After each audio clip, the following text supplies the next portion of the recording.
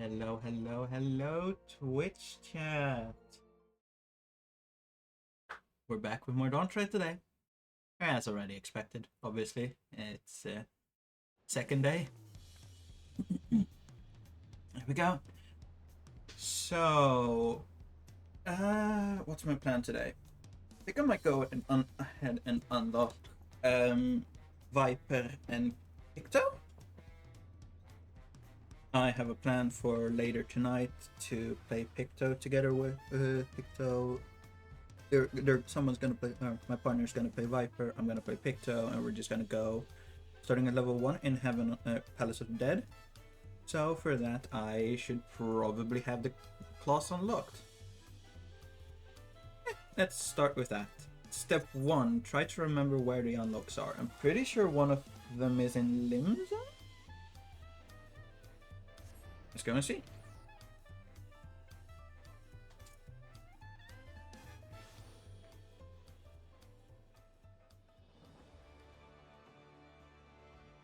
Alright, I need to take my medication. Before we're 7 hours into the stream and I forgot. There's nothing here. In the upper level?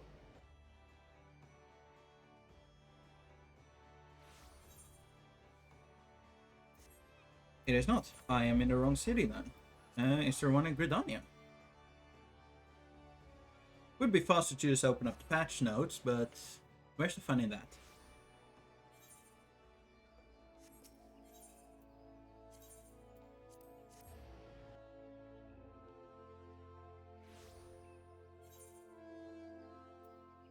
The Joy of Pictomancy, that looks like what I'm looking for. And let's go there. Where is it? Over here. Fearless Hero. Oh, that's a pretty looking system. Witty. I like it. Weathered Painter's Attire. Okay. Cheerless Hero is at the end of his tether. This quest will unlock the Pictomancer job. Matron, help me. One more complaint this day, and I swear... Looks like he's having a good day. Ahem, forgive my ramblings, but please, tell me, you haven't come to make a complaint? Not that I'm aware of. Yeah.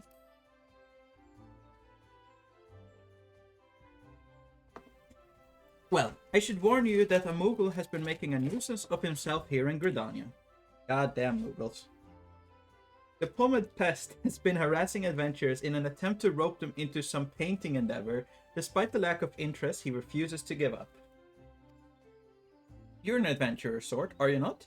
If so, you should be wise to give that Moogle a wide berth. Unless you are the artistic adventurer sort. I suspect he'll be loitering in the Aephorite Plaza, if my tales have piqued your interest. Moogle hunting we go.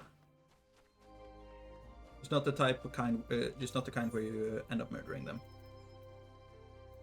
I assume.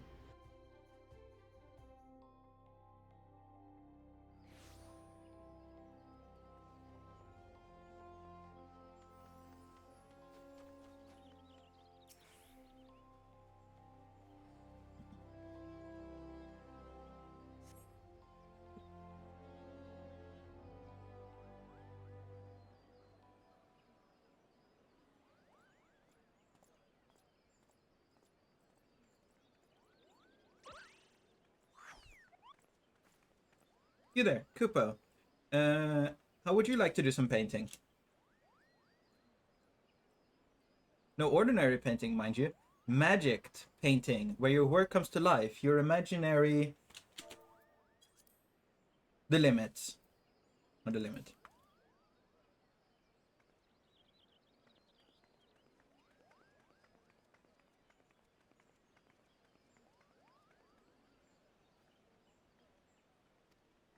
Oh, oops. Oh, Kupo nuts. Why won't anyone give me a chance? They could do so much good with the power of Pictomancy. You had me and magic painting.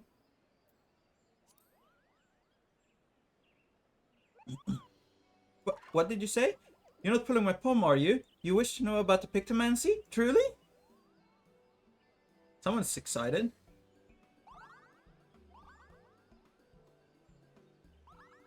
Give me a second.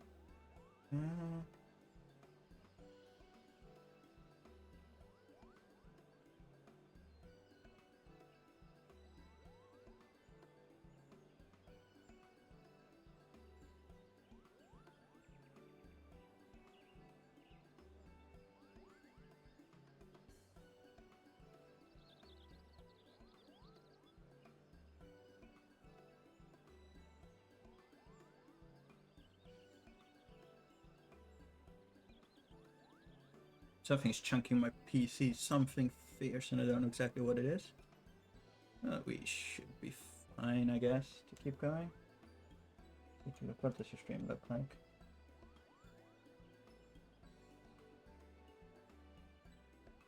My frames look fine. Hooray, hooray! The name's Kupopo, and I'm extremely pleased to meet you. I am the inheritor of Pictomancy's soul crystal, and I seek a creative individual who can carry out this arcane artistry. A history lesson is in order. Pictomancy was conceived some 1500 years ago in the dusk of the 5th astral era. While other schools of magic that originate during that period, such as black and white, are expressed of the caster's will, Pictomancy relies on something more abstract, the imagination. I think I know what it is. It's one of my monitors that's having issues starting, and I assume that flickering on and off all the time is what's causing my issues. Oh. By channeling Aether into a concept held in their mind's eye, a Pictomancer can give form to the formless. It's a bit tricky to wrap your head around, I know, and that's precisely why the Great Archon Realm, founder of Pictomancy, incorporated the painter's tools into our arts.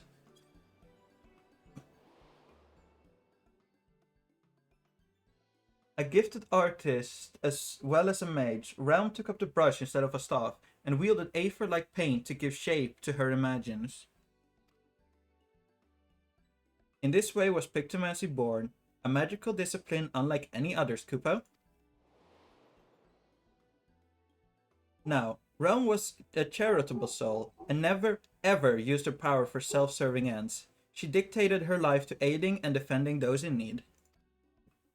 During the War of the Magi, Realm traveled the land and saved countless people with her Pictomancy, and that was for those deeds that she earned a place among the 12 Archons. So, how about it? Would you like to take up the Archon's noble legacy and become, dare I say, a Realm Reborn? I see what you did there, Square Enix.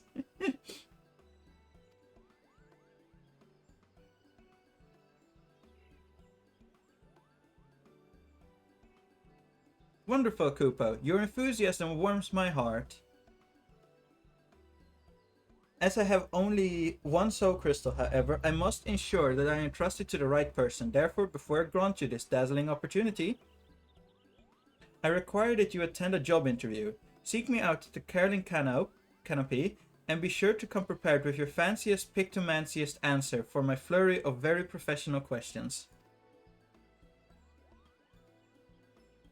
I changed a setting. I changed my encoder.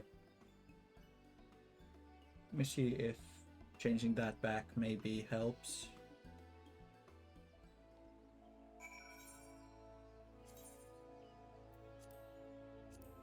Or not encoder, that thing.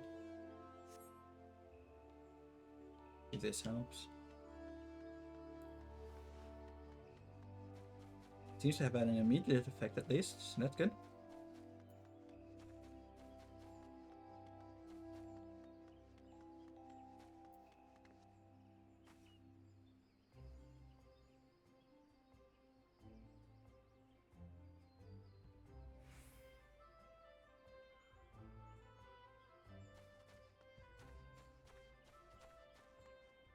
There he is, Kapopo.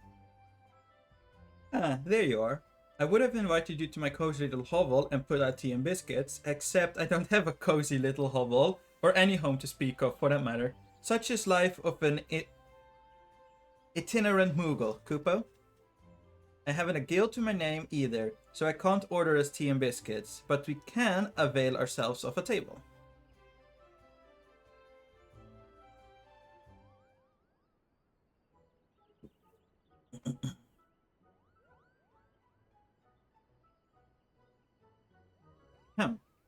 By the power vested in me, I now pronounce this interview commenced. Kupo, let's begin with the basics. Might I have your full name? I'm Lucy Rhoda. It is a fine name. Well met, Lucy Rhoda. Right, on to the next question. What do you consider your primal vocation? Adventurer through and through. Very good, very good. Adventurers are known to be helpful lot. Ever ready to aid those in need. You're the ideal temperament for a Pictomancer, Koopa. And moving on to your next question. How would you rate your artistic abilities? That's about right for me. Well, I for one think stick figures are wonderful, as is your honest answer. You'll be pleased to know that Pictomancer relies more on one's imagination than their artistic ability, so don't fret about your egregious lack of the latter. Speaking of imagination, let's try and put yours to work. Tell me the first thought that enters your mind when you hear the word Moogle.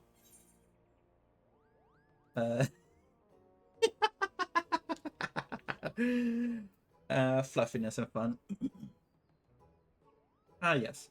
From the fluffy fur to the merry mannerisms, I can fairly see the Moogle in your mind, wheeling winsomely in the air. Yours is a rich imagination, Kupo. Now, the next question is very important. Someone's in trouble. What do you do?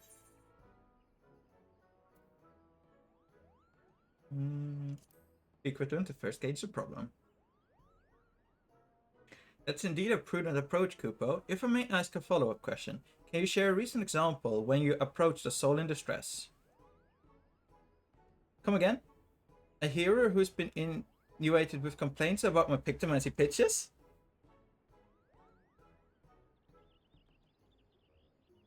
Oh dear. That's rather disheartening, Koopa. But it isn't about me. What's important is that you are not wont to ignore the plight of others. The willingness to serve a greater purpose and emulate Archon Realm's example is the key to becoming a truly talented Pictomancer. Having considered your answer, I'm willing to report you have passed my interview with flying colors, Kupo. I'm certain you'll bear our legacy admirably. I deem you worthy of the Soul Crystal. However, I should warn you that it comes with some proverbial strings attached, a bit of emotional baggage too. Lovely. You see, several moons ago, I got into a terrible argument with my best friend. We went our separate ways, but I've not seen her since. I wish I could meet her again, try to reconcile, more than anything. If we heard aught of her during our journey together, I'd like you to lend me a helping hand. If you're still willing to train as a Pictomancer with this condition in mind, then the Soul Crystal is yours. Just say the word, Kupo.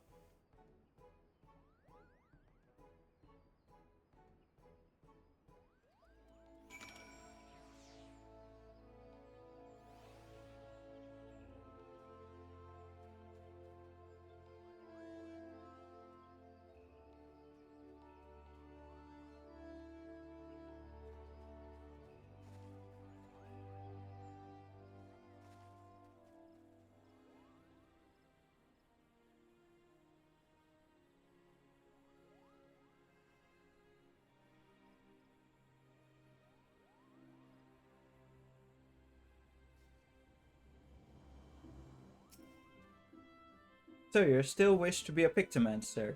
In truly acceptance of my condition? Yes. Then, as promised, I bestow upon you the Soul Crystal. And to help you get started, I've prepared a set of equipment. Hopefully it fits, Kupo.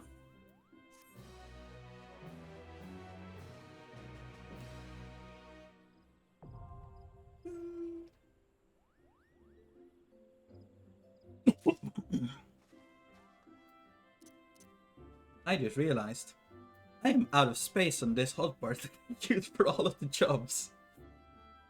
Huh. That's an issue I didn't foresee. Well, let's equip.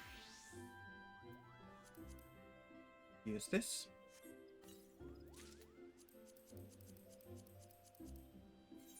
See if this is the best gear I have. It, of course, isn't. There we go. That's. Oh, no, no, no. Let's not override Dark Knight. Let's make a new set for Picto. And let's change its number to 21. Does it push back? Of course, it doesn't push them all down.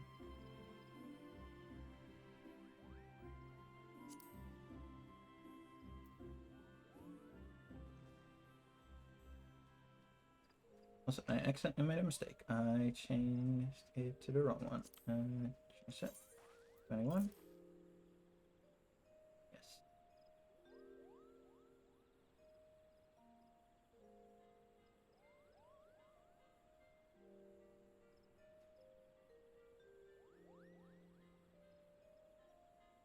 It can be that way. It's fine. And I guess I could just like create all of these sets, but fuck that.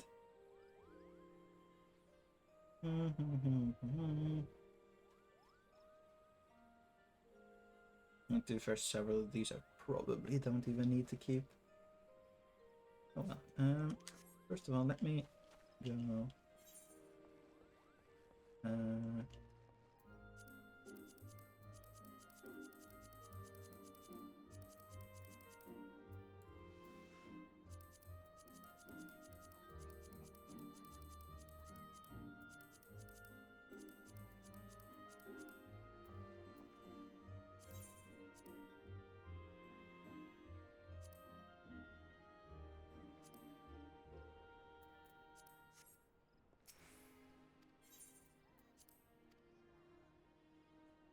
Head into an inn and store the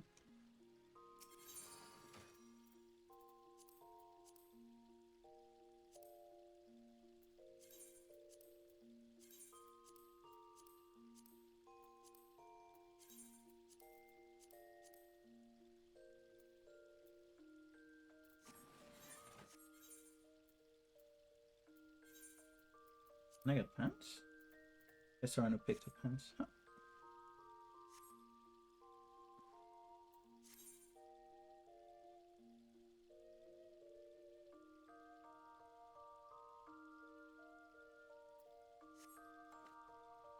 What does the battle stance look like?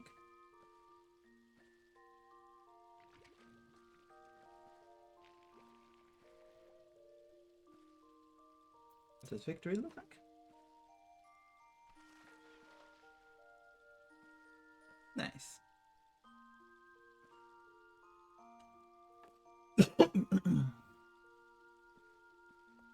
I will I'm drinking on my fights. I think I do. No, well, that's fly. Oh, that's not edit plates. Let's normally. There is the picture.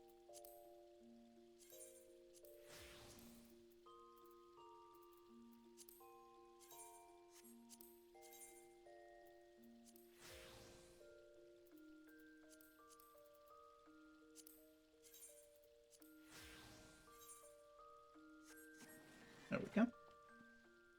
Pretty Pictum answered.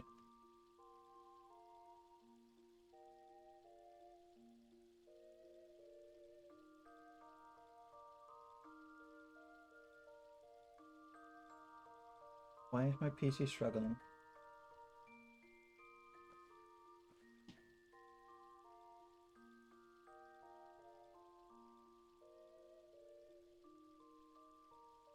I have no idea what's going on. I mean, stream still looks fine, so who cares?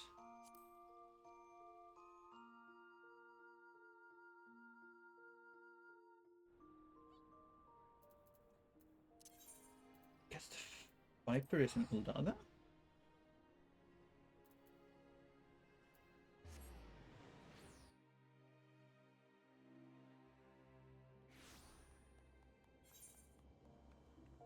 Enter the Viper. Well, that would be correct.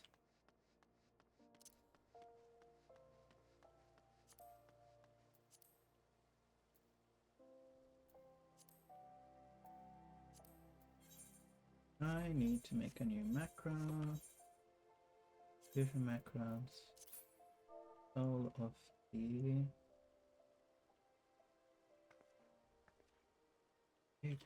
master. I guess correct? Yes. Viper, unfortunate. Oh. Viper could get its button up there, I guess.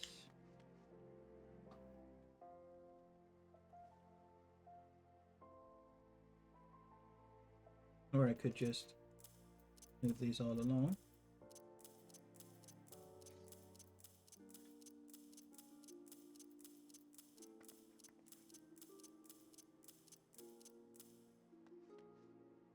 It does mean that the keybinds for those are now broken.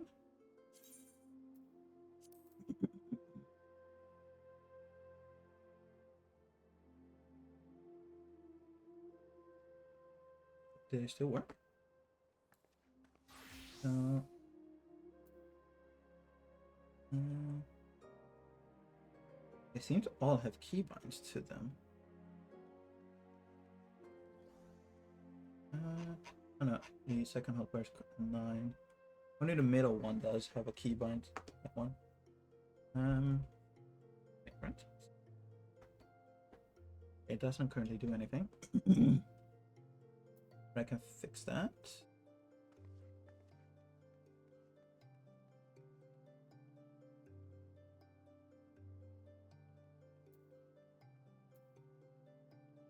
Because it just goes through. Yeah, so it does 1, lift of 2, lift of 3, lift of 4, lift of cancel, lift of 5.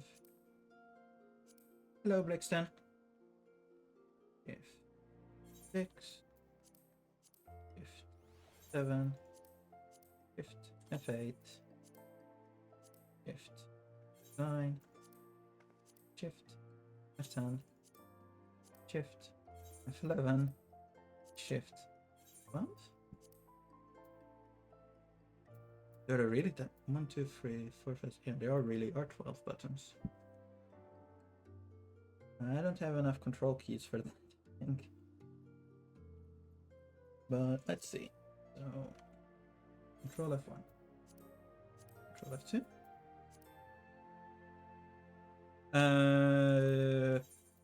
Don't think so. Assuming it's the one in Tali Jalal, I have not gone into the inn.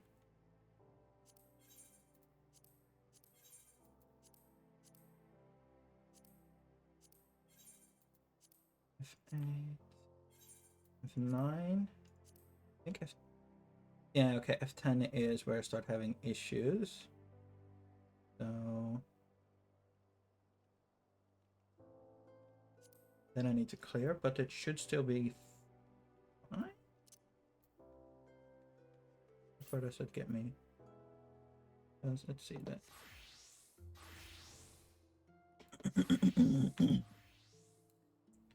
Okay. F11 is bound, F12. That bound, and those. There we go. And does mean I need to move them on my stream deck as well. So let me. I just realized there was still a crashed version of OBS running in the background. That might have been an issue too. Configure stream deck. So that is. Does that still activate Bard? Yes, okay, that does activate Bard now. Please move.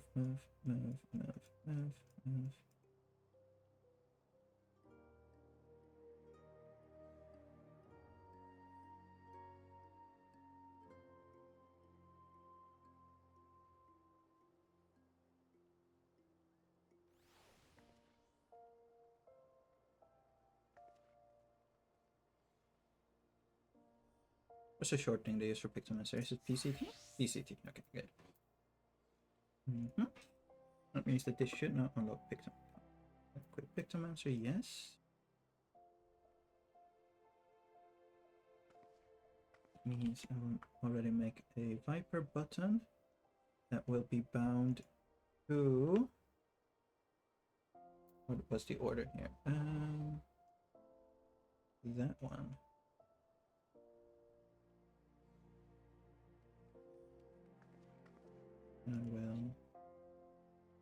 I don't have an icon for them at the moment, so they'll just have to be the old ones. I should probably just move the icon. Reset to default. And reset to default.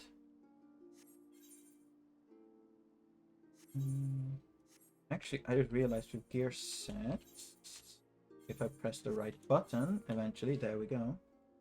It's just a case of that if I just keep moving set upwards, the ones below it should move. Yeah, okay, that is...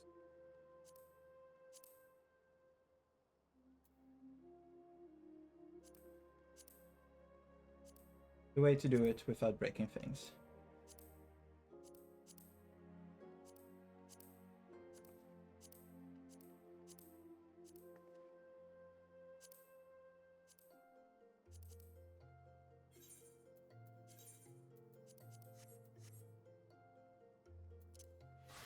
I don't unlock the Viper.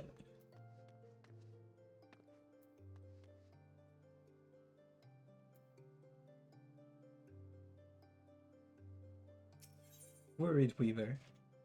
Assisting the Weaver could be the beginning of a whole new adventure. Oh, really? You're an adventurer. Yes? There's a spot of bother over at the Weaver's Guild, and we could use a hand sorting it out. We received an order of a full assembly, but now that the work's been complete, the client refuses to pay. Mind you, I had my suspicions from the start. He calls himself a Viper, of all things. In my experience, people who name themselves after snakes are not to be trusted. In any case, he carries a pair of swords on his back, and I hate to think what would happen if he started wielding them in anger. Could you head to the guild and smooth things over? I just realized the job crystal and the icon is like supposed to almost be two viper fangs with venom glands at the top. I approve of that design choice. Very, very fitting for the name of the job.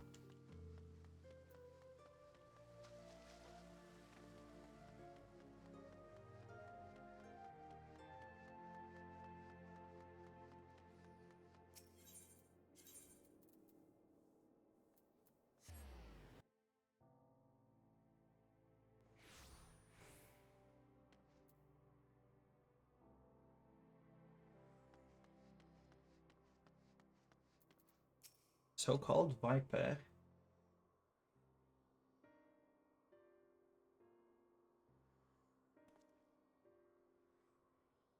Good evening to you, stranger. I was hoping I would make the acquaintance of someone a bit rougher around the edges, someone who's seen her fair share of action. Can you tell me what prey is worth hunting in these parts?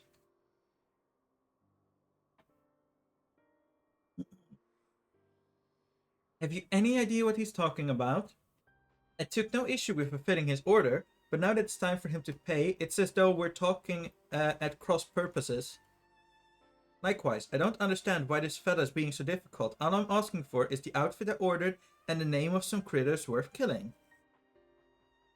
Ah, he wants to pay by committing murder.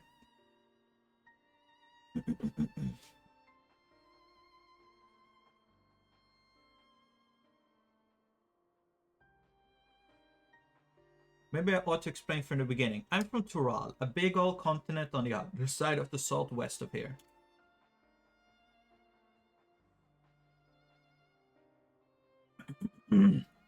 You've been there, I reckon. You might have seen others who wield the dual blade, or vipers, as we're traditionally known. Our duty is to hunt ferocious beasts that endanger the lives of innocent folk. In fact, that's what brought me here. That is, all that fighting and long days on the road ain't been too kind on my gear. Reckoning it was high time I got me a new get-up, bespoke and all.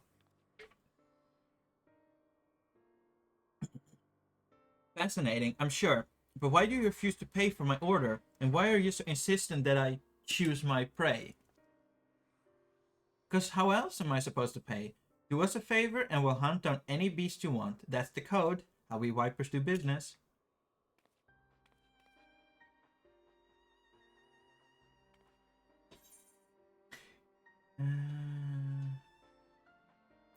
Weavers prefer more conventional forms of compensation.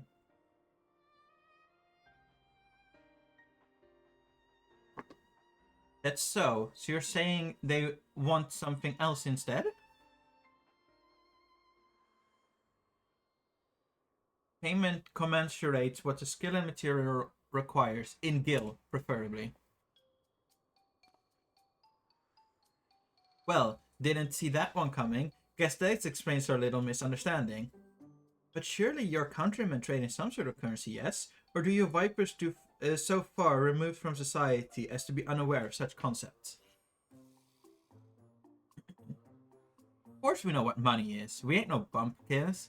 But when it comes to requisitioning goods and services, I usually rely on the elders to deal with artisans and the like. Which is to say, I ain't in the habit of carrying significant sums. So be it. If your only form of payment is the slaying of beasts, that shall have to do. As it happens, one of my colleagues in Eastern Thalana reports that merchants carrying our supplies were attacked by a wild fiend. What's more, the creature is a species of many-headed scalekin, never before seen in this region. It's rumored to have escaped from the Colosseum and has been running rampant ever since. Scaly? Lot of heads? Alright, you got yourself a deal.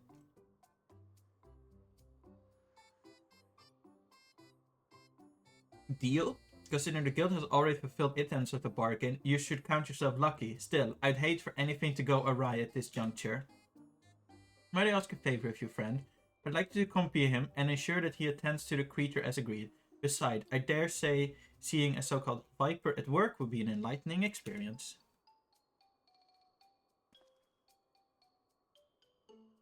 The name's Kashqua.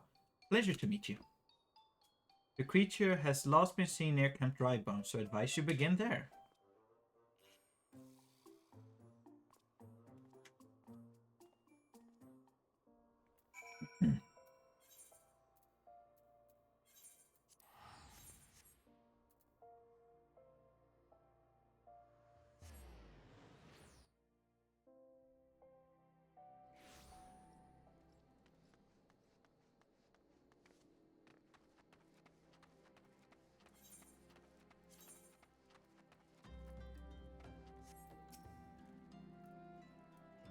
This is Camp Drybone, huh?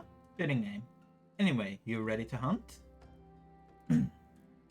What let's look for? Let me guess. You want to ask around first and see if anyone can point us in the right direction. No need. The Weaver's friend told me plenty. All we gotta do is track down the beast, which is a Viper specialty.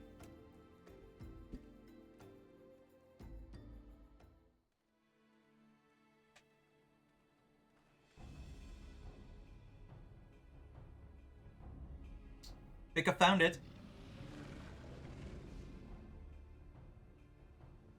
It went after traders carrying tailor material. Bolts of cloths and whatnot.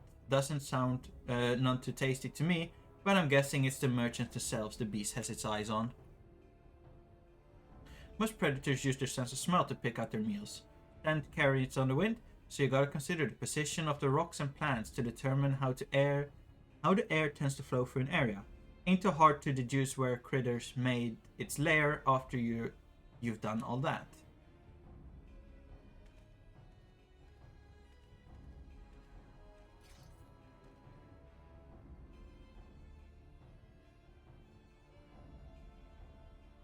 Yep, that's a big one.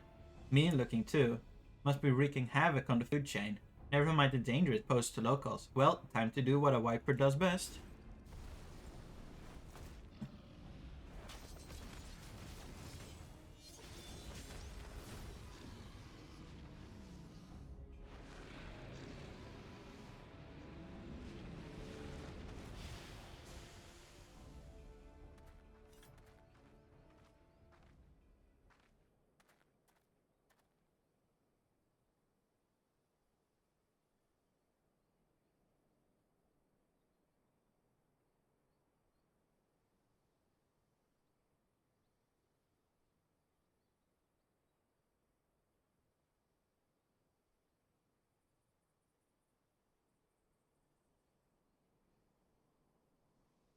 That's that.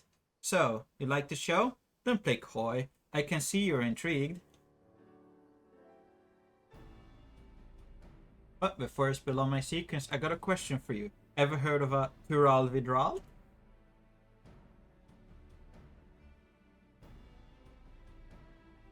You have. Then you know that they're a rare breed of beasts that wield all sorts of powers they got no right having. A threat to every other living thing that has the temerity to breathe in their vicinity. Because of their long lifespan and unnatural abilities, they're also dubbed the Tyrants of Tiral. That's more or less what the name means. Anyway, someone got to hunt down Tiral Vidral, and that someone is us, the Vipers.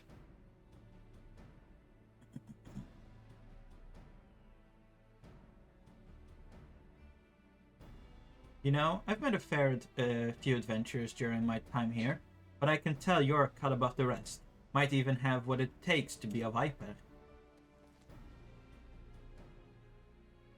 If you're interested, I can teach you. On one condition. You help me hunt down a Tiral Vidral that made its way to Eorzea. What do you say?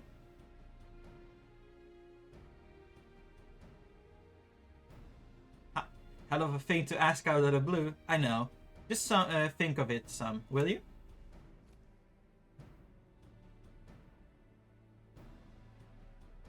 Let's head back to Ul'dah until the Weaver fella were square. The journey will take you. The journey will give you some time to consider my offer. Reading is hard.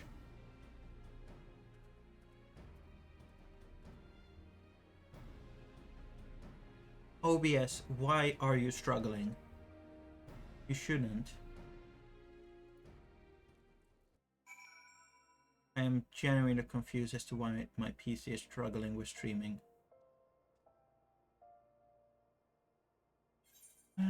System coffee. Yeah.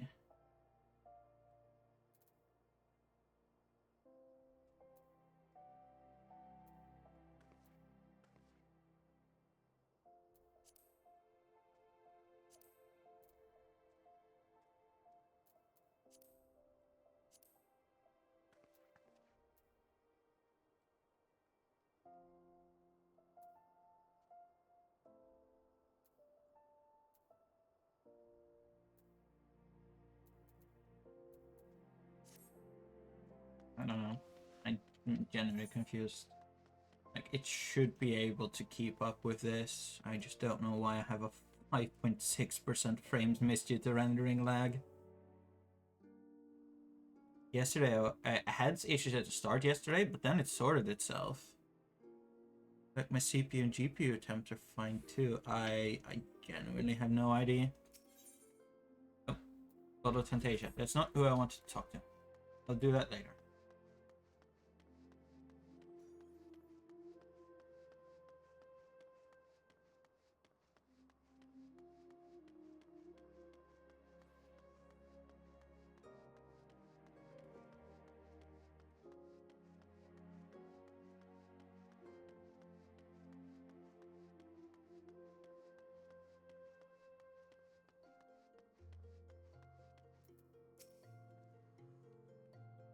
I just gave our Weaver friend the good news, and he handed over this set of fancy duds. As promised, I gotta say, it was worth the trouble. So, about my offer, you ready to become a Viper and protect Frol from the nastiest beast that ever lived? Sure. A mighty fine answer. I'll make a Viper out of you. You just see if I don't. First order of business. Let me give you this here Soul Crystal. It contains knowledge of our fighting arts passed down since ancient time from one generation of Vipers to the next. Assuming you've got the knack of it, our skill can be yours too.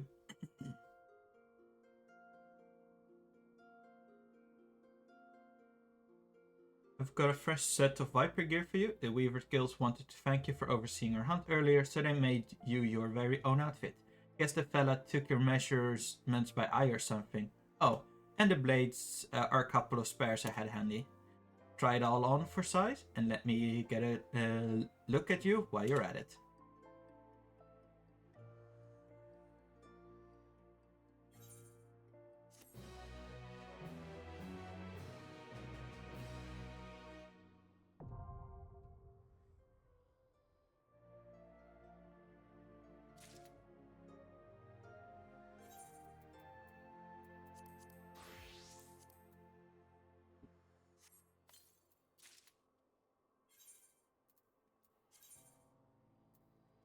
I'm pretty sure I have better gear than that.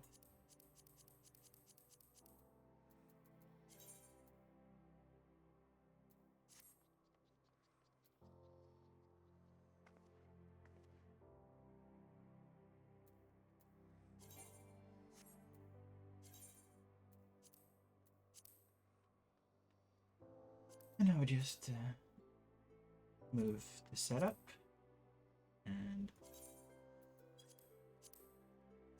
up and up and up and up. Just a little bit.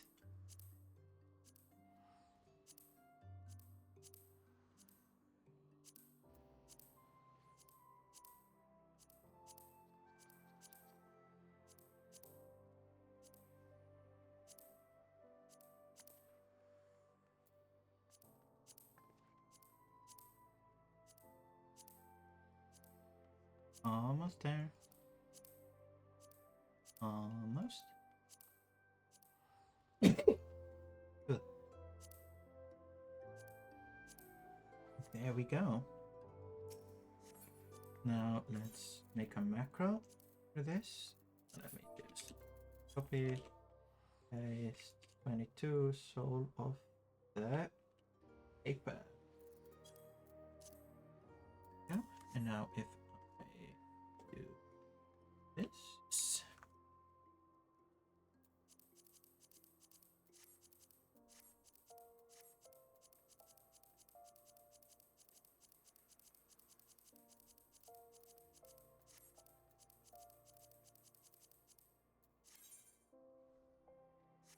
I'll read that later.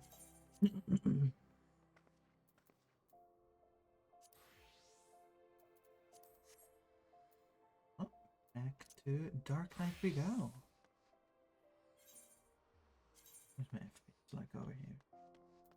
Let's head to my estate. Let's see what kind of FPS I'm able to get there.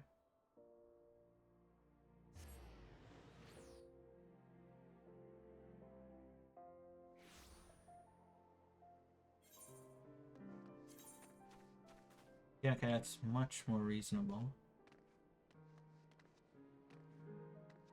I just don't know. Well, MSQ time it is. I'll also close my doors and windows because it is a bit shit.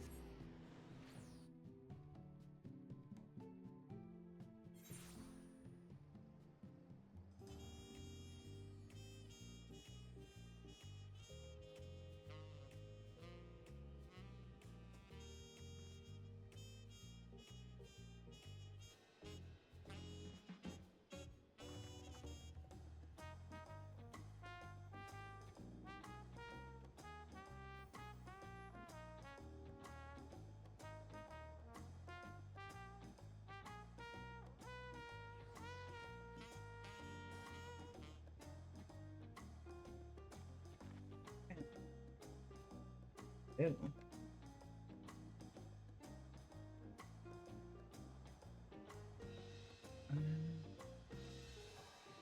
Role quests. I'll do them when I'm max.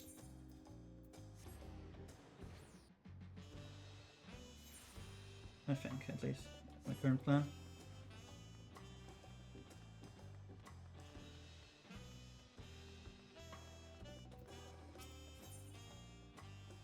Father first. Buklamat needs to pay a visit to the palace. Right then. I have some things to take care of at the palace. While you can pass the time however you like, I suggest you head back to the cabins. After all, even heroes need to rest, and we still have a big journey ahead of us.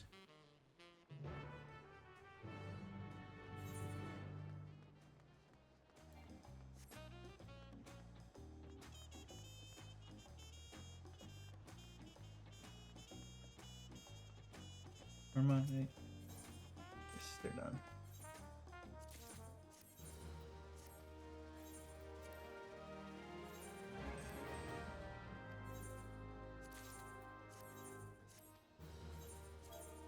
No.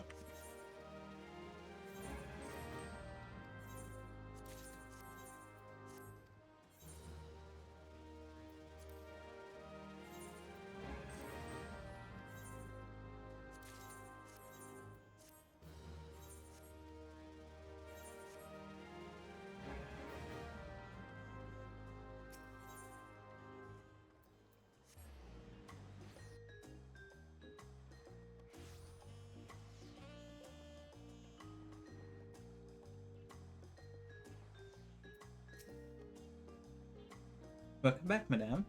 You've had a land guard messenger most anxiously waiting for your return. Lucy of the Third Promise entourage? I've been all over the city looking for you. The Dawn servant summons you to the palace. You are to present yourself to the gate guard stations outside Sunperch at your earliest convenience. Oh, and one more thing. You're not to mention this visit to Wuklamat. Okay.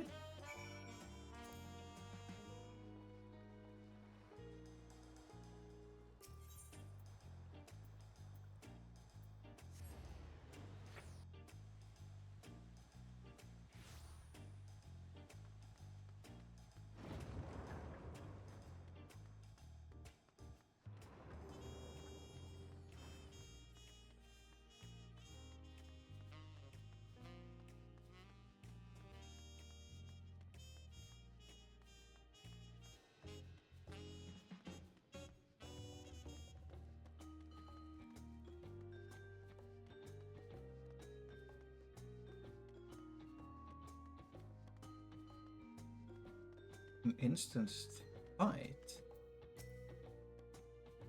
The Dawn servant awaits you within. While I was not informed of the reason for the audience, in terms of attire, I would suggest full battle regalia. Bit suspicious.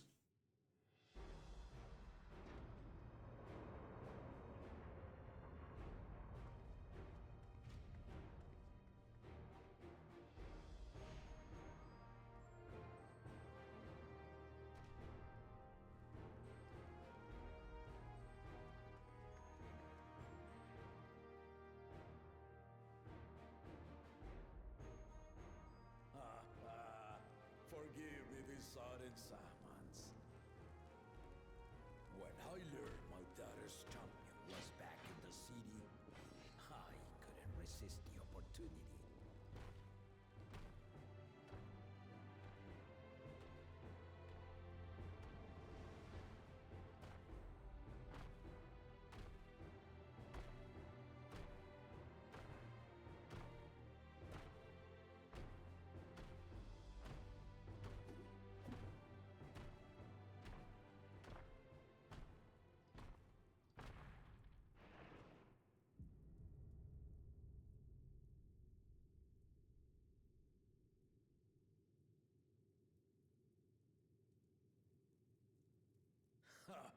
And they call me head of resolve for good reason.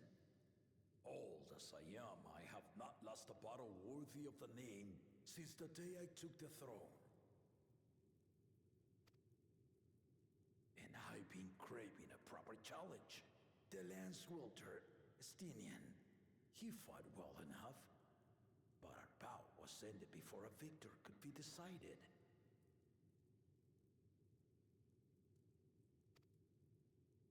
Judging by the sailors' gossip, you are a warrior of renown in your homeland.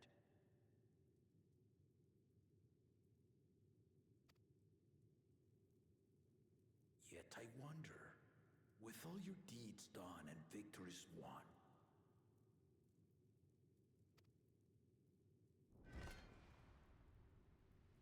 are you warrior enough to stand against me? I need to check something because it's looking like my OBS isn't picking up any audio. So I have to quickly check my stream.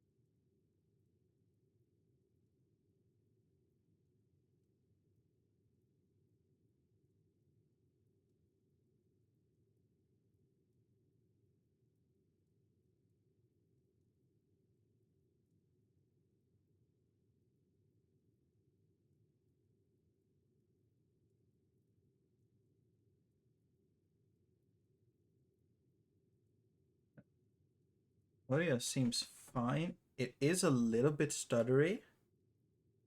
I think it's just OBS having an absolute meltdown today. I don't even think it's just OBS. I think it's my entire PC that's having a meltdown because everything on it seems very laggy today. And I don't know why. Like my CPU is at 40%. Obviously my GPU is at max, like 98, 99, but like everything just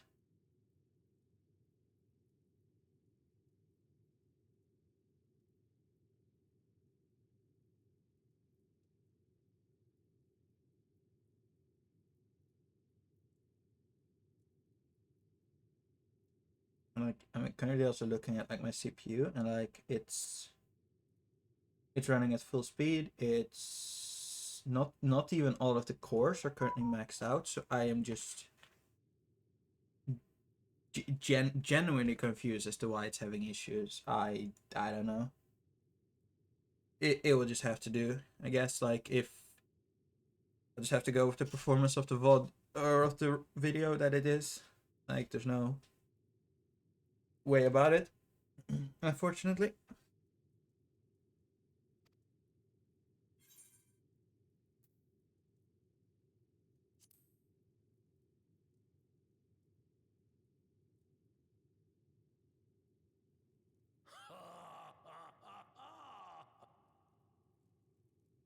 A spirited answer. Why not indeed?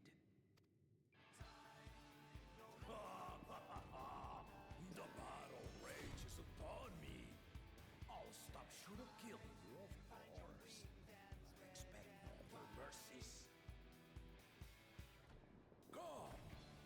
Ready your arms. Show me the truth of the tales.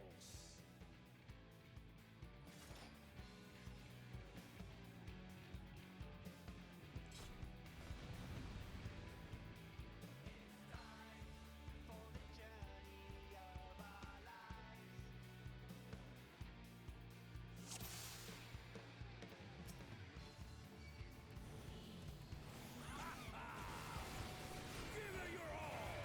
I want a fight to remember!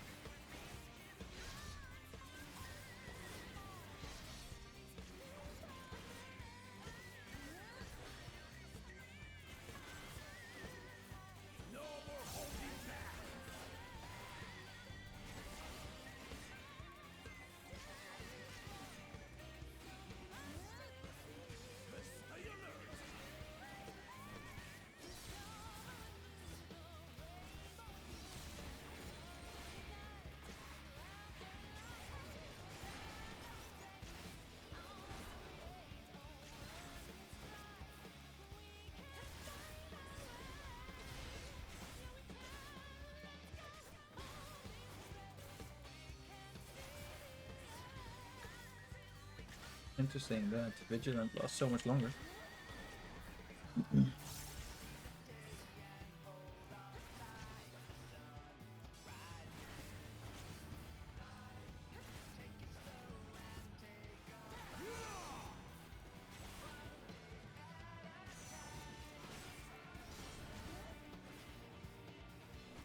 I like this fight. It's not like overwhelming mechanically, but it's like still mechanically enough that you actually need to pay a little bit of attention.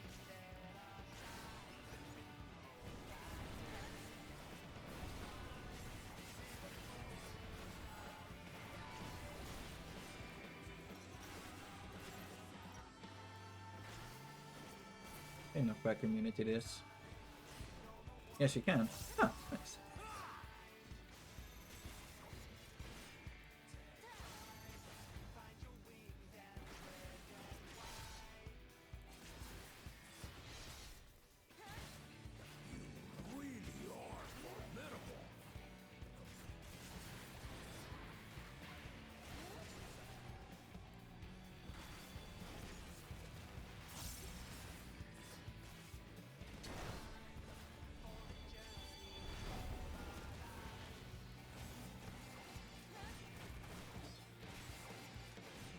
That's a lot of clones. Now we'll see what you're truly made of.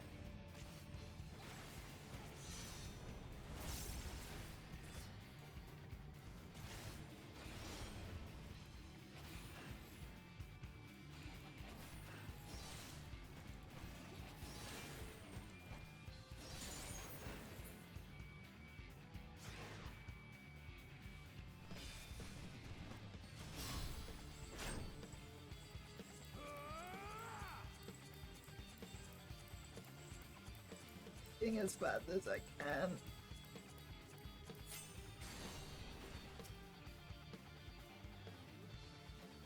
That will do. You've shown me more than enough.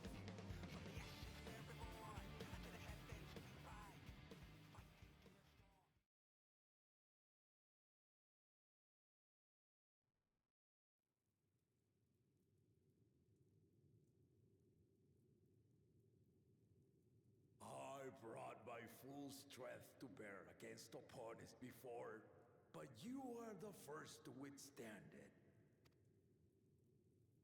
Even with my head of reason asleep, I never expected you to give me so much trouble.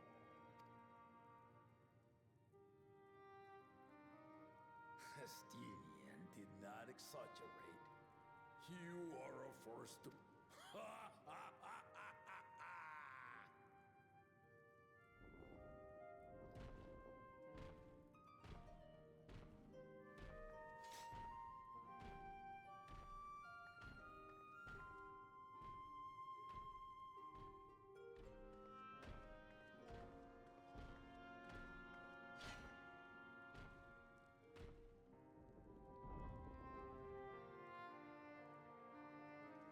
Now, a confession. I said I crave a challenge, and that was no lie. But I had another reason for calling you here. I had to judge for myself if you were fit to attend my beloved daughter. In some respects, she is much like me. Hot-headed and prone to rush into danger. But one with your adamant defense could shield Lamati from those who would do her harm.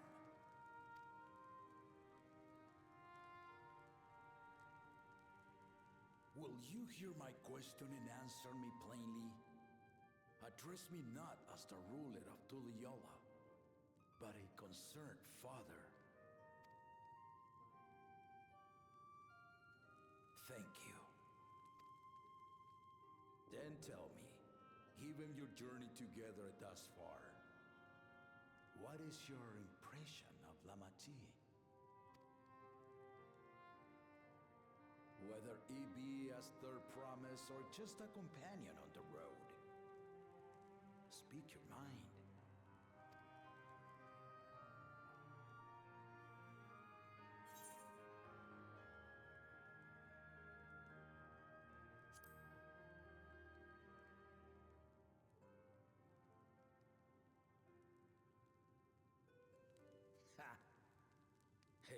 tactful response, but agreed. She is not ready for the throne. Not yet. Lama Chi thinks she understands her many peoples, their histories, their cultures, their beliefs. But she knows only what she's seen in the capital. And it's not only her who concerns me. Even this early in the contest, you must have realized. As potential rulers, all 4 claimants are lacking. This is why I elected to hold the right of succession. Not to choose a fitting candidate, but to cultivate one.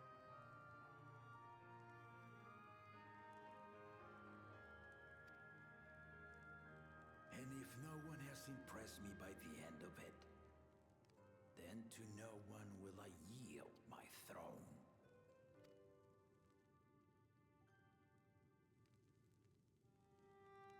As a parent, I pray that my children rise to the occasion. With outsiders dragged into my game, I am also hopeful that the different perspectives you and your companions have to offer will inspire them to grow.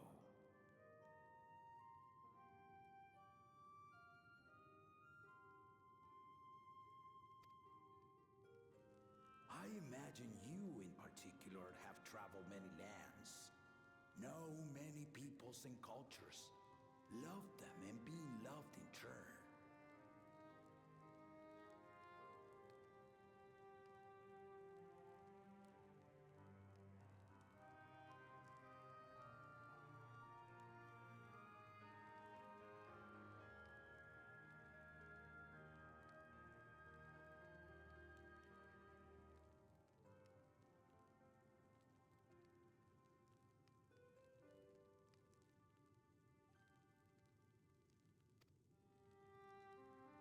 Guide Lama Chi as you think best.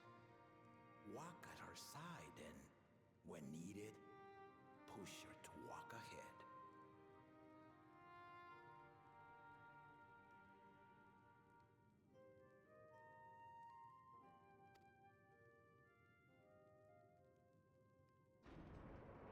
I knew it.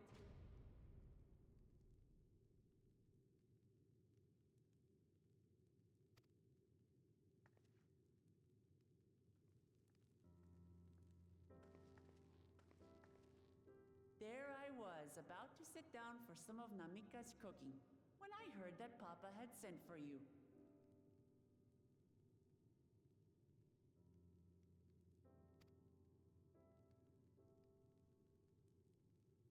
You were dueling behind my back, weren't you?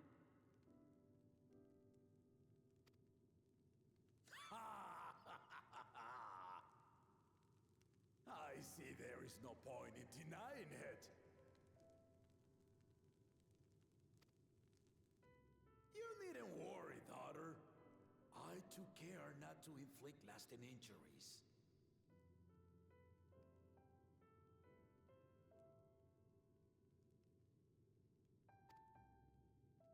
You and your ally may return to the contest without disadvantage. No harm done.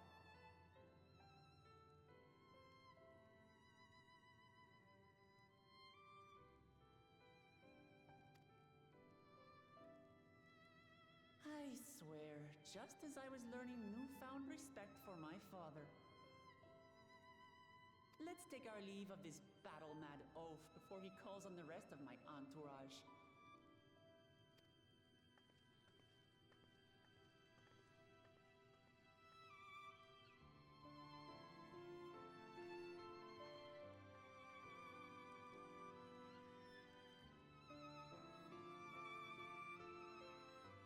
Watch over her, champion.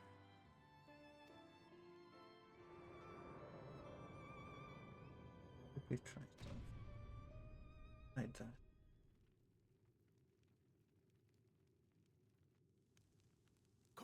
recruits are no less sharp, as one might expect of Gallup's countrymen.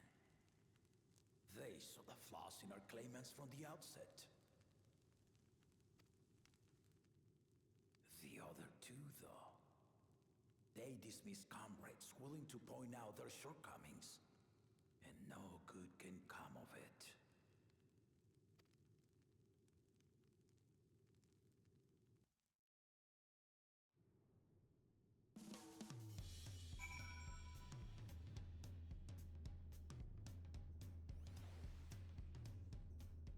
I'm gonna try something. I just realized double recording the game might be causing an issue. So, because once I turn the blur back on, like when I disable the blur, things seem to be going fine. I'm gonna try with just the dialog box hidden and the blur turned off to see if I will still get drops now. If he had his way, Papa would keep dueling until the day he dies. Even now, I know of only 3 people who didn't need to be carried away after the bouts: Zoradia, your lance-wielding friend Estinian, and yourself. You really do live up to your fearsome reputation. I'm curious though, did Papa want anything else of you?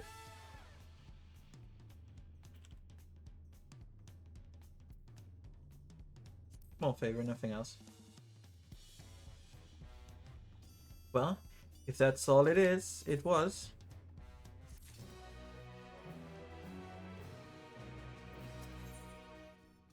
Wuklamat thinks it's time to gather her allies for the road ahead. I still haven't had one bite of Namika's food thanks to Papa's nonsense, so I'm going back to finish my plate before I head out. I've otherwise asked everyone to meet at the forward cabins. Come and join us after if you've had a moment to recover, eh? I have another plan. Let me find a picture of Aston. A good, pretty looking one.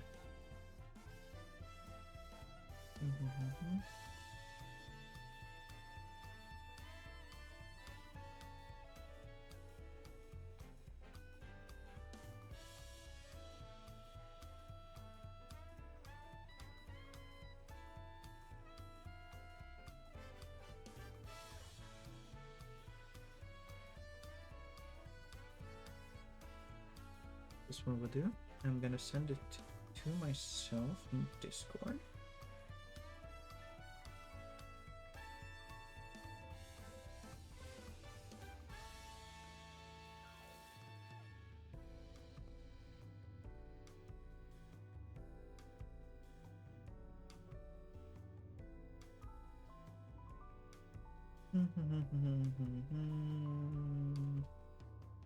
Let's see.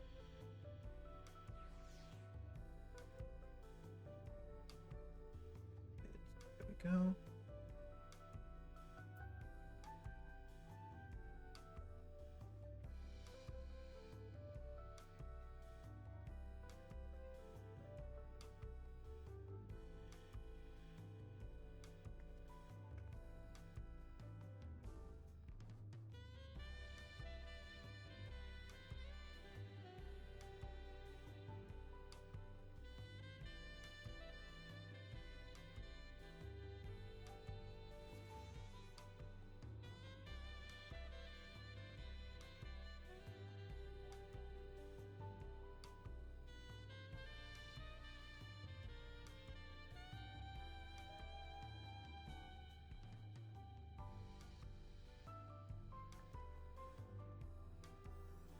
Okay. That's a little bit larger than I intended it to be. Let me slightly reduce the size of this image. Hang on.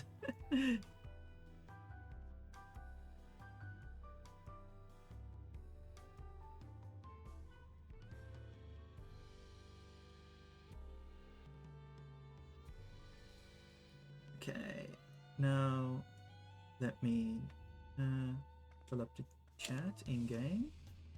would need it to be that wide. Means, oh, wrong button. And then what is it? The cut. There we go.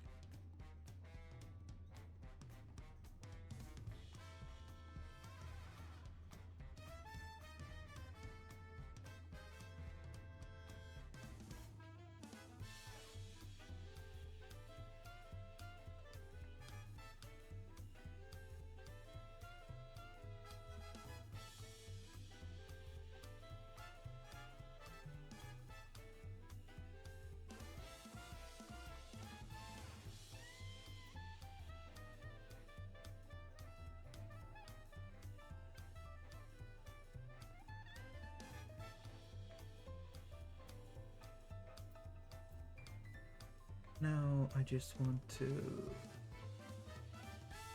ride me around. We go. That should work as an alternative to the blur.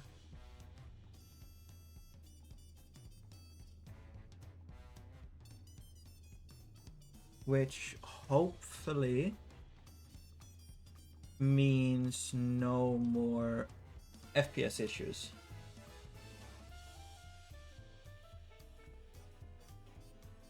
Because it seems to be that it might have been an issue with what do you call it?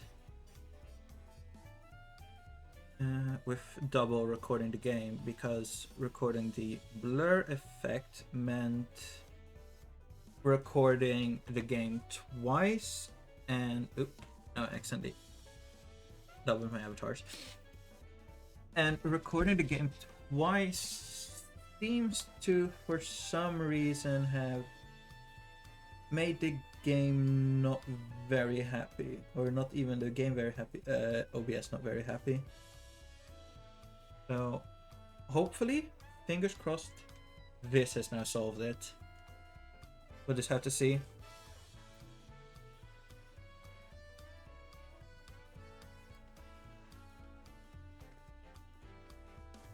Not allowed to jump over. Not allowed to jump over.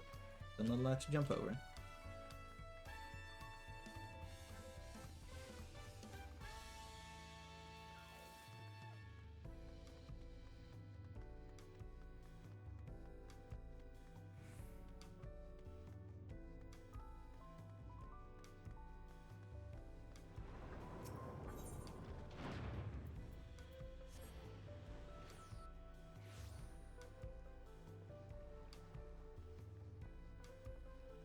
Realize you can ever so slightly see the border of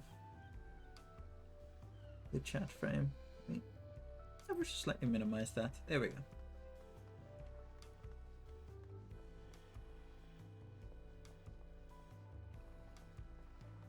There's the destination. Await your companions and continue with the rite of succession? Yes.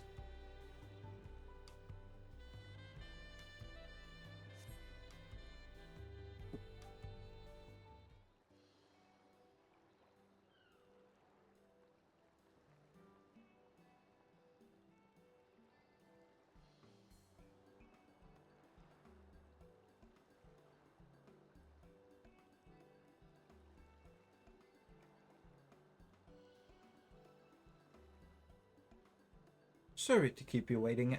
Sorry to keep everyone waiting. Is that it? You're all set to go? I left the orders and prepared to travel in search of work. So I had a few belongings to begin with. Bidding farewell to my fellow artists took rather a lot of time, however.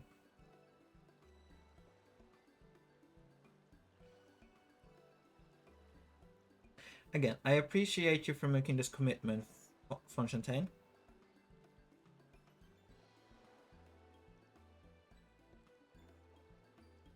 Shall we depart for Earthshire then? A word before you go.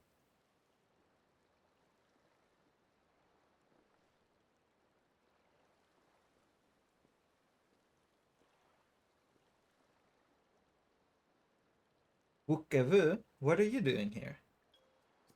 Ah, I spend my days correcting manners, and here I am perpetrating the grave offense of delaying the third promised departure.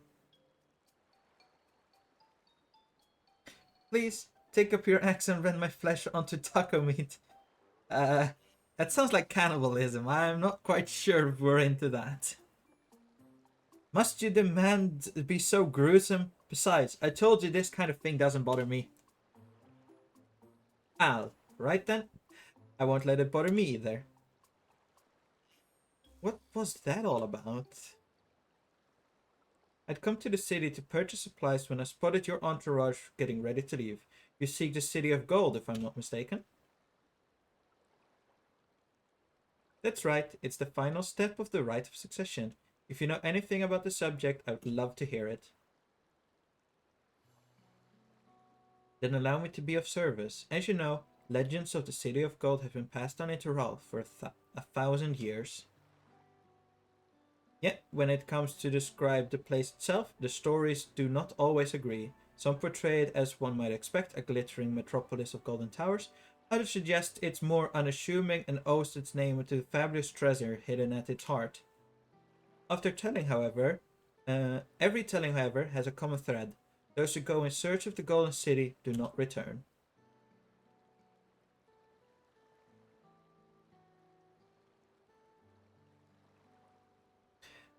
The lesson to be learned from this, third promise, is that to seek the legend is to court death.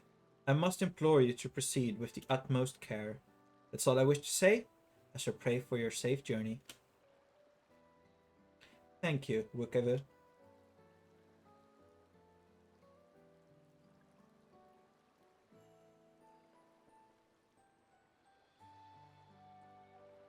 What are we to make of this cautionary tale? If every expedition has ended in tragedy, how then did a Dawn servant find the city and return without incident?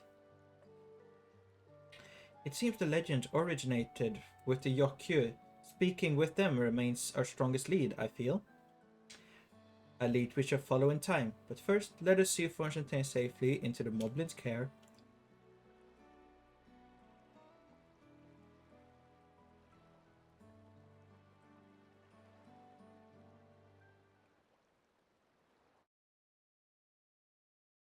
Okay, I'm having like no more dropped frames. Frames missed due to rendering lag. I do think I solved the issue, which is good. Meanwhile, in Cosima, okay, whatever it is. Finding a willing artisan was even easier than expected. Many indeed are eager to curry favor with the Resilient Sun, especially if it means sharing the promise of new territories.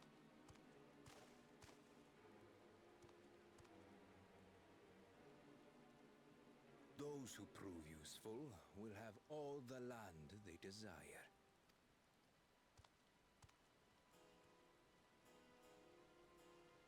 Such generous words, yet the manner in which he speaks them.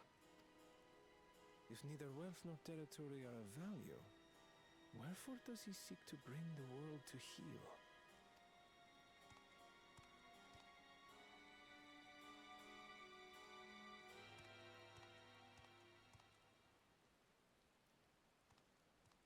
Step aside. Remind me. There was no rule against poaching craftsmen from other claimants. Was there?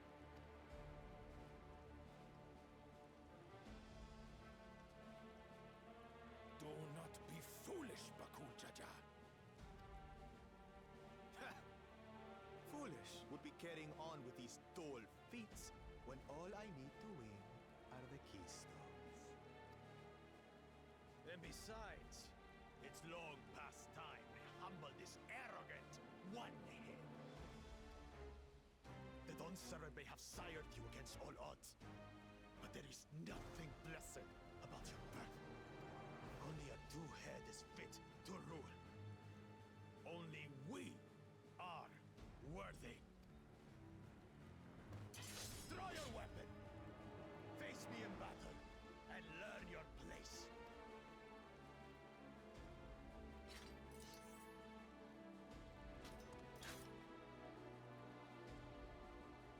A moment, first promise. Leave him alive, if you would. I foresee a use for this nuisance.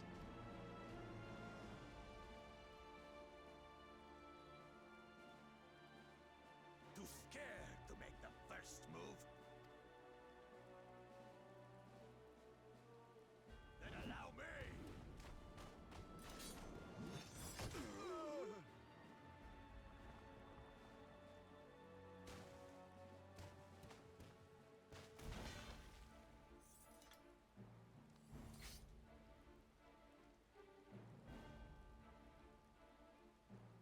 That's what you fucking deserve. He's just a runt. Get what you fucking deserve. My thanks for your restraint. I can kill him whenever I please.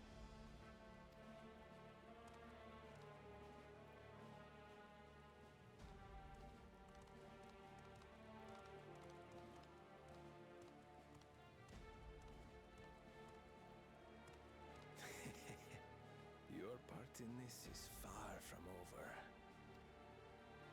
Hello, Melody. Or Celeste. Or the Celestial Demon. Celeste is what I would call you.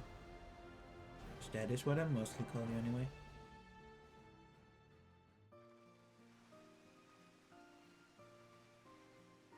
Also, I hope you guys enjoy my new alternative to blurring the chat. Because the stream randomly dropping to 30 FPS because OBS deciding to, from the old way of blurring the chat, wasn't optimal, so I decided on this way instead.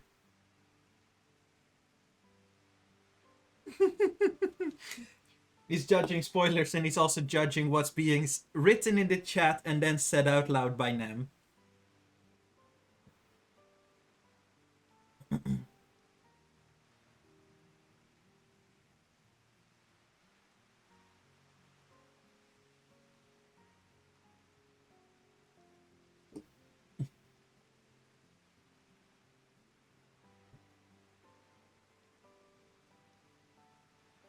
We're back, and we've brought with us a willing potsworn.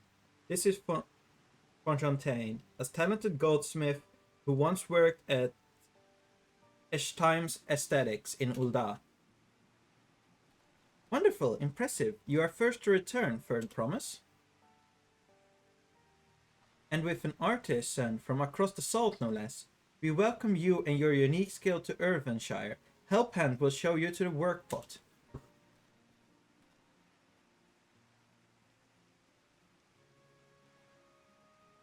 This is it then. I look forward to hearing you proclaim Dawn Servant. Thank you, Fontaine. I'll be sure not to disappoint you.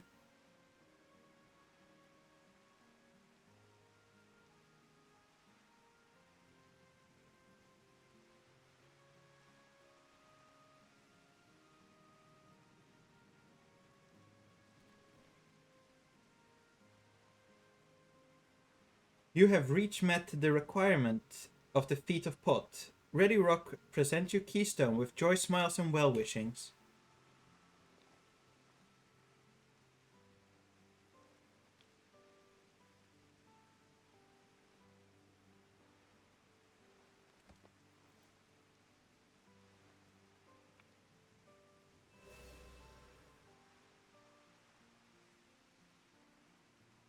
That makes 3.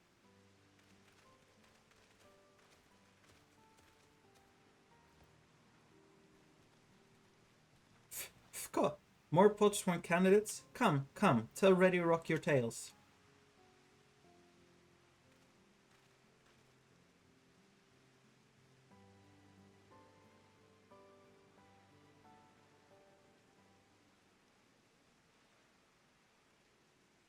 Gotta say, we have some lovely weather right here. Another feat accomplished, another keystone acquired. Oh ho ho, you are doing well. I expect nothing less of Sorelja's esteemed sibling. Your cleverness, in particular, is most admirable, Second Promise. We must have you apply that Charlian knowledge of yours, that Charlian knowledge you so cherish, and arm Tural with weapons of Magitech design. In your role as the new Dawn Servant's chief advisor, of course.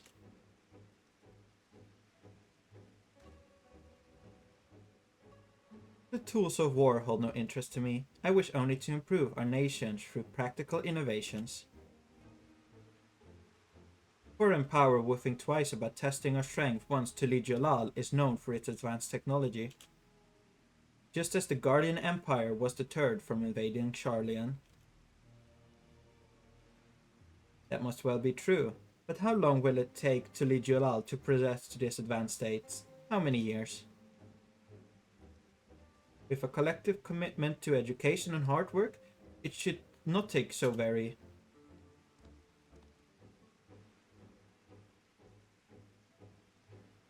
Your way is too slow. Easier to expand our territories and swallow Charlian whole. Conquer other nations through force of arms, and you're looking at the future of uprising and bloodshed. Yours wouldn't be the first failed empire. Then we keep fighting until the mounting cost convinces them to lay down their weapons, until all have grown tired of loss.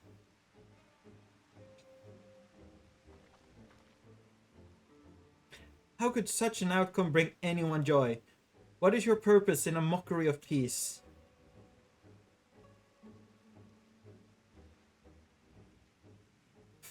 Fka. Ready Rock is reminded of days long ago. In the time before Tuli Jalal, there were no pot packed for the potsworn. It was normal to grab snatch artisans and force them to work for mobbies. Until the day Gulul Jaja arrived, the families of the grab snatched pleaded with him, and so he came to Earthenshire. Mobbies are not a war-make people. We fear death had come for us, but Gulul Jaja just wanted to talk.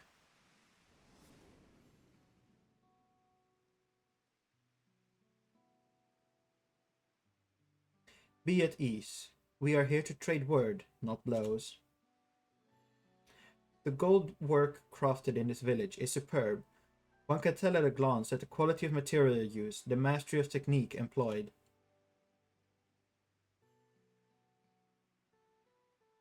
Yet it does not stir the heart. A goblet shaped by bound hands and broken spirit is devoid of luster. Compare that now to the work of a joyful artisan. She pours her very soul into her creations, and they shine like the newly risen sun. Have you not seen this to be true? And so began the custom of good living. Happy potsworn make good work, and good work makes mobbies happy. Gulul Jaja's words were wise. Joy smells did indeed bring fine craft and much jingly shine. So the head of reason was behind the forging of pot facts. Yes, reason and clever think changed Mobby's way of life. Humph.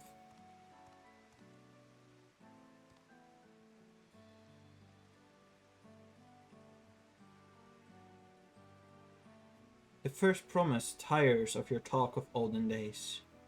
He would rather look at the future and the next feat.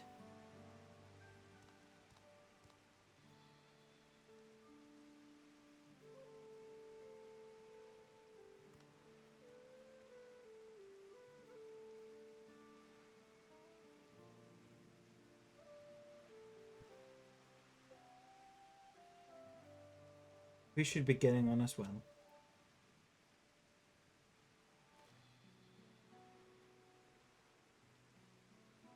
They don't have the most joy-inducing smiles, that's for sure.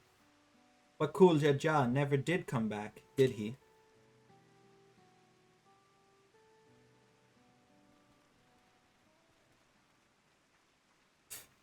Scott, do you have a moment for a promise?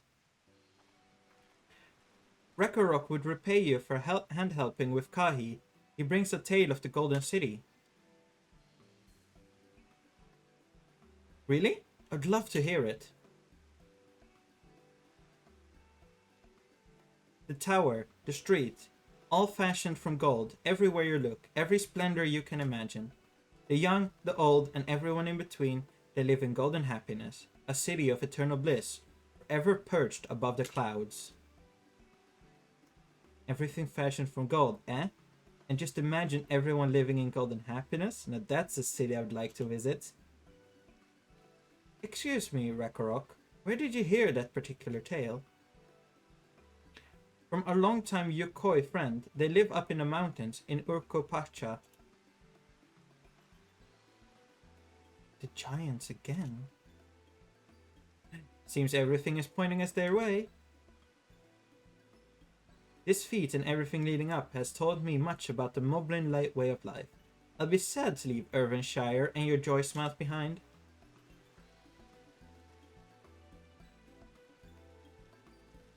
You're doing happy wiggles.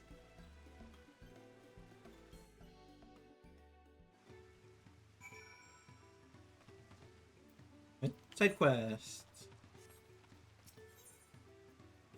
All good pot pact must come to an end. Movimuk is searching for a strange face to Irvinshire. You're Lucy, are you not? She who has been strength lending to Wuklamat. Could Movimuk ask that you strength lend her in turn? The matter is this. Movimuk's craft hand is to retire after long years. He lips that he intends to fancy crafts one last masterpiece before he does so, but for this he needs the hand help of a strange face to the village. Anfroy is his name. He is always very murky worded with his request, so Muvamok is not sure what hand help he needs. But if you could exchange tongue flaps with him, she would be very, very happy feels. Man, I already struggle reading out loud. It doesn't help when I need to read out loud Gobbo speak.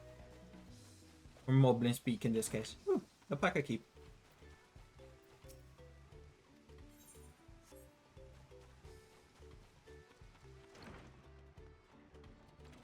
Anfroy. Yes, I'm Anfroy. Do I know? Wait, aren't you the friend of the third promise? The adventurer from across the water who was asking about the pot pact? Ah, I see. Movimuk sent you. I only said I needed the help of a stranger to Irvinshire. Trust her to pick an honest-to-goodness hero. The task I have for you is but a trifling one. It is very near and dear to my heart. I want you to find out all you can about Movamuk. There's nothing untoward about it, I assure you. I'm interested in what she is interested in. Her hobbies, her likes and dislikes, what she holds dear, and so forth. But for certain reason that I'll share with you later, she can't know this. We've been working together for decades, but now, as my pot pact is about to end, I find that I know next to nothing about her, but perhaps others who work closely with the Moblins might.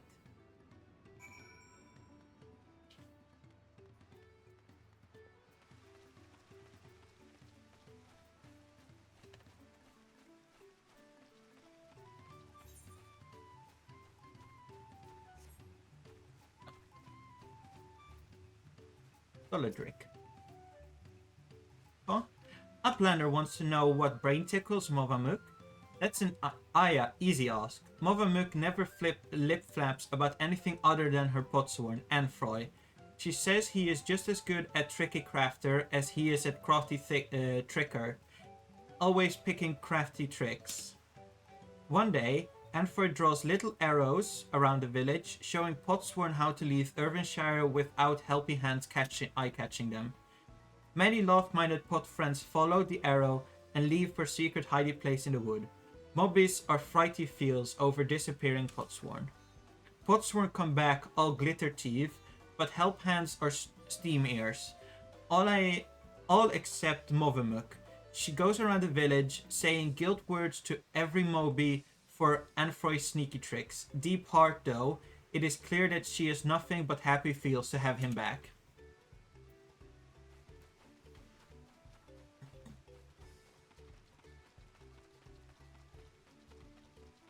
Hermetic. Hello. What does Movamuk value more?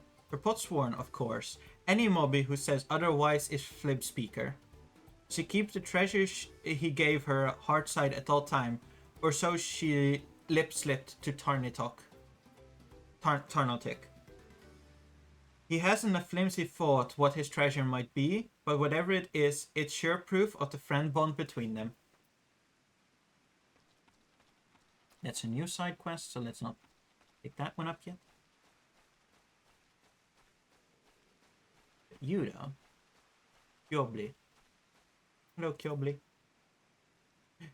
Movamuk and Anfroy? Yes, I know the pair well. She's famously very protective of him, sometimes even redirecting his patron's orders outright.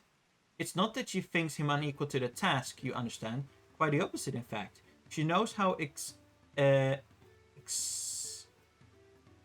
exacting his standards are, and how discontent he would be if his work failed to meet them. So anytime a patron attempts to have him lower his standard, or design something different to how he judges best, Movamuk will always leap to his defense. As for what she enjoys, well, her delight in Anfroy's creation has not dulled at all in all the years they've worked together. I should think she likes nothing more.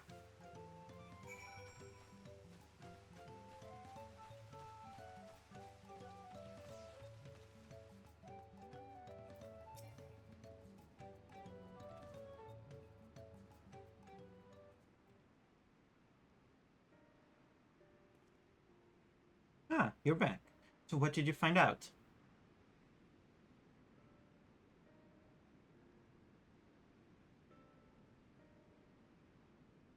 Huh. She really thinks that's much of me? They say that Moblin's help hands love nothing more than helping their charges, and it seems it's true, although it wouldn't hurt for her to show it a little more often. But that's not the only thing you learned, and thank you for it. You've given me exactly what I need. So I suppose it's about time I told you what I needed it for. The truth is... interrupting Moblin.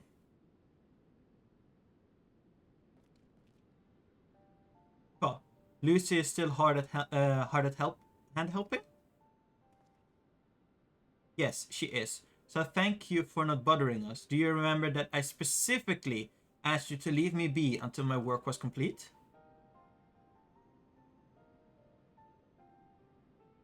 Always such angry words. Movamuk means not bother. Just need to do daily mob duty, sharpening tools until they sparkle shine. And I'm telling you that I don't need you to. For not now. Anyway, I'm almost retiring. All my commissions are already dealt with. Until the end day of the pot pact, Movamuk will uphold her pact part. This is her duty as help hand.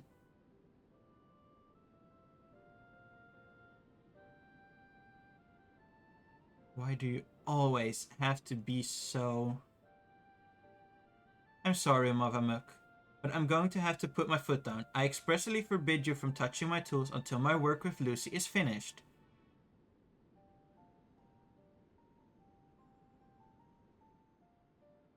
Then Movamuk will do as Anfroy asked. Though it makes her shamefaced, she will hand turn to other duties if Alfred needs her. All he has only to hail call.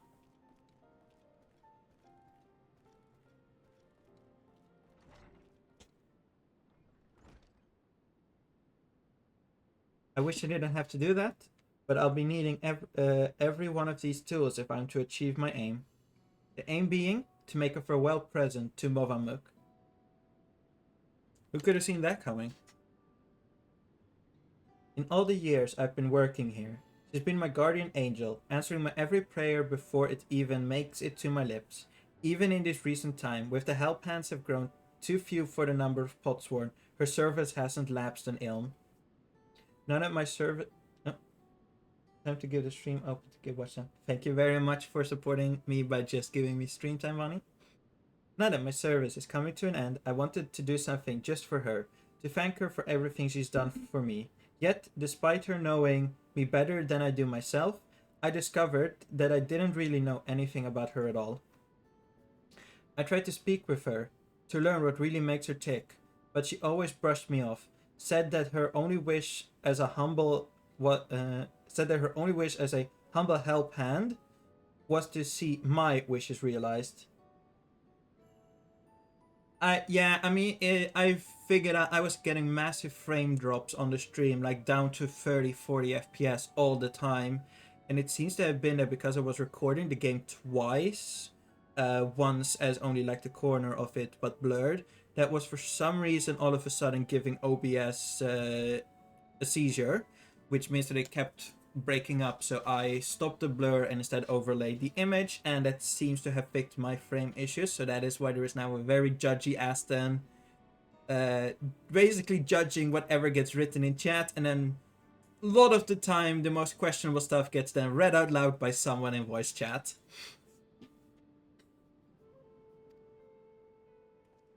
That got me thinking, perhaps she and the other moblins might be more willing to open up to someone who wasn't bound by the pot pact. Someone like you, and by all the gods the plan worked. I have an idea for her present now, all that remains to craft it, but without Movamuk's help, that might be a little more difficult than usual. If you'd be willing to play help hands a little longer, I'd make it worth your while.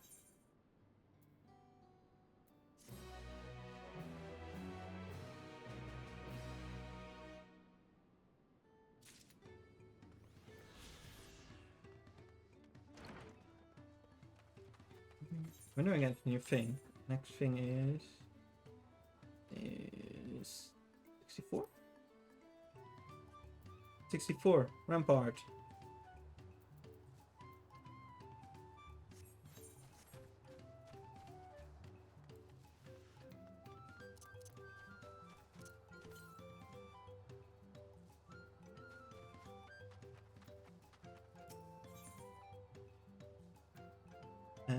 Vendahawk is in a flighty fright. Danger straight. Vendahawk's Twinkle Crafter has gone missing. Vendahawk asked all around the village, and some say that he went to pay a visit to the Imperious Giant's prey place. But prey place is a danger place, full of friend munchers, friend. You're a fighter, are you not? You will swordland to Vendahawk and save her dear Twinkle Crafter from certain doom?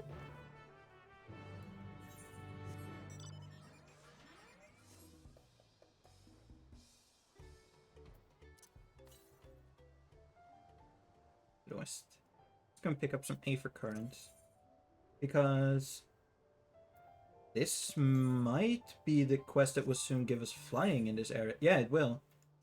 So I should probably go around and collect all the Aether Currents then. It's on the other side.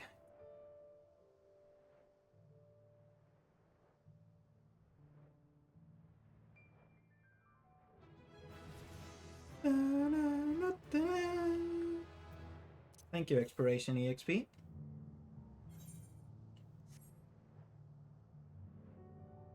Watch me go all the way up here and then the quest take me there anyway. It wouldn't be the first time.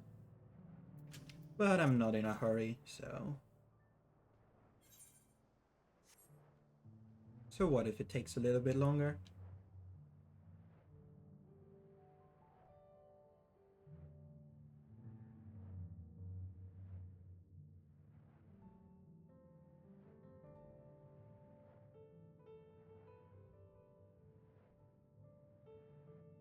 Is it behind a pillar? There it is.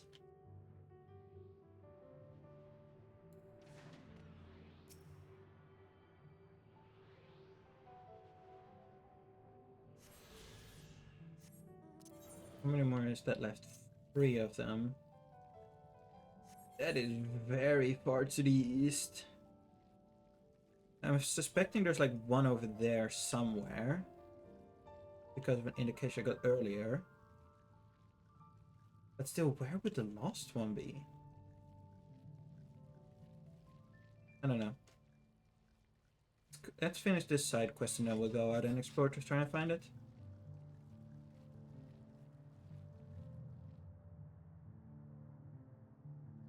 Interesting enemy design.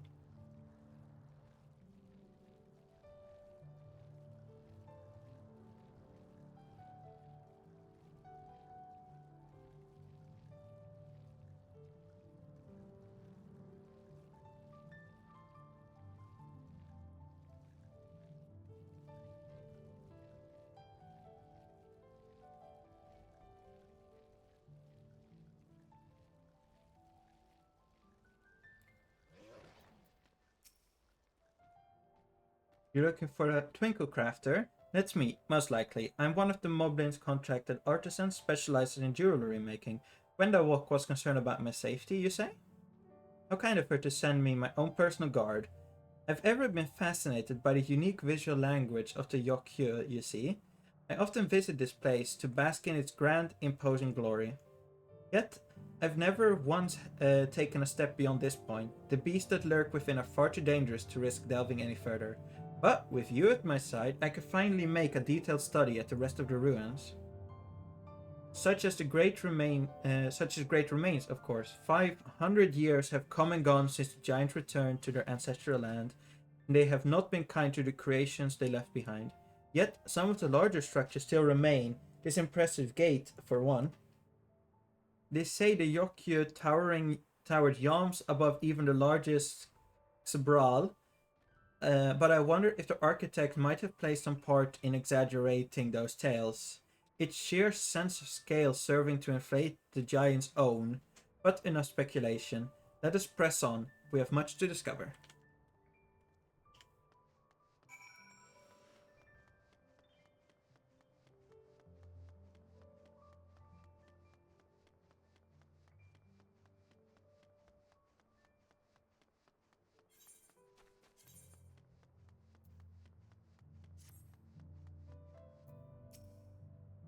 Pillars of stone overlooking the nave. Fascinating, isn't it? A simple combination of geometric shapes naturally draws one's eyes to the center, all the while maintaining a delicate balance. As the sun traversed the sky, so too would the shadow of the tower above paint patterns on the ground below. Not just any patterns, oh no, calculations.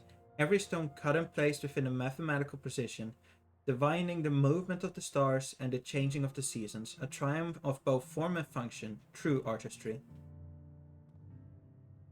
But wait, what's that over there, by the cliff's edge? Quickly, with me. Quickly, with me, proceeds to slowly waddle over.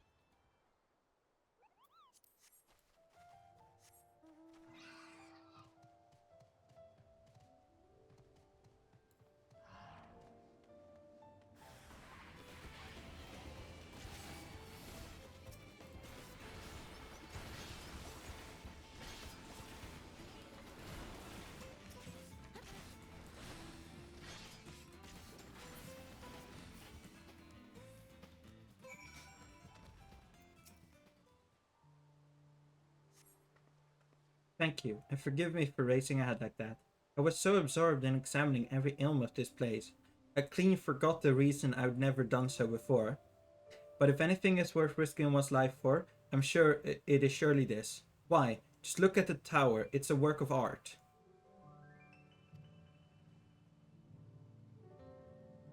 To the untrained eye, it might appear little more than a pile of stone, but look at how each brick is cut and positioned perfectly to align with its neighbors. And not a drop of mortar to hold them in place. The engravings, too, surely have some religious significance. They certainly inspire reverence in me. Yes, inspiring reverence. That's the thing. Why else would the giant build their temple atop the cliff top, if not to make daily proof of the predominance over those who dwelled in the plains below, those who were beneath them in every way. One cannot help but admire them, that their creations would awe and exhilarate us even now, centuries since they have been gone. Thank you, my friend. My passion for Jewelcraft has been cooled of late, but now I am positively burning with inspiration. If the Yoku's curation can echo through the ages, then so can mine, to Irvinshire and eternity.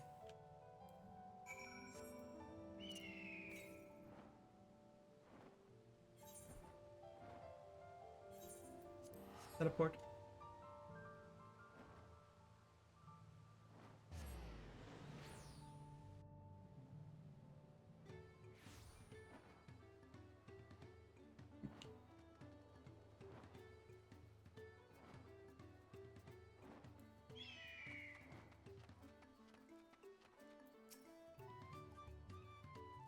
Big thanks for bringing the Twinkle Crafter back to us.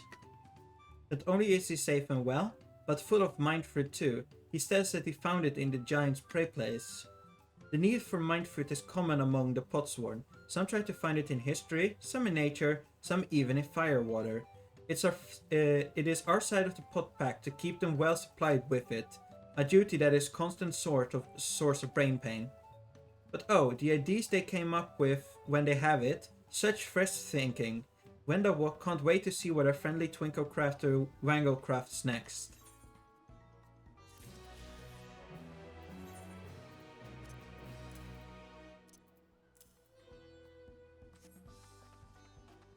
Let's talk to Wuklamat until we are tossed to leaving this area. Right, we should go and see the giants next. Agreed. Golden mysteries notwithstanding, their village is featured prominent in the saga, if not to be ignored. The Urkopacha highlands should be easy enough to reach from here. If we leave Irvinshire from the west, there's a road which leads up into the mountains. Let's find that first.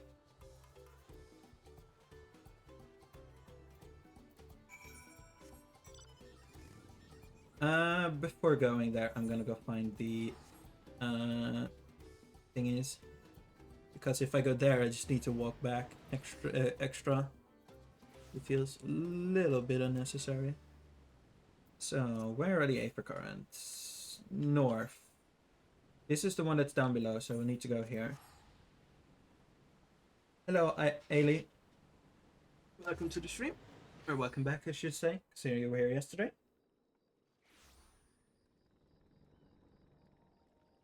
Thank you very much for returning. Okay. Oh. Ailey? Ella? I have no... I'm just guessing. Ailey? Ellie?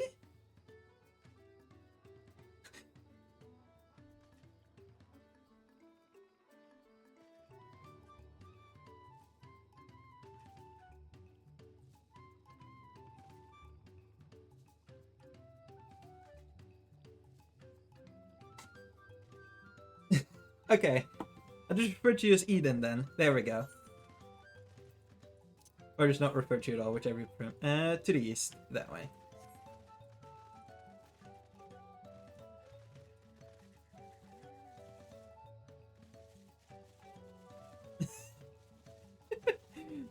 Okay.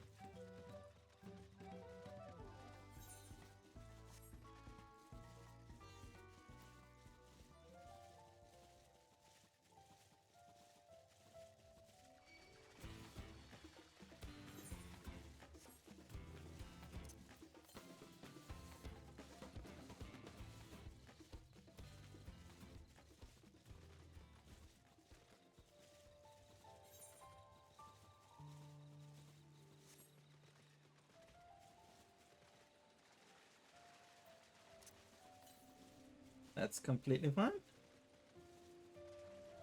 This way. Okay. The lean is nice in the air. It seems a little bit excessive when underground sometimes. Is it on the other side of the water? Yes, it is. Let's go.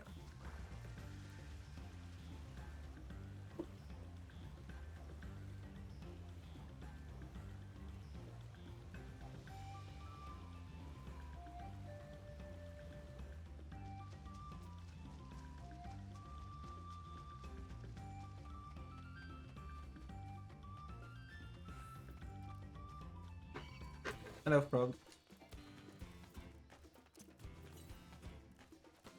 Northeast. This way? Yeah. I see it.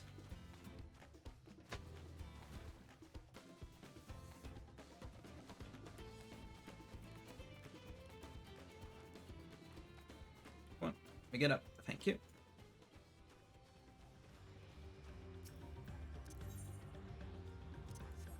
Three more? Where on earth can they be?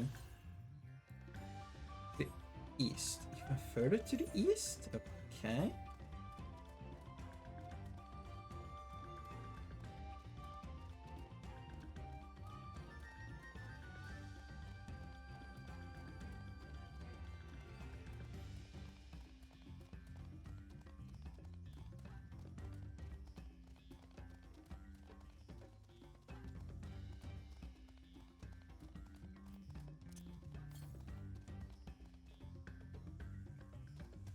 Even further to the east? Okay.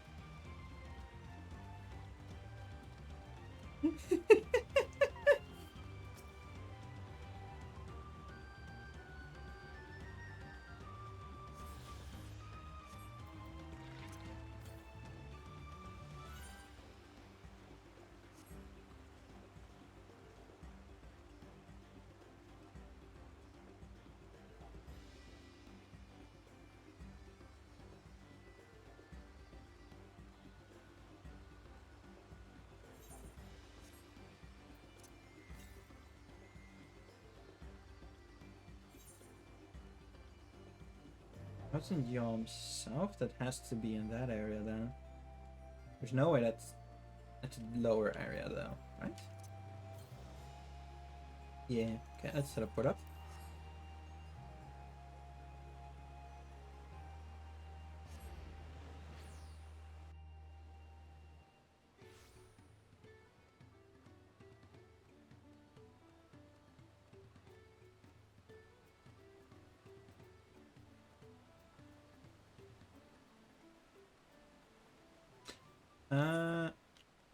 South is where it should be heading, not west or east.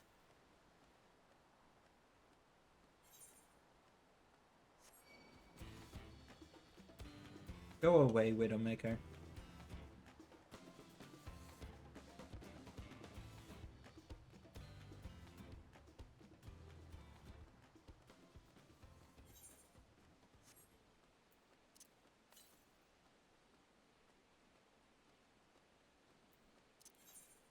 That should be the last one. Nice.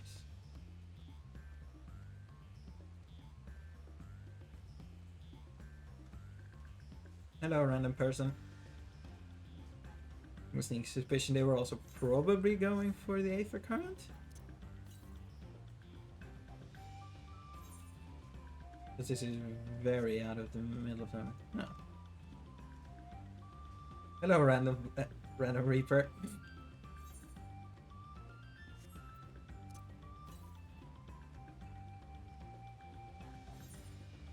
Guessing it's somewhere around this rock?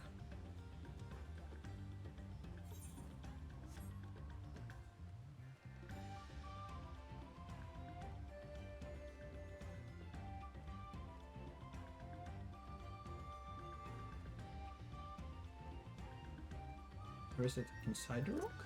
So which way to go now? Southeast, this way.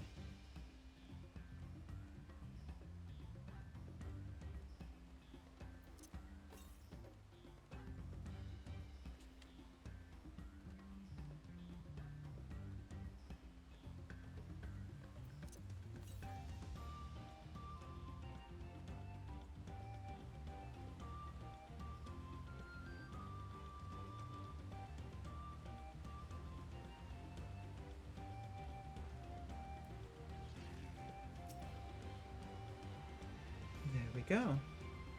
The very lost Aether Current.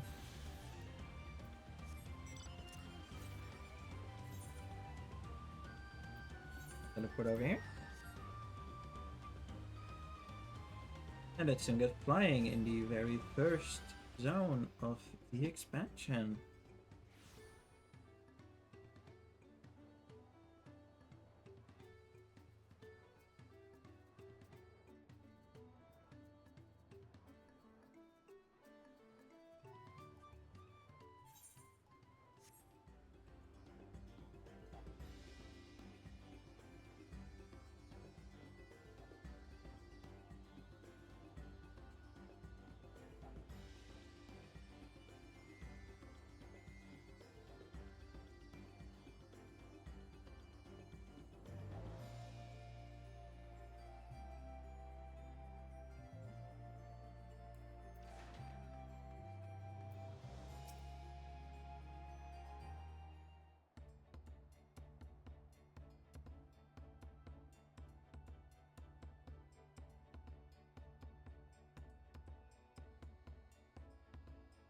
Looks like the trail is going to get steep from here on in.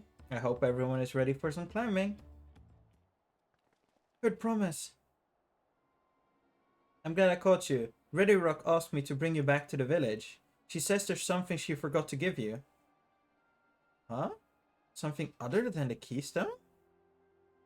Yes, an item of great importance, or so I was told. It shouldn't take long. If you would please follow me.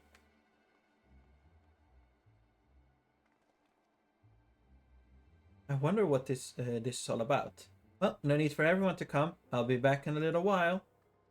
I don't like the feeling of this. This feels suspicious.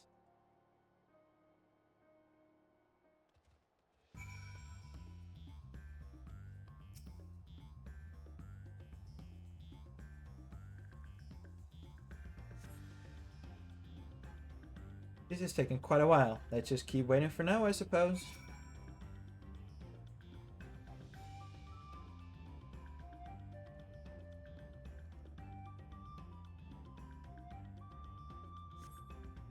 Perhaps there were complications? Well, let us wait a little longer.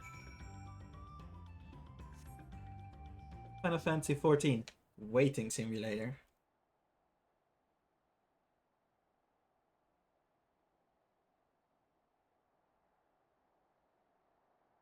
This is getting a little ridiculous. Did she get lost on her way back to us? But how? It's only the one road. I wouldn't underestimate Wuklamat's sense of direction, or lack thereof.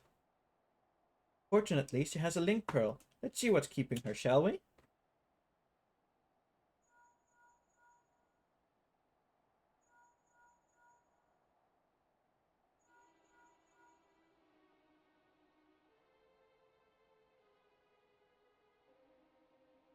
She's not responding.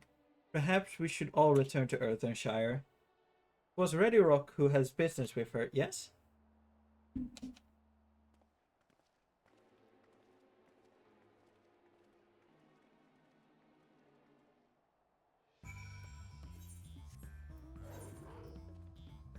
Let's just walk over.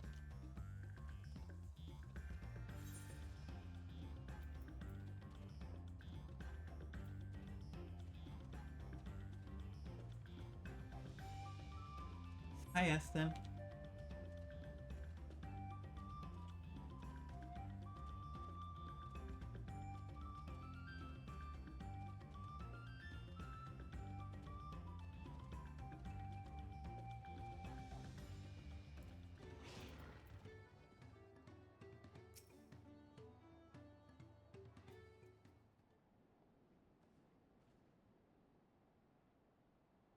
Come, back again so soon? We come looking for Wuklamat. Did you not send someone to fetch her? Ready Rock did not. Neither has she seen the third promise since you were last here. I knew it. And who was the man who came for her?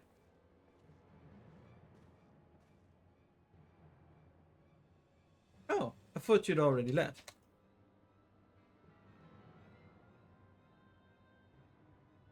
Where's Lamati? Is she not with you?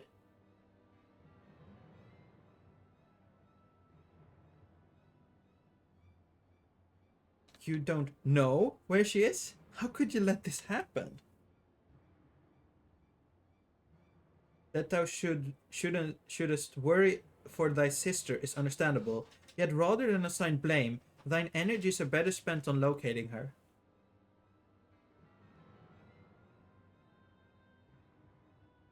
I will help your search. This is not how I wish a fellow claimant to lose the contest, my sister least of all. In this case, dividing our forces will allow us to cover more ground. Lucy and I should work together at least, the better to facilitate communication between our groups. Then the rest of us will split up. Report in should you find anything.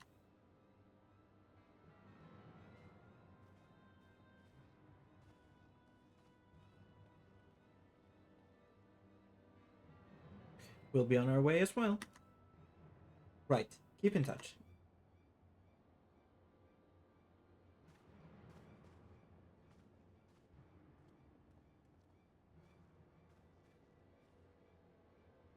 Come, we should begin our search.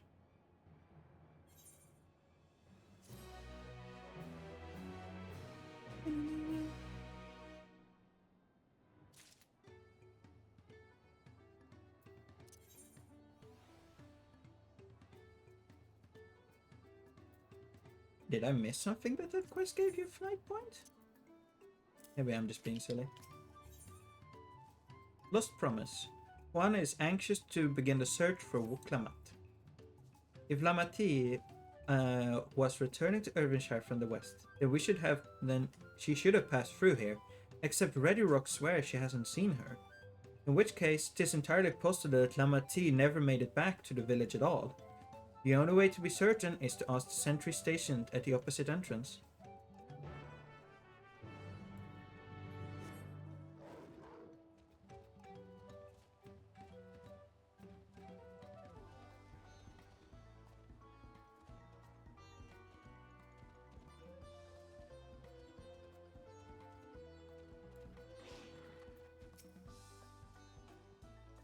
Huh? Deferred promise? Moby has been standing at his post with diligent eye watching. He has seen no claimant pass this way.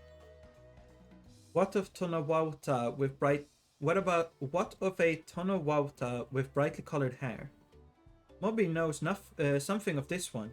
He heard tongue flaps about a Palu peddler in many fires who was attacked by a crazy-haired bandit on the road. A bandit, you say? Thank you. You've been the most helpful. My sister is clearly not here.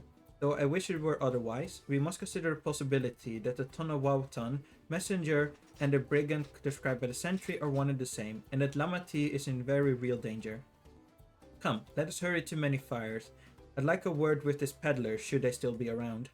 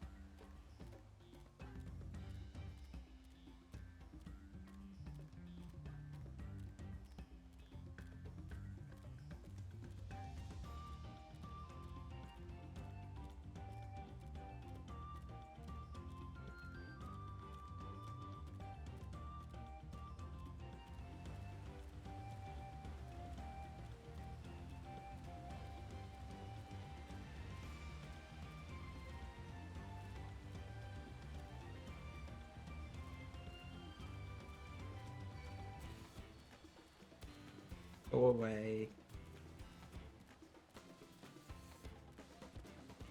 Thank you.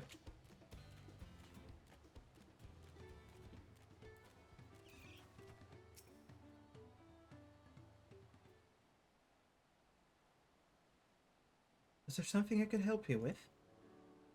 I'm told you were a victim of a bandit attack. Could you recount exactly what happened? My goodness, I thought I'd recognized you. I'll tell you everything. I remember, second promise. It was the scoundrel Baukesa who ambushed me. You know the name of your attacker?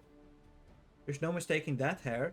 All my peddler friends have story of the notorious bandit leader and his predations. Baukesa and his gang will stoop to any low for the sake of a few pel, and with no fresh quarry coming up the broken stairs, they've had to become more creative. Little wonder they went after Lamati. He likely thinks to ransom her for a royal sum. Expect he'll soon make his demand, but I don't intend to wait. We'll find this villain first and deliver his deserved payment in person. What say you do a small deception? I'll assume the role of a well-to-do merchant to lure Waukesa out of hiding. Then, when he comes sniffling about, we catch the rat by the tail.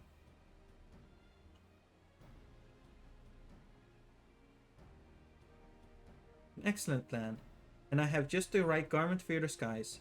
At a specially discounted price, of course. A brush with bandits hasn't dampened your mercantile spirit, I see. Very well. I accept your generous deal.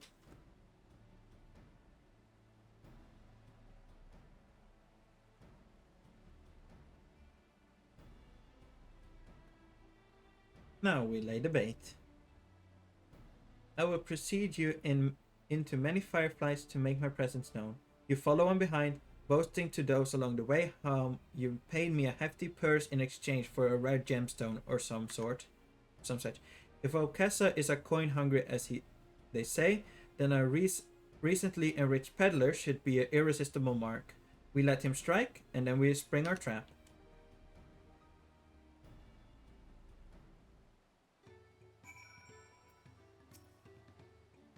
Time to play our parts. Follow him, trying to fall behind. Got it.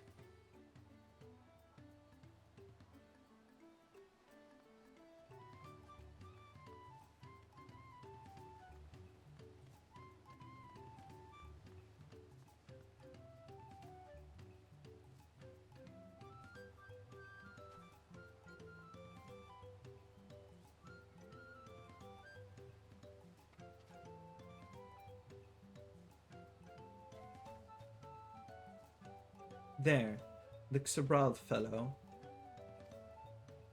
Share with him how happy your imaginary deal with me has made you. Once you've put on an appropriate display, we can continue to our next performance.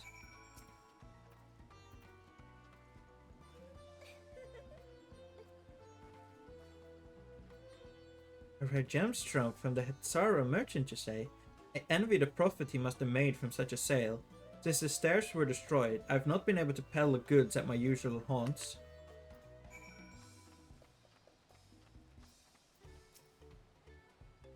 A good start, but it would make certain Waukesa is aware of me. Let's continue.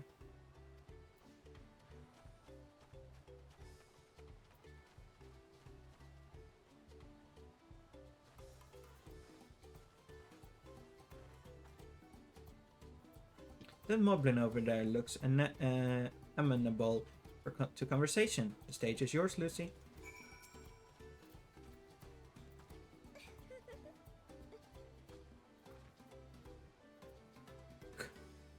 Cop, the Hetsara sold you a sparkly stone for your collection? Well, that explains your giant joy smiles. Moby is happy for your happiness. Moby is also jealous of the merchants and all the jingly shine they must have made.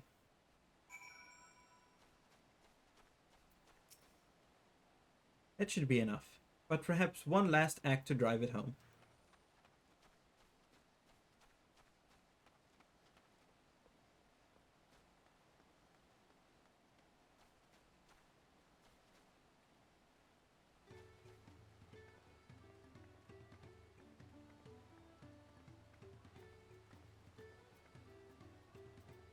Do you see that cheerful peddler? Tell him the tale of your precious gemstone, and then we'll be done with this part of the charade.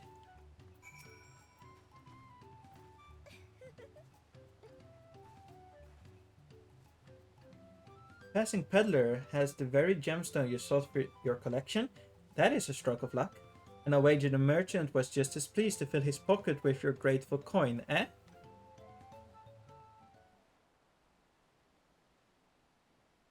Well, I'm inspired to go and earn some pel of my own. Who knows? Maybe opportunity will find me, even as it found you.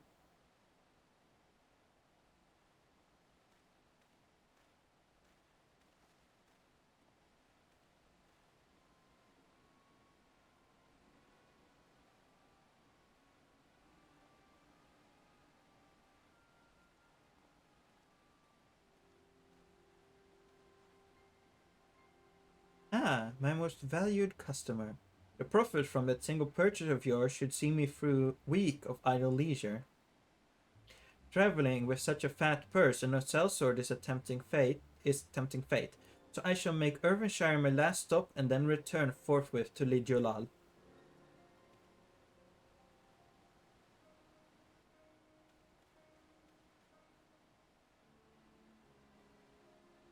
Did you see? The rat has come for a nibble.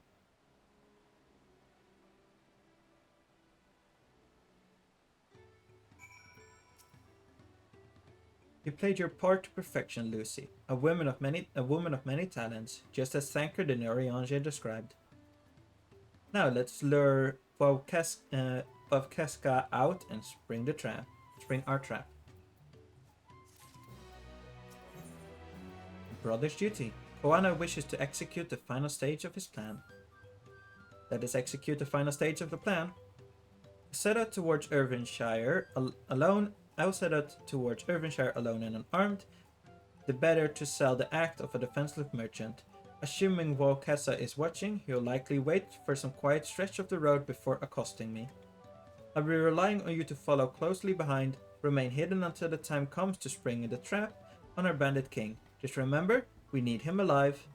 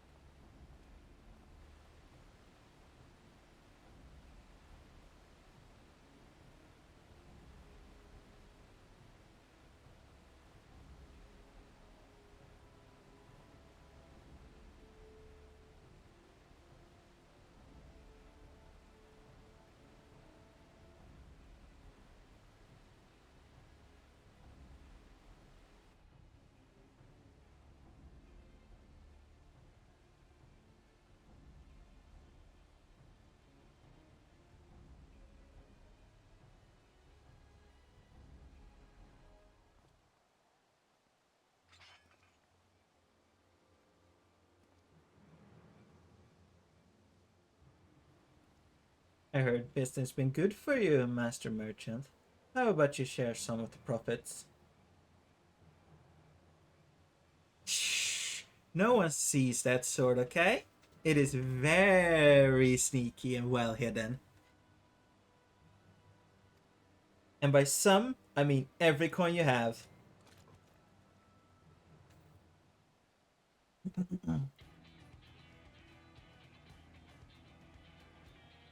Hello, motherfuckers. You're the gemstone collector. Oh, I see what this is. We've been tricked. Spit in your eye. Men, kill these withdrawal.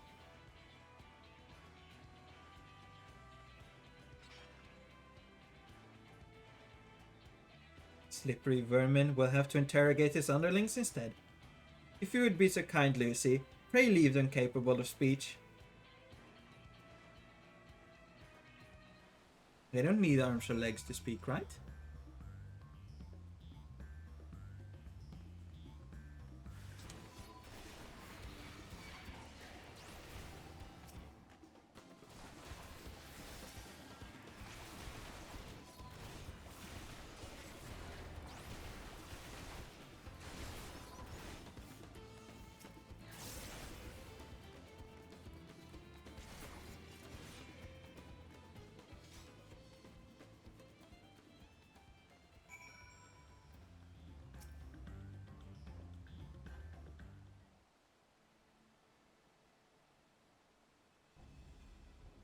I was hoping to talk with your boss, but I suppose you three will have to do. Wait, that's the second promise. What do you want with us? Think I'm scared of a fancy title? I'll take your royal ears as a trophy as soon as I get free of these ropes. I know your gang is behind my sister's abduction. Tell me where she is. Eat Paka shit, salt lover. You will get not answers from us. That's right, we don't serve you. Don't play games with me. Where is Wuklamat?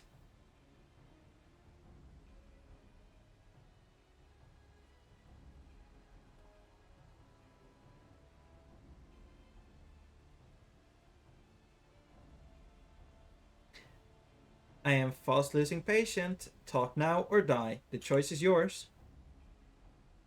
Well, we were hired to nab the third promise. That's all. We don't know where they took her. Hired? By whom? We weren't told that either. Only Walkessa knows, and he's the one who took the job. Well, it seems we needed their leader after all. Once I've arranged for the land guards to take custody of these criminals, I'll call on Thancred and his tracking skills. But perhaps you should pursue Walkessa in the meantime. The bandit was running in an easterly direction. Should you locate him, I suggest you shadow him rather than force a confrontation. He might lead us to where Lamati is being held.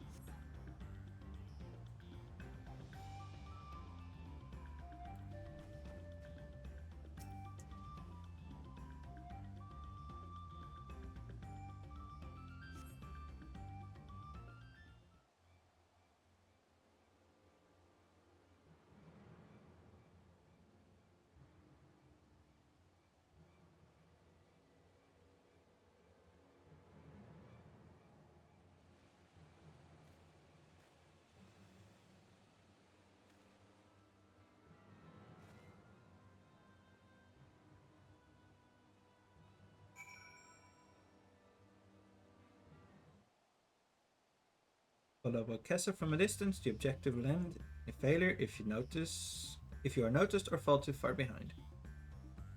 Your query begin displaying the effect shown in the picture. You'll have to be discovered when you turn around. To avoid detection at those times, make sure you cover such as rock or trees. Okay. Objective will end in failure if you follow too closely. Keep your quarry in sight, but avoid stepping in the detection circle. Okay, so that's how they've changed it.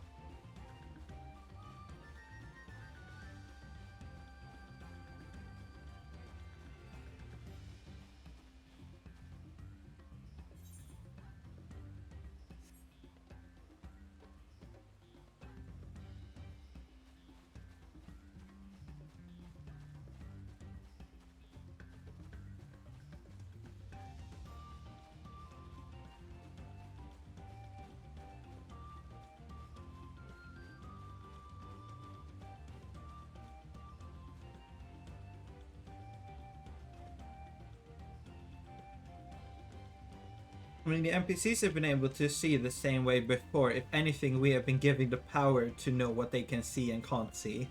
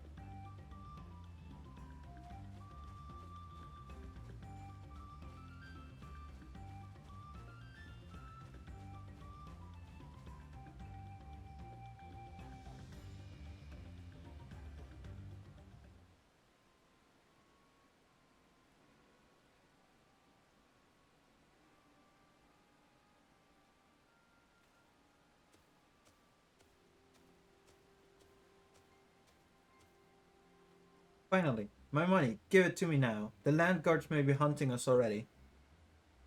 Calm yourself. We had our own trouble finding a suitable hideaway.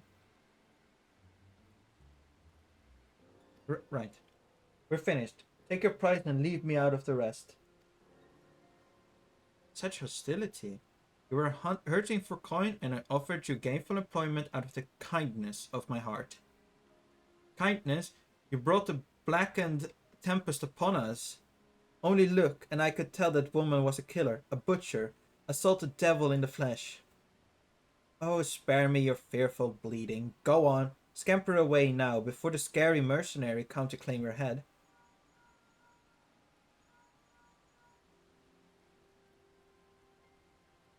Quana told me the news. You found the abductor then? Then? What's the situation? Alright, new strategy. Forget Wakessa and stay on the Mamulja's tail. We don't want to endanger the third promise, so keep your distance until we're certain they save her. Certain they have her. I'll catch up to you as soon as I'm able.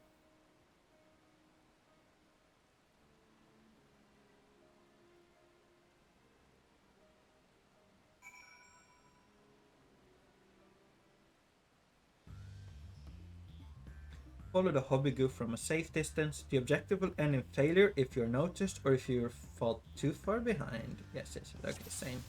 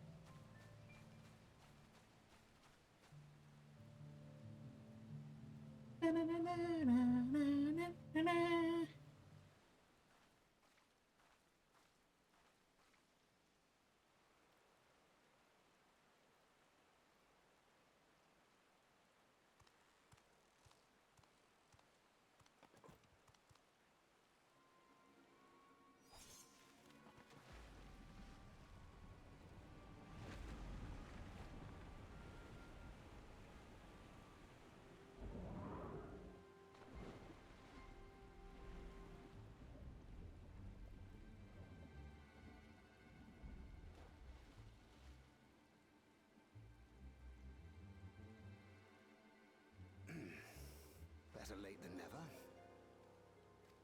That Mamulja, he's the one who kidnapped Wook Lamart.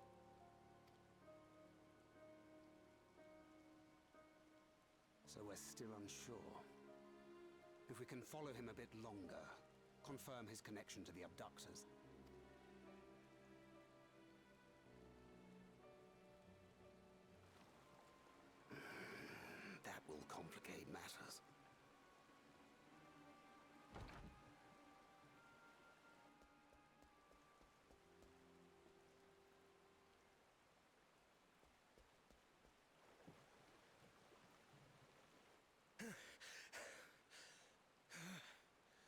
Confound it!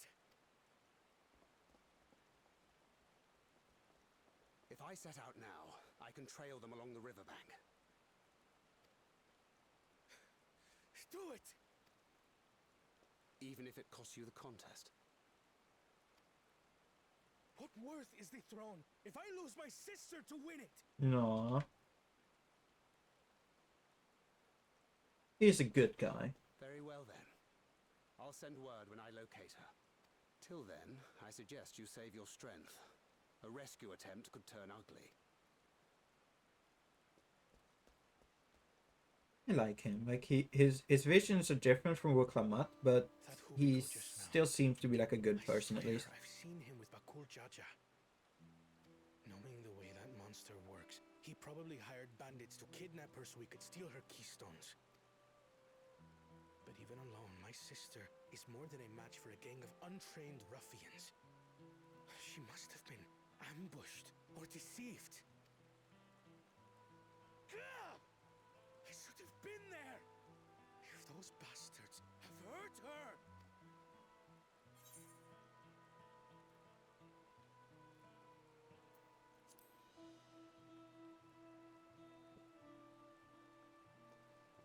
I do trust him, but... Forgive me. Snapping at you won't get my sister back.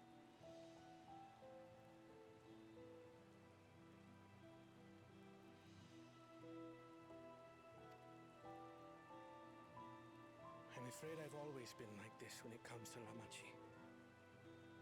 The thought of her being in danger sends me into a panic. But isn't that how families should be?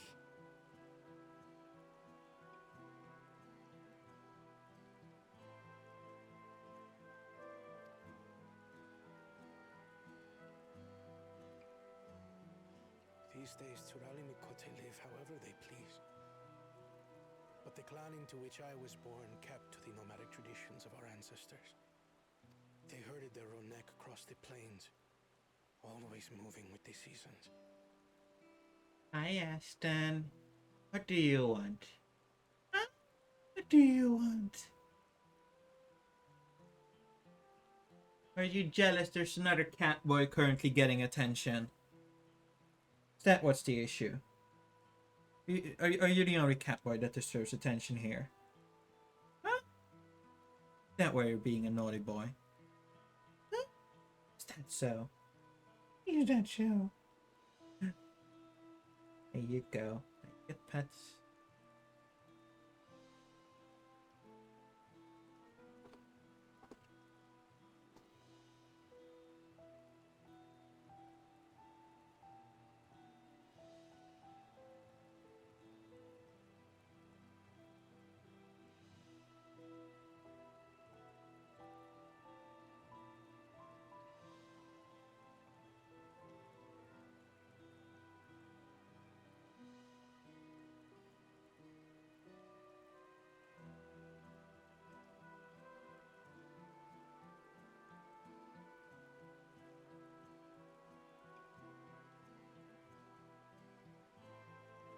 Your MSQ is currently being interrupted by an Aston. So I should...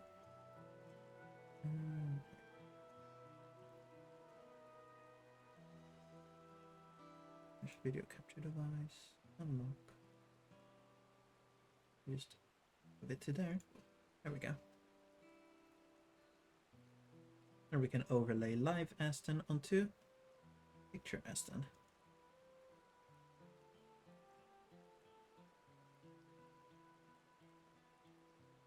Will you let me continue the story?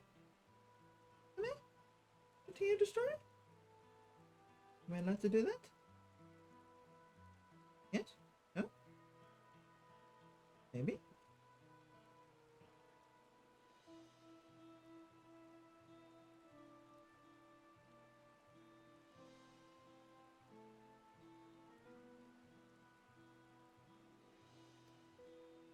During one such migration, my birth parents left me behind.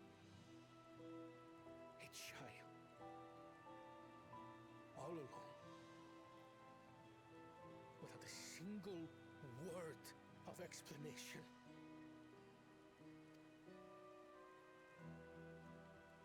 A chance encounter with a kind Pelu merchant was the only reason I survived.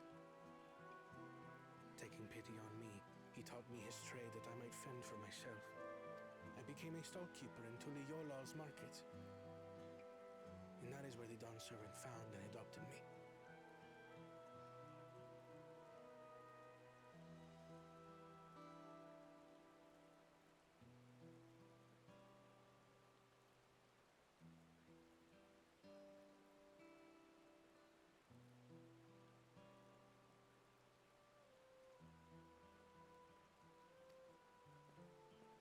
I had already been in the palace some time when Lamachi came to join us.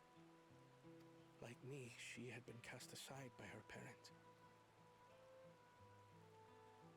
I knew the pain of solitude and wanted to spare her that suffering. As this tiny child's new brother, I swore I would always be there for her. I like him. He's a nice guy. You may feel like his different views about how things should be done, but he has good intentions, I think. Feels like. So, as you might now understand, I will stop at nothing to rescue her. While we await word from Tancred, I suggest we prepare ourselves to travel downriver. You have a boat, yes? Well, we had one until they broke it. Why release the punity if not to delay pursuit? If we were unsure of their guilt before, then this surely proves it. Before we act, however, let us regroup with your comrades. Would you mind making the call?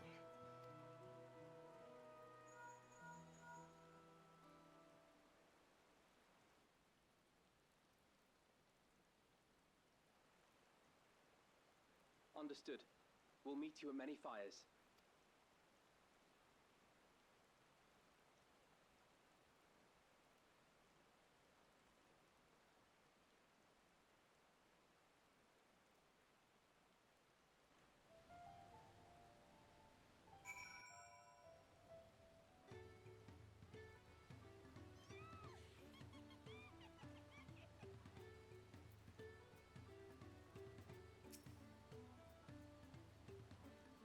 I may have put rescuing Lamati ahead of my own progress, but do not take that to mean I've given up the contest.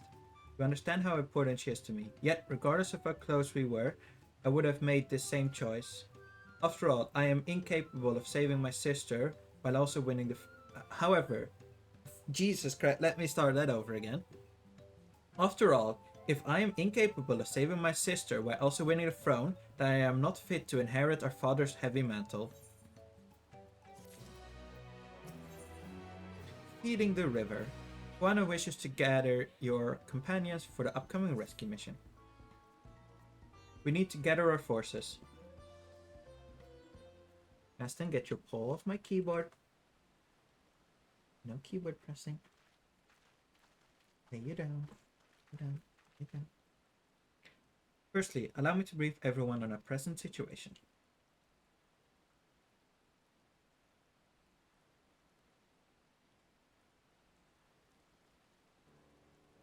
Thus, at the very least, we believe this Hobbigu knows where Lamati has been taken.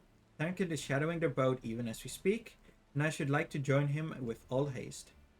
Unfortunately, our quarry has the foresight to release your punity from its harness, leaving us without a means to give pursuit. Aaronville, as an expert on wildlife, what are our chances of recapturing the beast?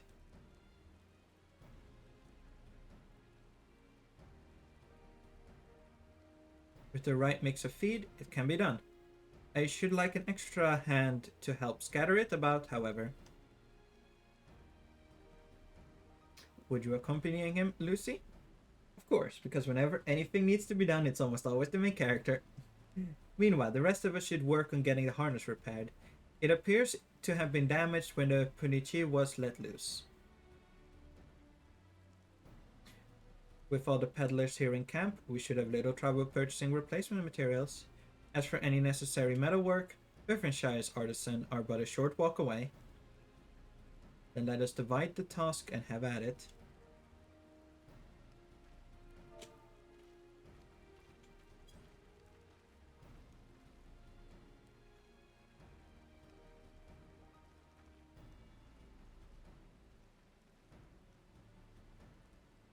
There was an unusually aggressive herd of wild punetties downriver, so our girl will have fled in the opposite direction. Come, we'll try the waters upriver.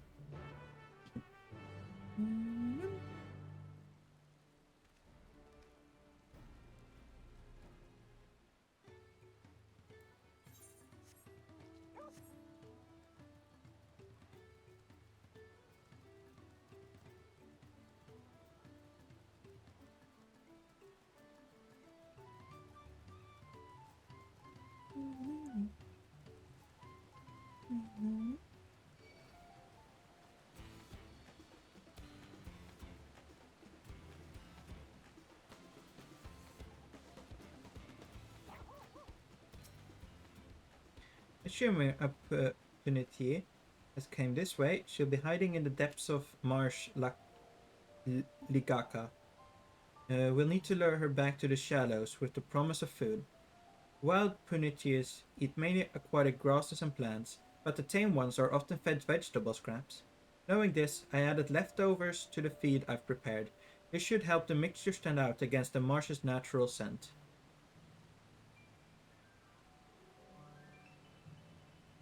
Ligaka is crawling with predators, however, so I'll leave it to you to scatter feed deeper in. I'll be waiting for you near the shallows with the rest of our Punichi's enticing feast.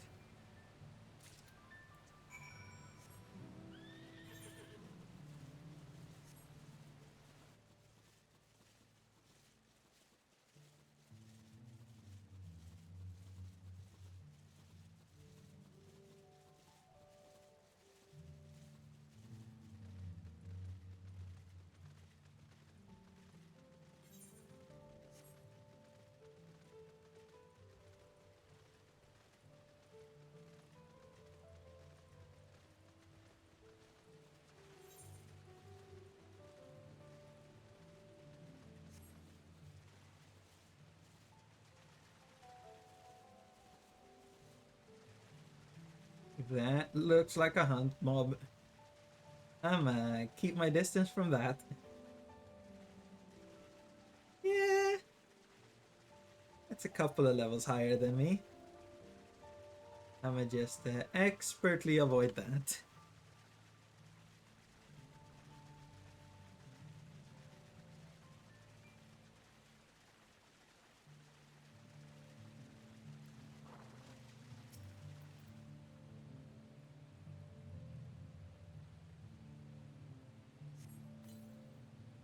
Scatter Emerald's Ponetier feed along the river's edge.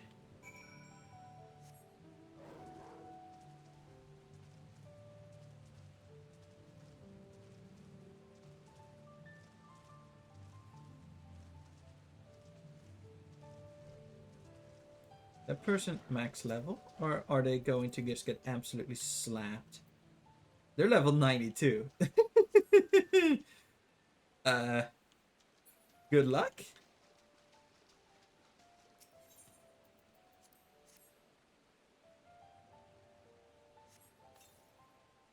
To scatter Aaronville's Punichier food along the river's edge.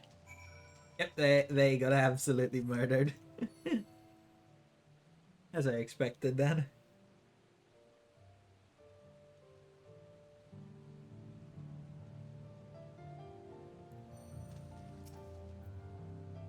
All set. I've just I don't need cheap viewers, I will need viewers that actually care about watching the stream, so please kindly fuck off. Thank you. All set, I've just finished laying out the last of the bait. Step back out of sight and leave the rest to me.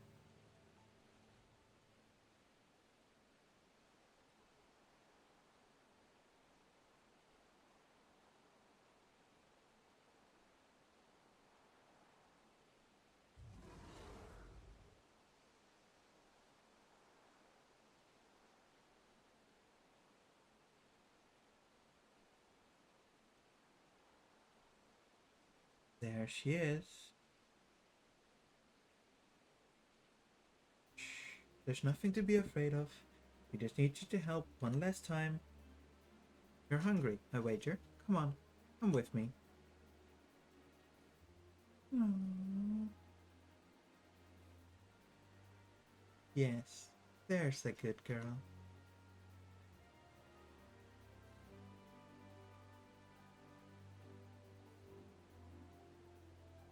We'll be fine here, I think.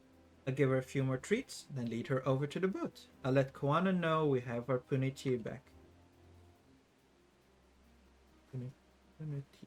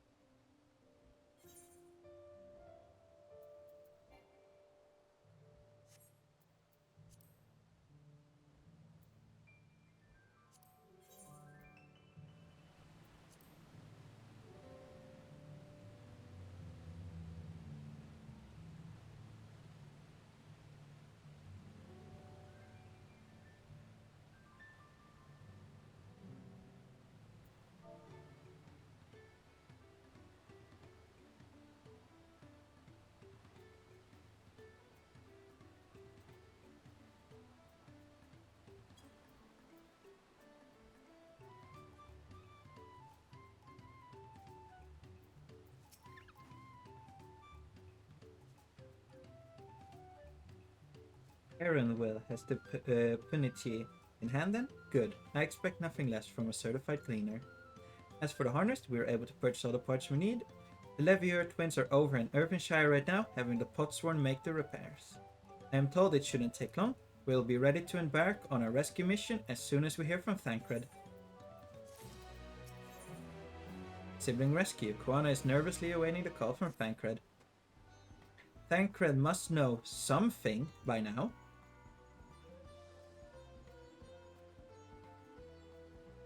You found her? Understood. Thank you.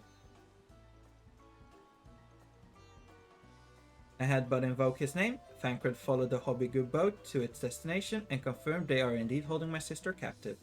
They, of course, being Bakuk Jaja and his minions. I swear, I'll make them regret this. Lamiti is in Richleaf tunnels. The moment the harness is repaired, we strap it onto the Punichi and make our way back to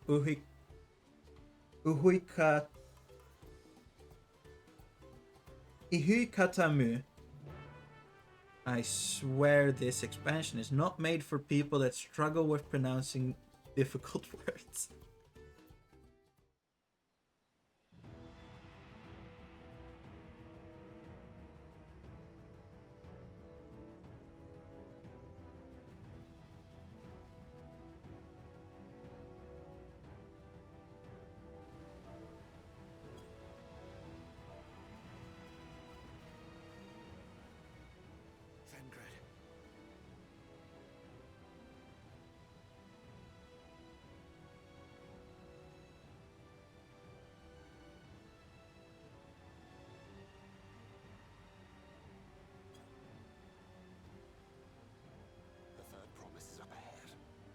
Unharmed, but we best not dally.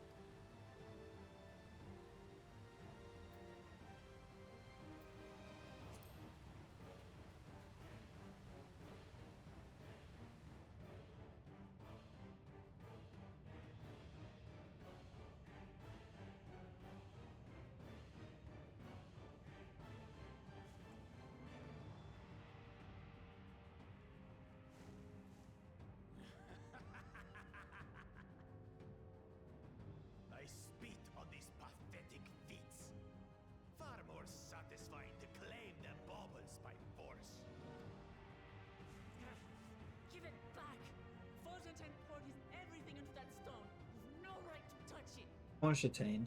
Forcetane. Okay. Oh, was that the name of your artisan? How could you allow something so precious to be stolen? You thieving cheat! You're no true claimant! What does that make the foolish kitty who fell into my trap? If pitiful roars were all it took to claim the throne, you'd be first in line. Now, brother. You shouldn't tease her. Look, the poor thing's on the verge of tears. Meow. Someone save me. I wanna stab him. I wanna stab him. I wanna stab him multiple times.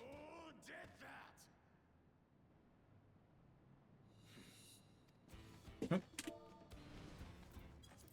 that? His scales are as thick as his skull. Dare ambush me? Tis the blessed sibling's favorite tactic. That useless Buddha was sycophant. He was supposed to keep the lackeys running in circles. Oh, you must tell me all about that.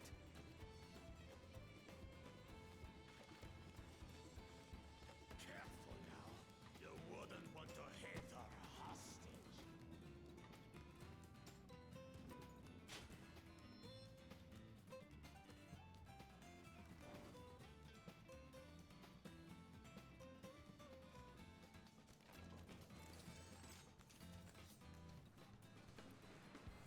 This is the first I'm gonna see a Pictomancer in action with Trial, I guess. That one's not to be underestimated. They can do nothing while we have.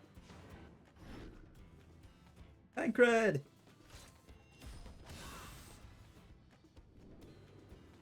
No! Tancred to the rescue!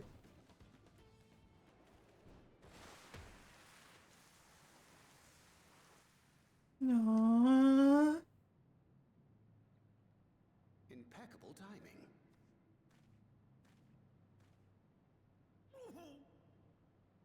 Amachi, are you all right? Aye, thanks to you.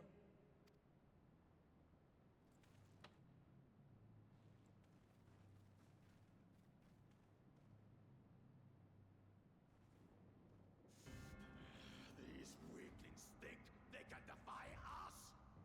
We'll slaughter the lot of them! Patience, brother. The keystone is ours. There is no need to fight this day. And Zoralja has left us hurting. No! I won't stop until I gut these maggots and feed them their entrails! Please let us murder him. I wanna murder him. I wanna murder him. We fail our siblings for nothing. Is that what you want? No, brother. Break off! We're a trip! Motherfucker, I just wanna stab him! Wait! Damn you, Bakul Jaja! Let me stab him, goddammit! We're forced to kill the second boss of the dungeon, but we aren't allowed to stab this guy. I don't approve.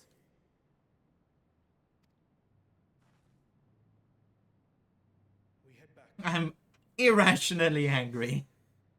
and that is what matters.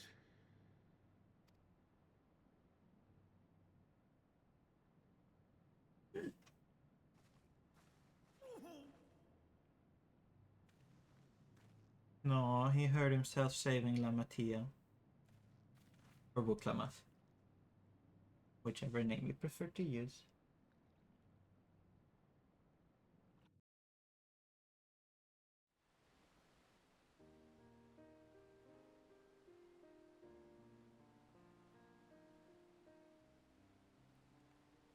I'm glad to see you unharmed, Lamatia.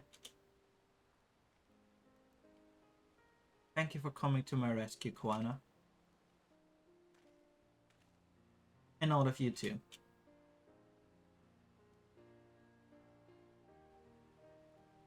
Bakul Jaja must be desperate indeed to resort to such aggressive tactics. I shouldn't have been so careless. I underestimated him, and it cost me a keystone. Fontaine upended his life so that I could accomplish the Moblin feat. He believed in me, believed in my cause, and I've let him down.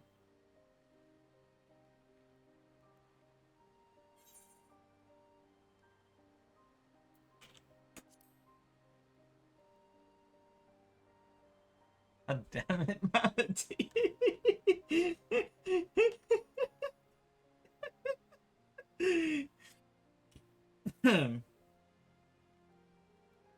Interesting thing to just write in text chat.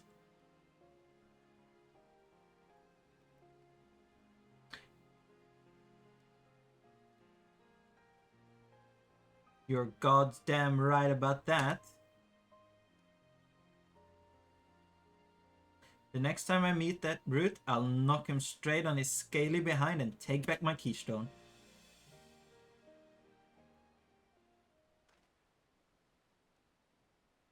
Speaking of vengeance, didn't Bakul Jaja curse some useless Bonawa psychopath when he caught sight of us? A reference to Saril Ja, I would assume.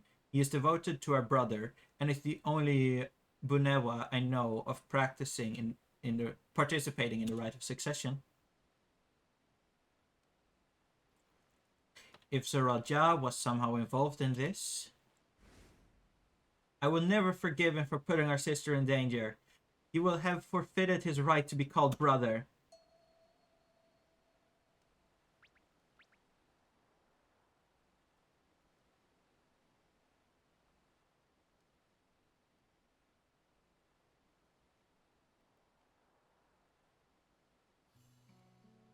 Ahem. Bukul Jaja should face punishment, of course, but so must the bandits who had made the temerity to abduct Lamatia. I shall request that Father send a contingent of land guards to enforce the law in this region. I agree that measures need to be taken to keep travelers safe. But I wonder what pushed these people towards a life of banditry in the first place. If we dig deep, we might find a way to improve things for everyone. True. Don't punish the crime, find out why they're committing the crime to begin with.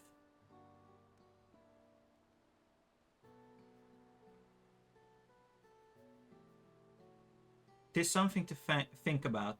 For now, however, the ride continues. Thank you all for your help.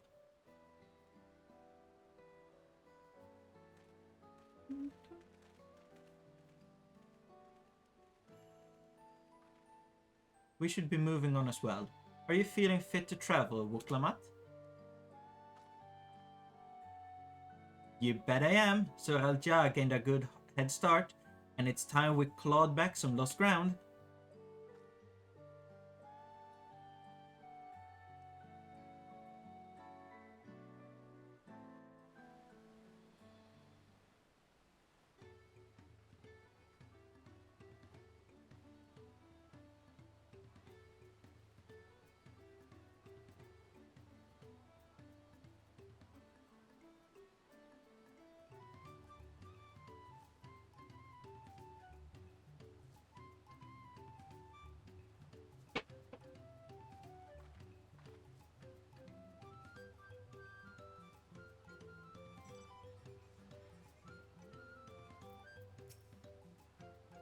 I really am sorry this happened. From now on, I won't let my guard down around suspicious strangers.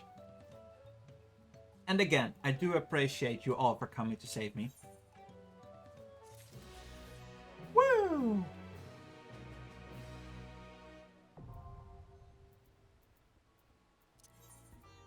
First flying unlocked.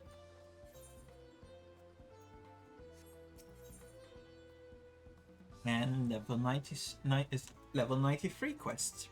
History's Keepers. Wuklamat has her sights set on the Yokyu village. The road beckons, friends. Let's be on our way to Yokyu. Then it's back to where the path through the mountain begins. You remember the spot you were tricked into walking off with Wowkessa? Just gonna rub it in my face like that, eh? I wonder if he's raising my hackles on purpose, though. You know, trying to keep my anger directed at him instead of myself. Right away, we can't stand around here all day. We have a lot of lost time to make up for.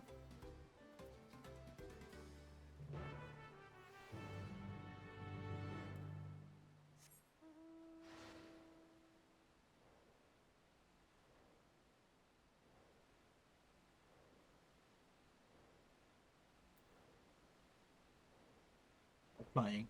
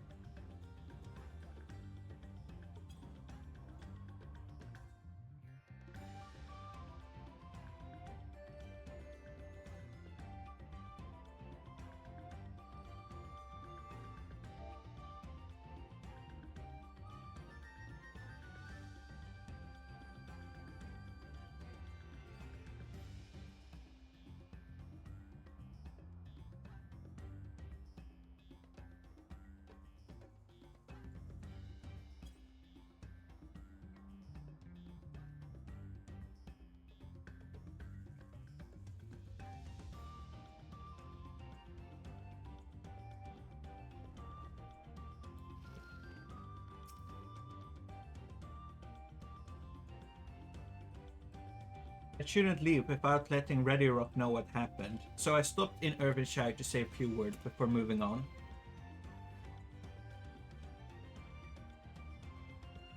And now Aaronville's nowhere to be seen. Couldn't he wait a few more moments? So much for giving him the benefit of the doubt. Come on, let's catch up. I want to give that smug gleaner a piece of my mind.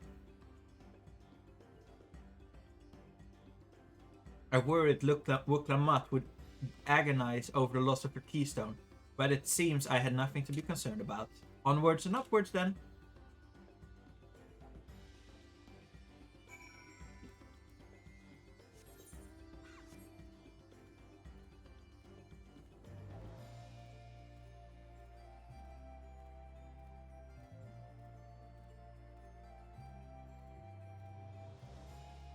I again forgot I had flying. That's a lot of instances. Jesus Christ, that's more than I've had before.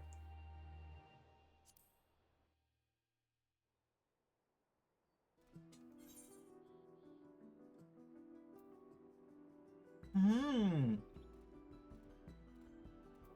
can't believe we've only been to 2 zones so far. They've done very well to make a lot of usage out of these zones.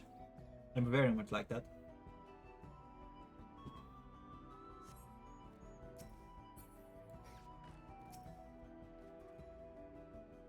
I'm sure you've noticed the air grows thin at this elevation. Take it slow until your body adjusts. Deep breaths, drink plenty of water. A few more steps and we'll be in Vorlar's Echo.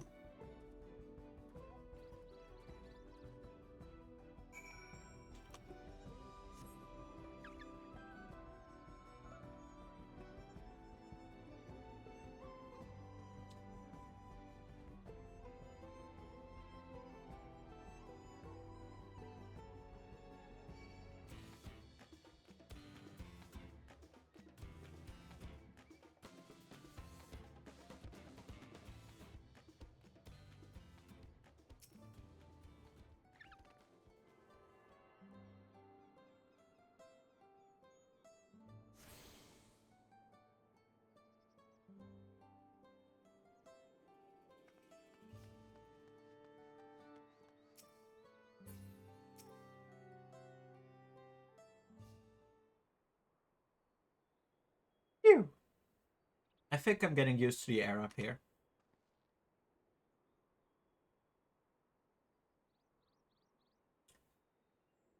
So this is the place from the Lay of Proof, where Papa met with the Yokyu.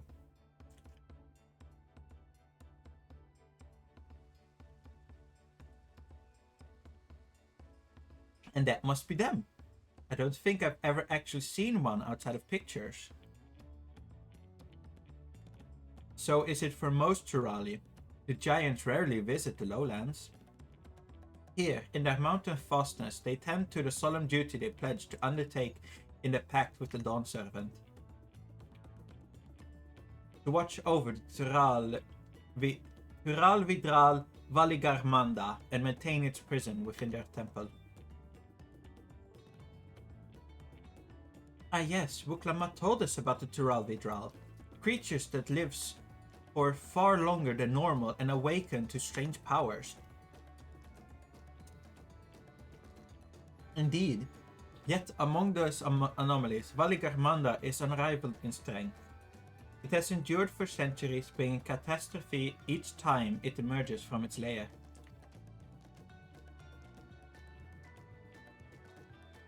As you learned in the Lay of Ice, it was Gudul Jaja who at last managed to imprison the beast, and it's lain dormant in the temple ever since.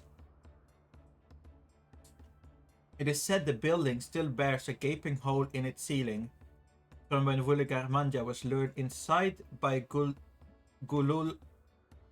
Jaja's final ploy.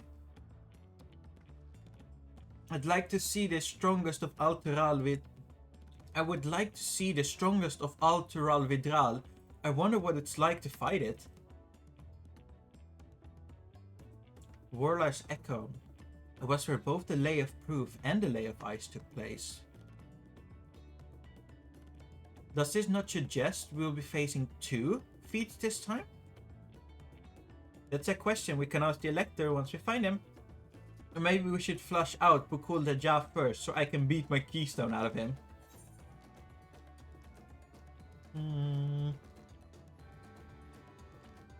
Let's find the Electors first.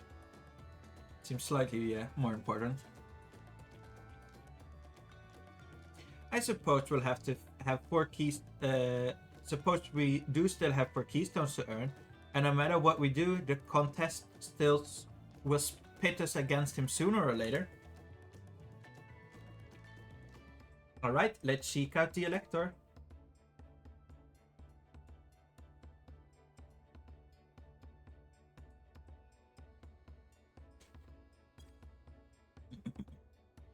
Then I suggest we pay a visit to Periorsar the Gracious, or so their temple is called.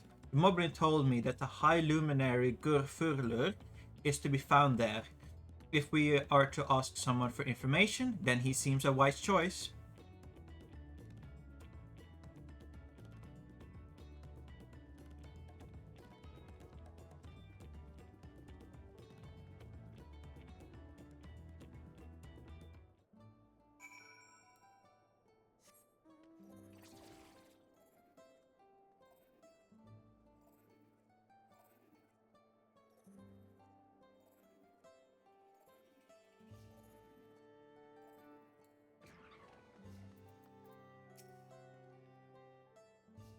Let's see if I can convince the guards to let us through.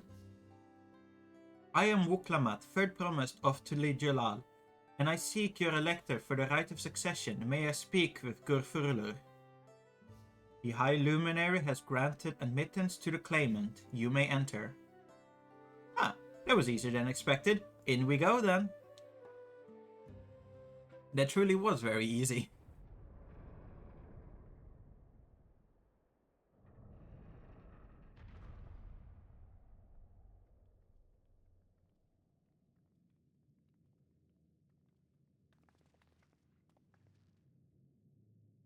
Gods, is that? I, Valigarmanda.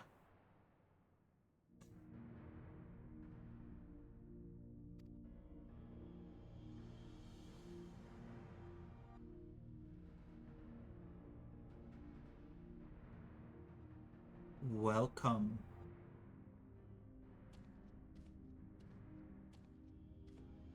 High Luminary Gurfurler?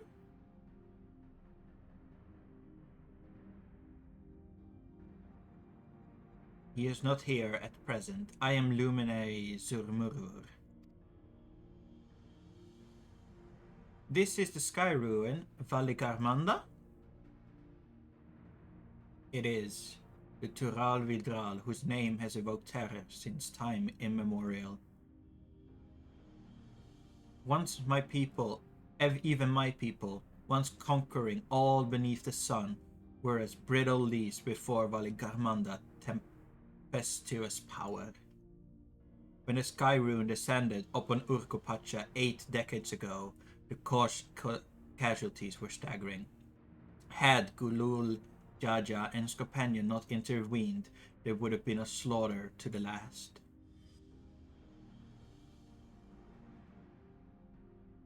The titanic battle with Valigarmanda raged for 10 days and 10 nights. As their foe fought on, tireless and relentless, our heroes were pushed beyond the limits of their endurance. Thus did the head of reason concoct a desperate plan.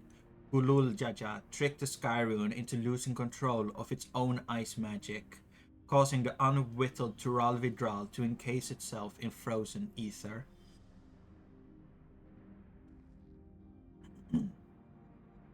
And it's been like that ever since. Nice work, Papa. But what happens if the ice ever melts?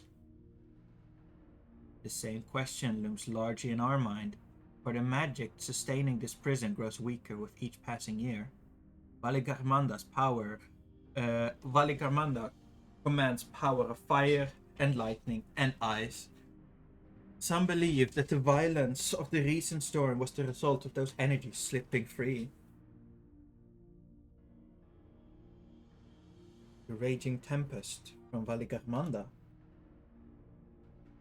Setting future words aside, we have come to attempt the feat of proof. Yes, the High Luminary, the chosen Elector of the Dawn Servant, has left me with instructions for all aspiring claimants. You are to scour our forbidding mountains and find the waiting Gurfurler. That is to be your challenge. Ah, so the search itself is the feat. You've already spoken with my brothers, I take it? I have. Their expeditions are underway. Then we better pick up the pace. Aye, but we need a direction to search in first. Let's see what hints we can gather from the villagers.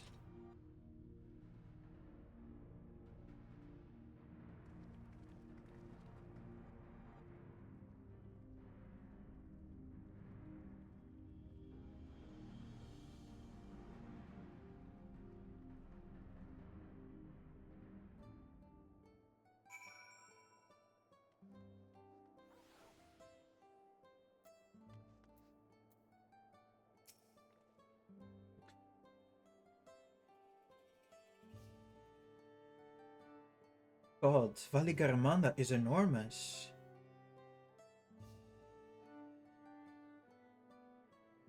I know Papa had friends with him, but it's incredible he could hold his own against that thing.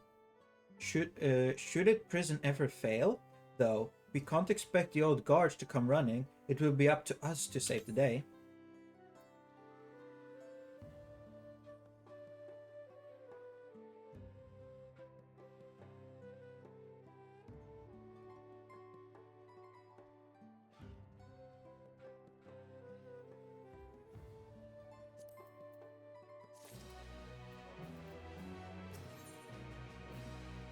Feat of proof. Elfino would share his strategy for information gathering. As we've just been informed, the feat of proof requires to seek the High Luminary Gurfurler somewhere upon these mountains. However, if earlier feats are any indication, we must assume the challenge precludes the Yokyu from answering our questions in a straightforward manner. Thus, I would ask that you pay close attention while attempting to divine Gurfurler's whereabouts. Though the giant may not give us a precise location, there may be clues hidden within their words. Such is my theory. Anyway, let's see what we can discover.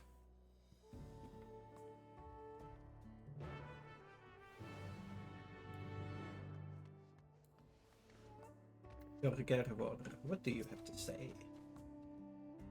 The High Luminary? No, I've not seen him today. Now, let me ask you a question.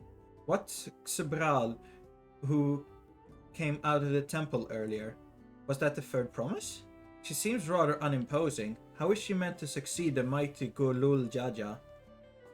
Fuck you too.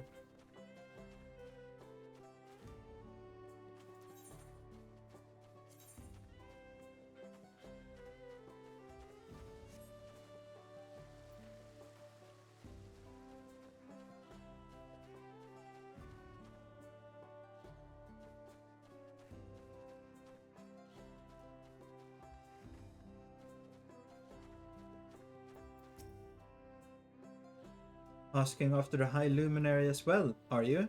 I know not where to find him, but I do hope you have the opportunity to speak together. He is a great man with a deep reverence for our tradition. These glyphs were carved, for one. He afford them as much value as any treasure we possess. They are records of lives lived. Your arrival too, I will etch into the stones, that the story of our meeting may endure the untold turnings of the sun. If you are curious about our ways, then I bid you visit Proof, to the northwest of here. It's one of our grave sites.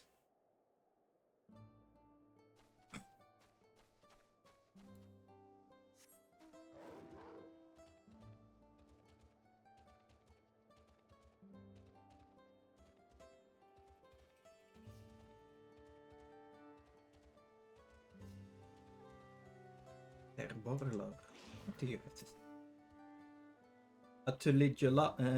Atulijolan? No, you are you are from further away than that, I think. As for the High Luminary, I can only guess where he might be. He is warder of the Sky Ruin, but also keeper of the Sepulchres, and his duty often takes him outside the village.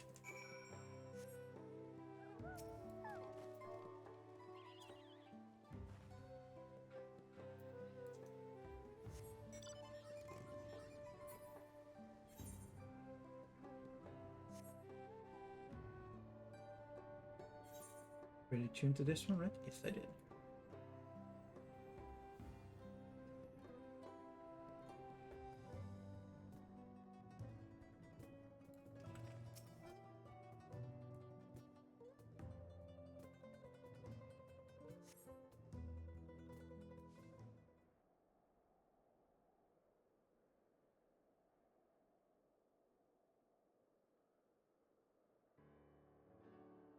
First thing first, is anyone able to coax forth a definite location for the High Luminary?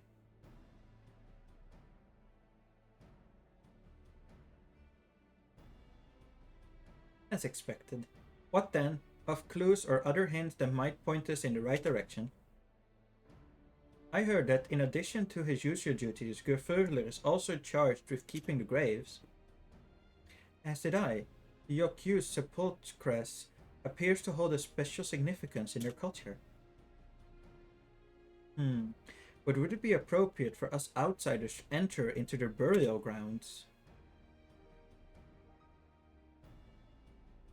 Proof, you say? And he encouraged you to visit this place yourself? Then let's go and take a look. Even if we can't find Gurfurler there, it will give us a chance to learn more about the Yokyu.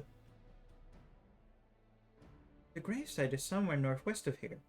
Well, we can leave from that side of the village for a start, shall we?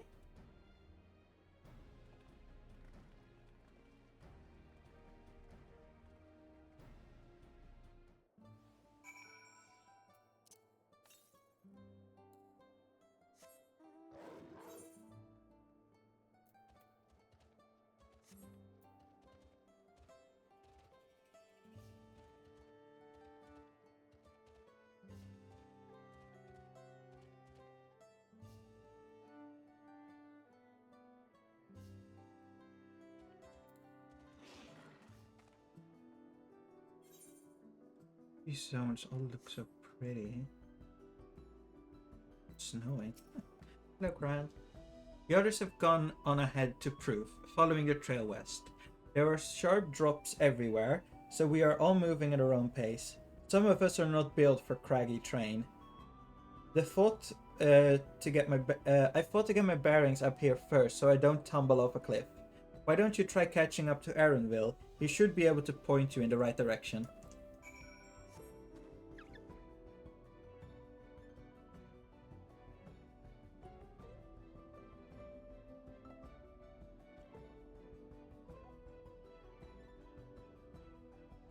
What is that place? Look like it's been on fire. Oh, one more feast. Let's see.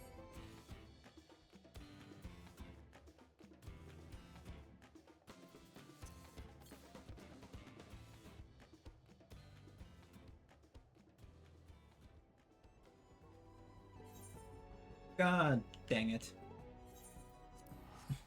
It's up above.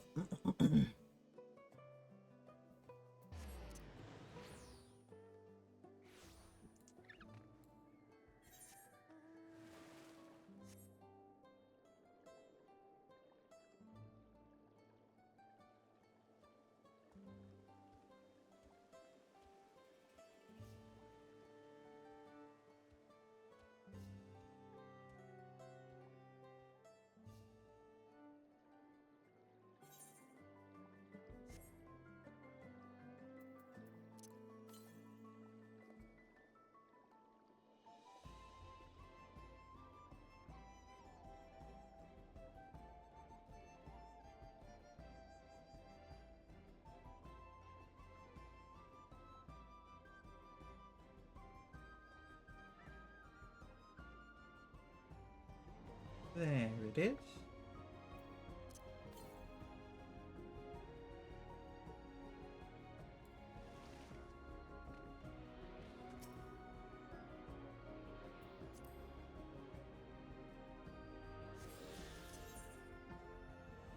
These 4 more. Another one to the north. Sure. Ow. My legs.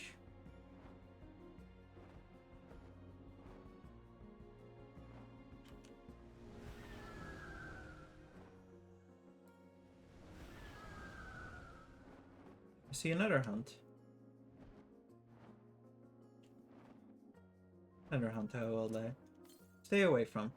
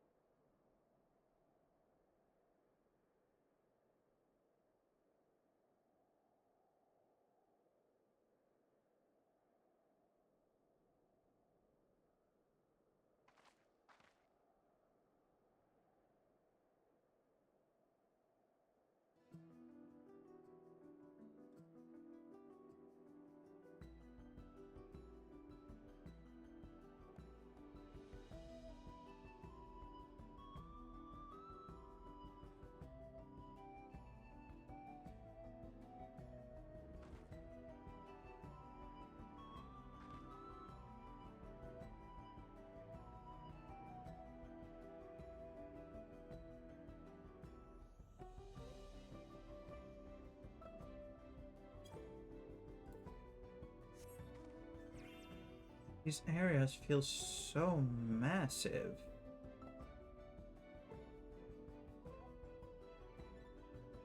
Like, this zone expands like all the way to over there. It just feels way larger than any other area we've had so far. As I said, it could just feel that way, but it definitively feels like these areas are way larger than any we've gotten before.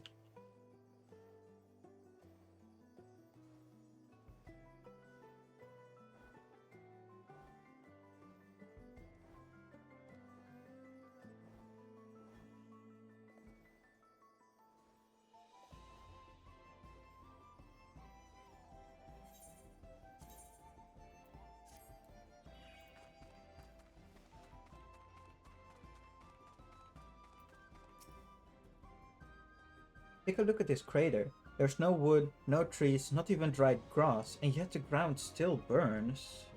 This must be one of the scars left by Valakaramanda's rampage as told by the saga. The Sky Ruin's fires are described as eternal, flames that cannot be quenched by neither storm nor time, and there I thought it a literal embellishment. Ah, but now I've lost my sight of Wuklamat. Proof is northwest along the main road, so hopefully she's still heading the right way. What do you have to say about this place? You know. These have the look of homes rather than graves, but would seem long years have passed since anyone living resided there.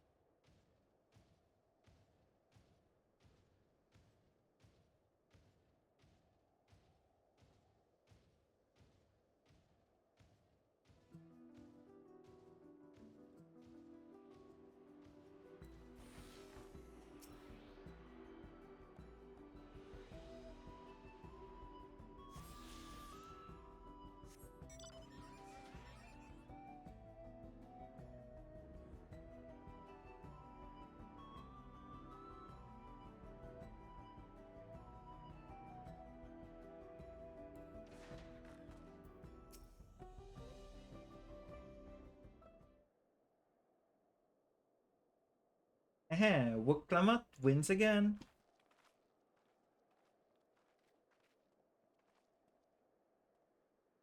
Looks like everyone is here now, so... Greetings, friend. Are you Gur Furler? Hidden grave. No, I'm not. The High Luminary did, however, ask me to provide you a lesson on sepulchres to those who came in search of him. Oh, we were meant to find our way here after all. Are you to tell us who is buried here? No one is buried here, in the sense you mean. When a body has served its purpose, we consign it to the flames, then scatter the ashes across the peak. Moreover, we do not conceive of death. We do not conceive of death as others do. For us, a person does not die when their heart ceases to beat, but only when they are no longer born in the hearts of all who knew them. This is why we built our sepulchres before age or mishap claims us, that we might etch ourselves into this living chronicle for all eternity. This grave belongs to a good friend. His mortal vessel ended its journey some years ago, but he lives within me, even now. Up there stands my own sepulchre. As long as it exists, so too will I. I will endure in the hearts of those who read my grave glyphs, in the same manner my friend does in mine. Has it always been thus for your people, this concept of existence and death?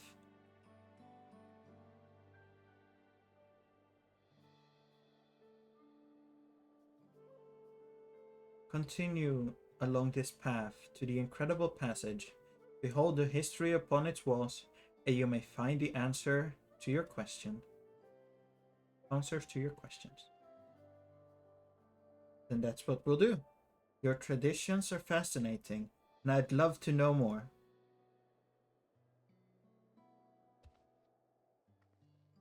Thank you for allowing me to share them, for in doing so I will remain in your hearts too.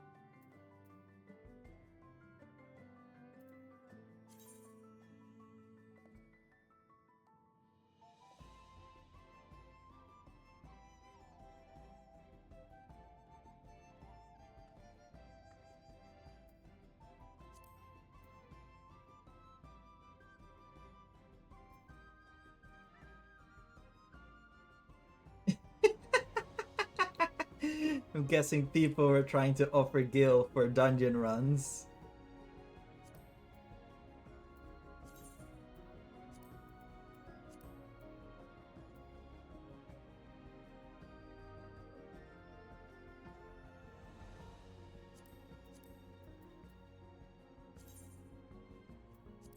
Guessing that's your new EX then? Nice.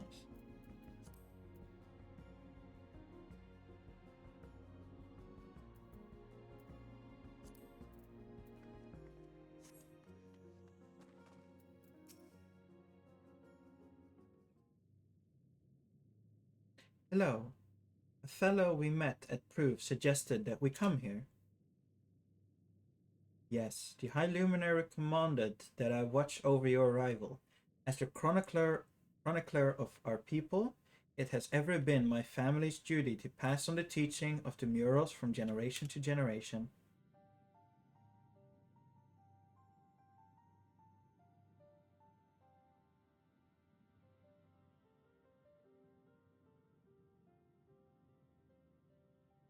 They really are magnificent. And altogether they tell a tale of your people's history.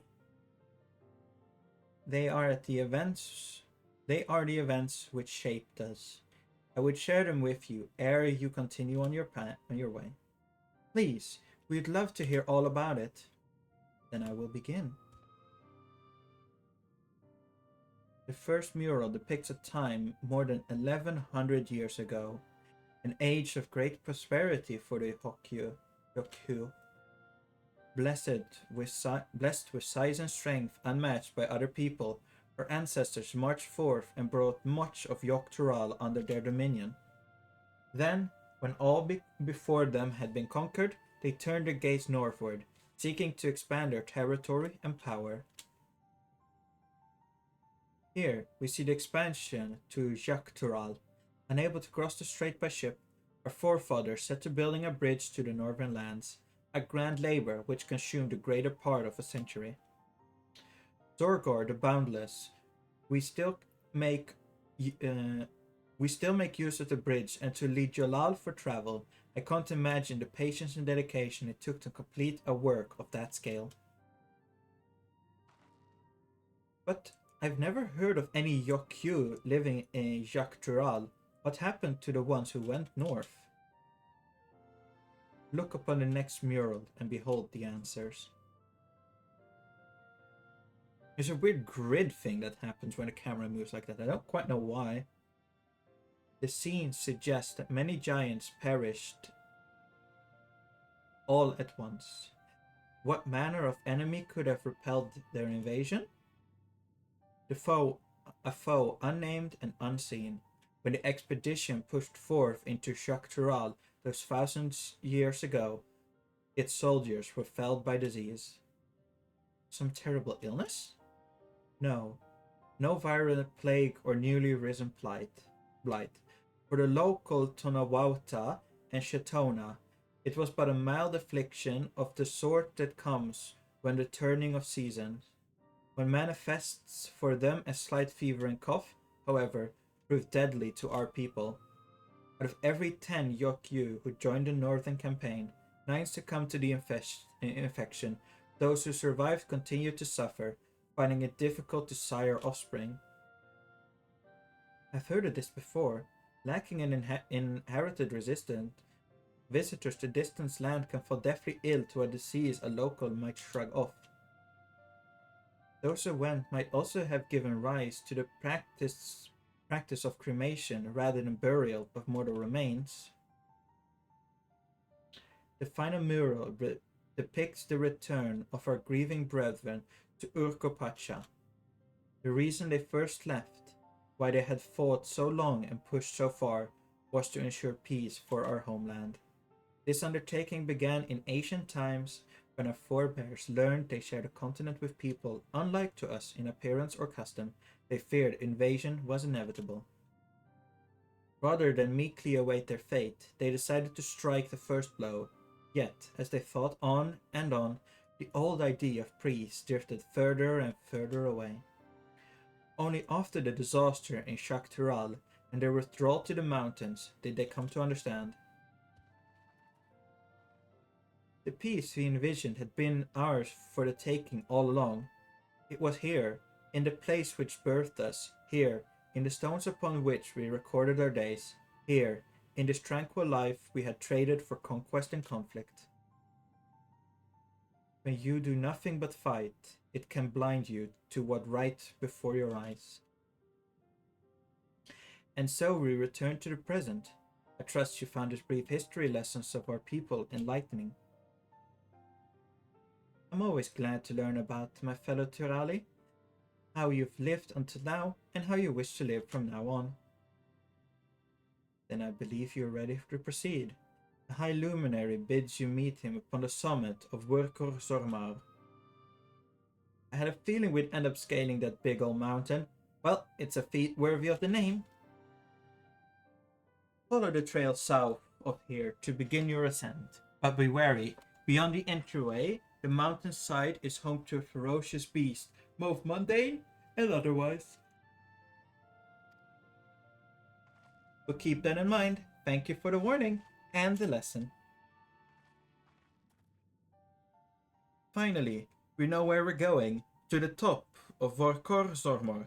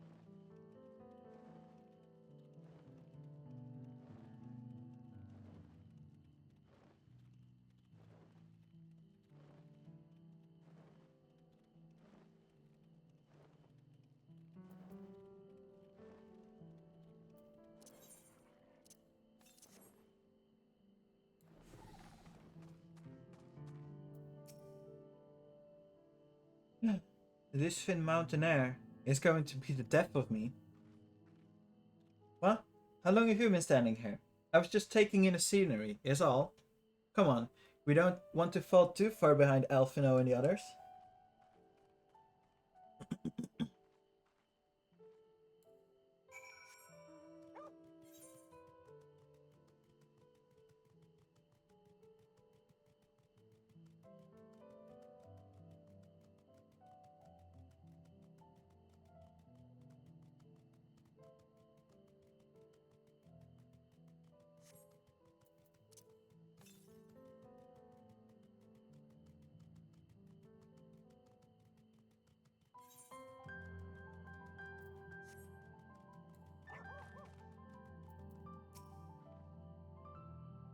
You remember how the chronicler was saying that the more they fought, the further away they moved from the ideas of peace?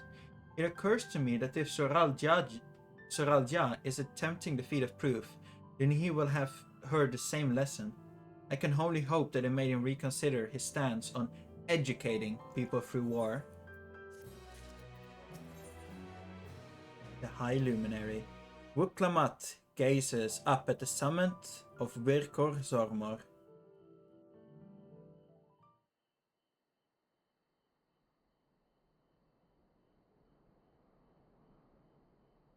God, that is one tall mountain. And we're supposed to climb it?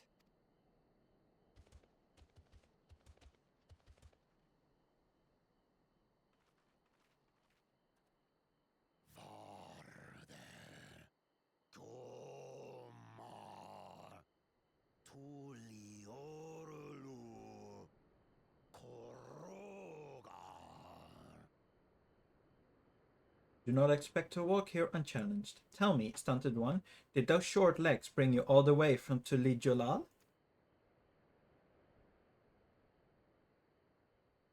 He's speaking the old Yokhui tongue. The words are difficult to catch.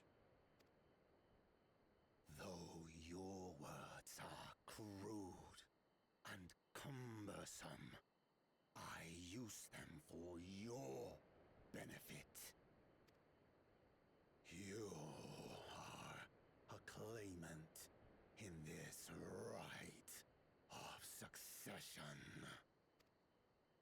That's right.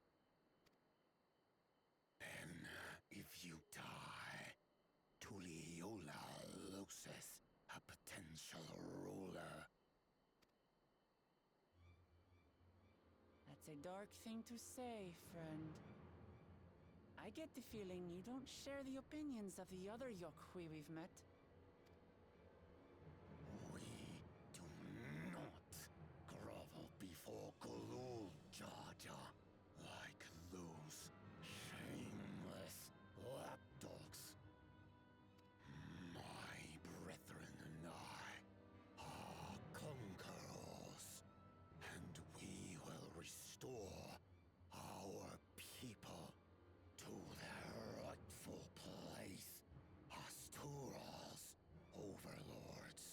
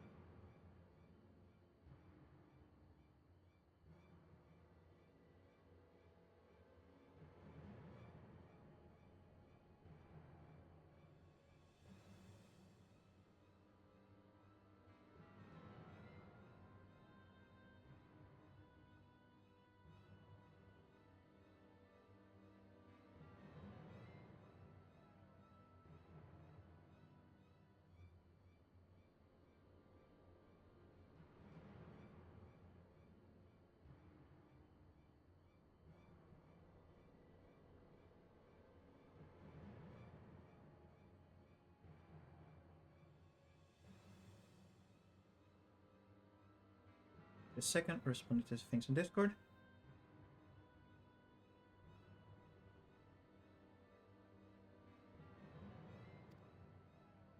The giants have their own factions too, it seems. You think your kin weak for showing deference to my father, but they do not follow the man. It is his peace they respect, a peace they always wanted, which they realized could be had right here. Justifications of the craven. They turn their gaze from our ancestors, from the dream we kept alive. They are unworthy of bearing our legacy. I will reclaim the glory of our people. And our ascension begins with the death of the third promise.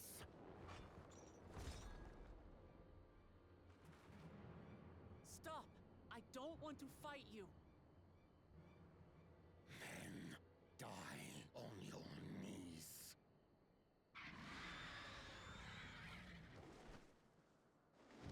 Burb!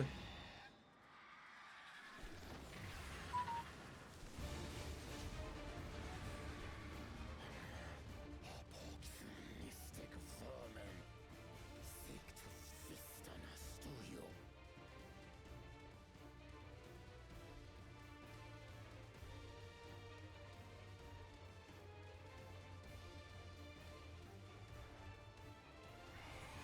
Get down here. Your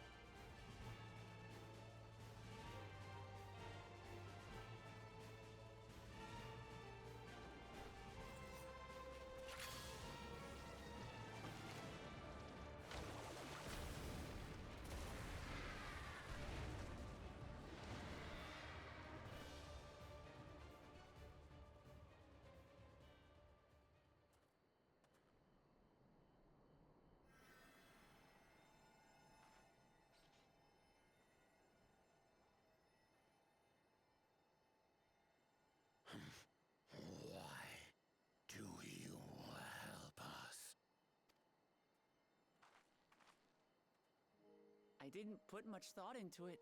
My legs were moving before I knew what was happening. I suppose I feared you'd die before we had the chance to get to know each other.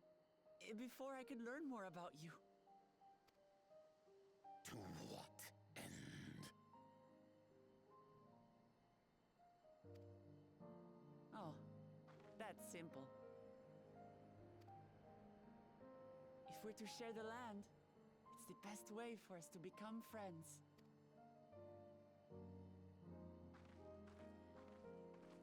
How is he? He'll live. Not quite ready to walk under his own strength, however. If you could stay and tend to him, the rest of us will continue on to Wokozormo. Understood. Be careful up there. This changes nothing. We will not forsake our conquest. As you like. You want to kill me, you're welcome to try. But right now, you might want to worry about your comrade.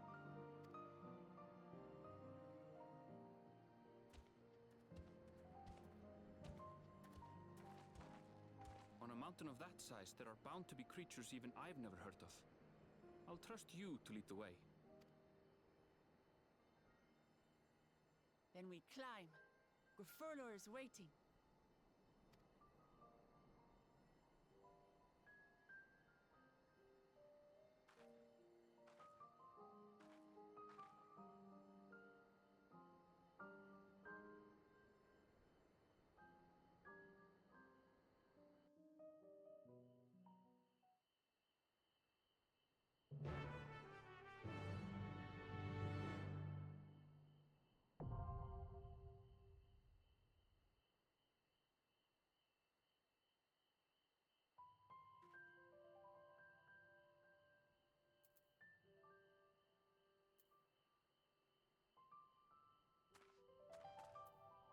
For a queue for that, I'm gonna go unlock Lopop. Nice. Because hopefully if I do the dungeon and queue into it, it will just teleport me back here.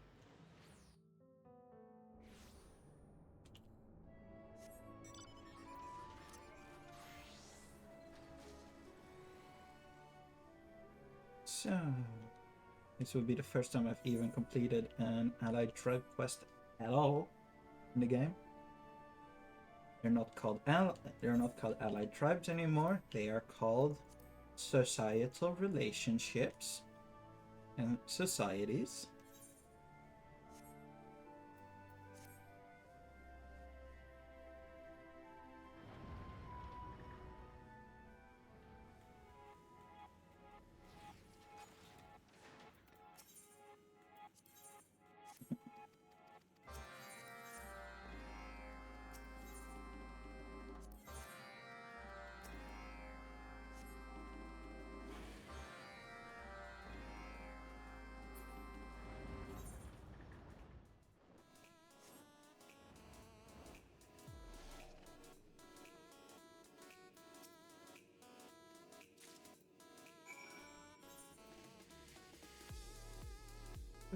Printing paraphernalia.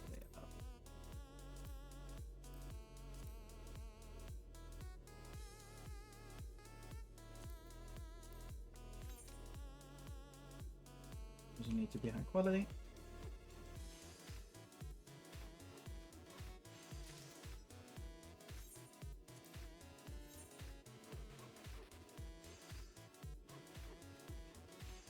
And that's 2.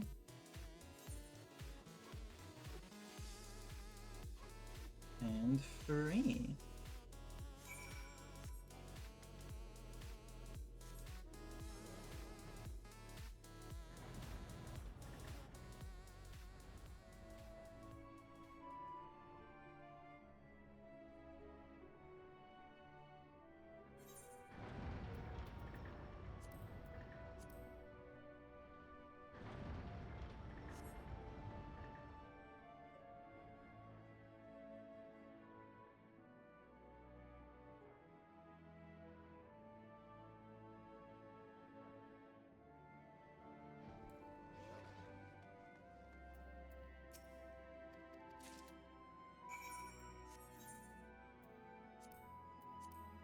this one does need to be high quality, so let's make it high quality.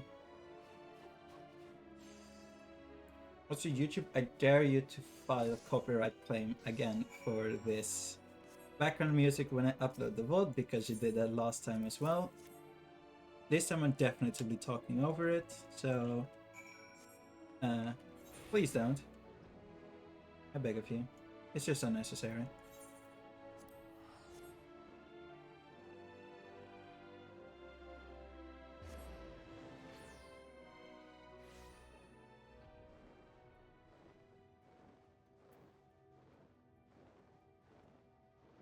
Speaking of which, let me open up my browser to check if the part 2 had any issues. Oh, part 2 was doing completely fine. Nice.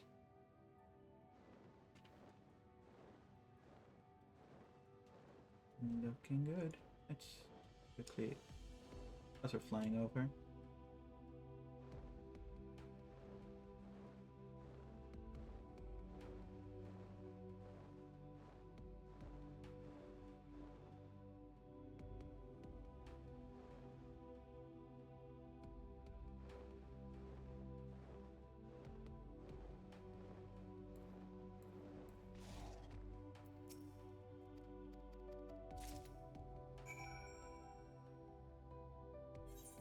Operate gathering two components, and they can both be normal quality.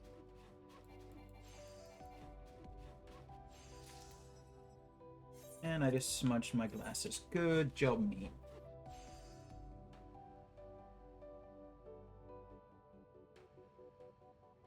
Okay, I think we're good. Okay, it was easy to remove. A little bit still visible. Give me a second.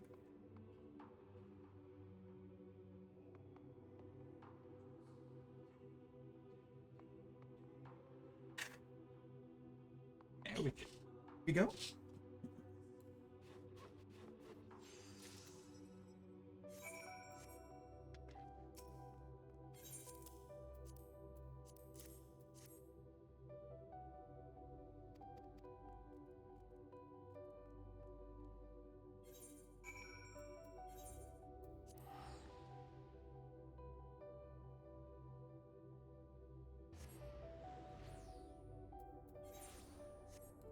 Hi, Aston. Hey, baby. Hi. Hey, babies. Can I help you?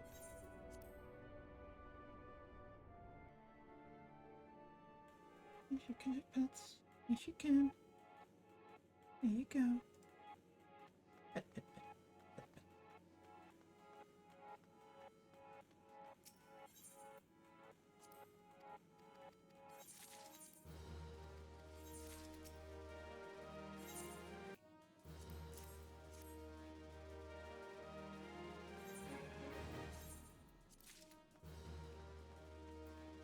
A dreaming way.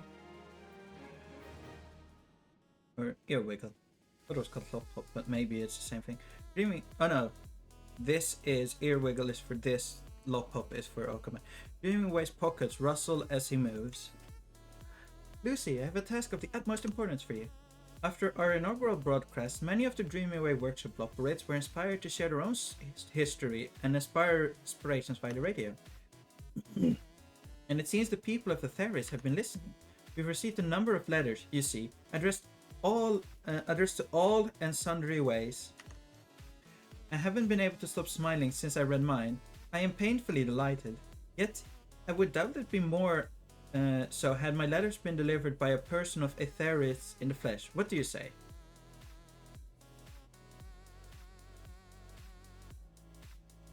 Those letters are for coining way, inventing way, cooking way, and the loperate of many names. Some of them counseling way, and others the voice behind the microphone way. In any case, I cannot wait to hear how they all react. Hello, coining way. Not here to spend your carrots today? A pity. I do work so tirelessly to price our merchandise fairly. Have a letter.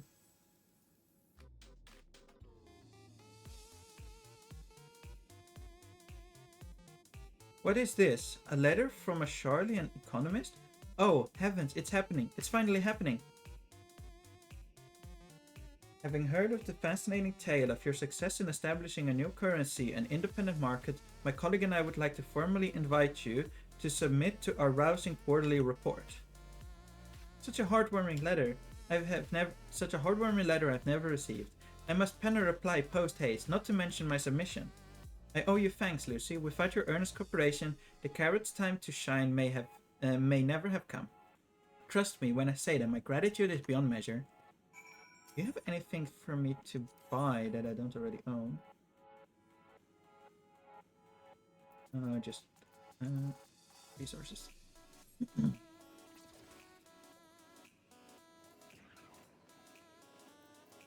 Investing way. Hey, Lucy! Have you seen a loose screw anywhere? No matter, I can carry on regardless. Doubt not that this next machine will astonish even your adventurer's eyes.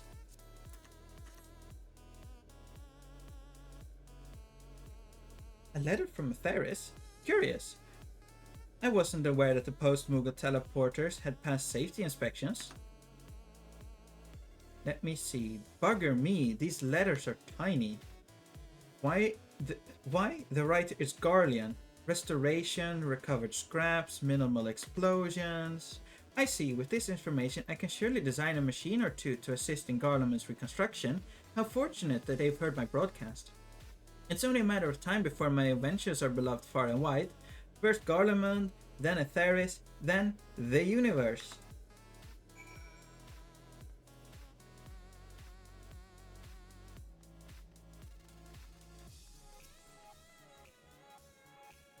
Can I interest you in a turn at the whisk? I've been overwhelmed with orders of late. What you see behind me is the lost way standing. Nevertheless, I'm glad that everyone appreciates our Theris-inspired cuisine. I must confess, I worry that my inclinations still tend to heavy towards carrots, yet I can hardly ask this lot for other ideas.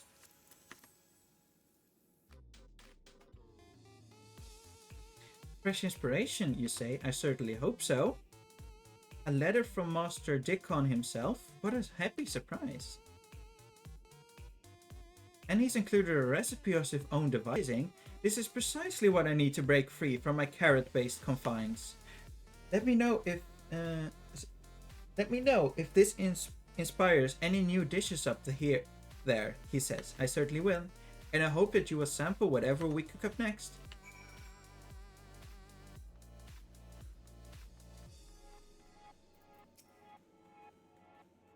Ah, well met. What can I help you? Can I help you with anything this evening?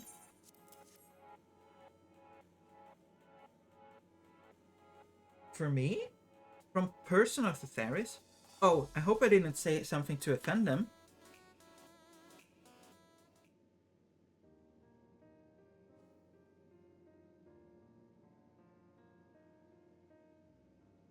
The first is from a Garlean refugee. I miss my homeland dearly, but your voice reminds me that even here I'm not alone. Thank you for lifting my spirits.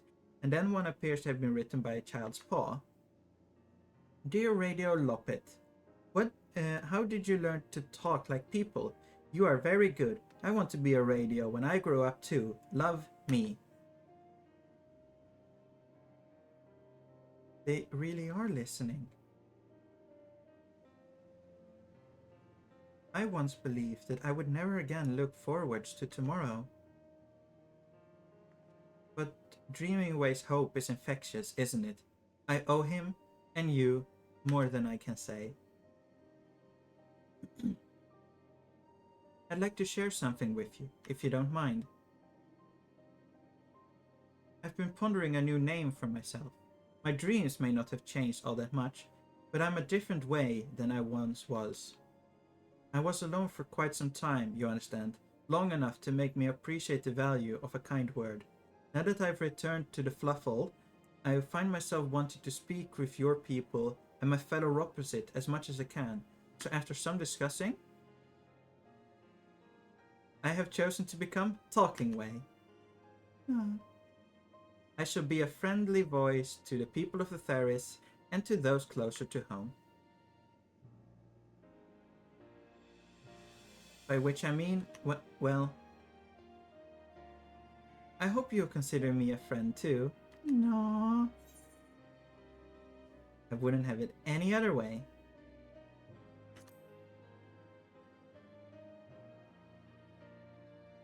Thank you, Lucy, for your kindness and for listening.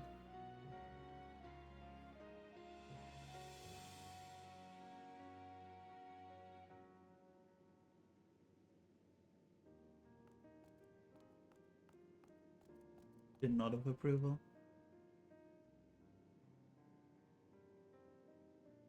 With this delivery to your new friend Talkingway, all the letters have been safely seen in the right paws. Jingway will surely be delighted to know of the joy with which they were received.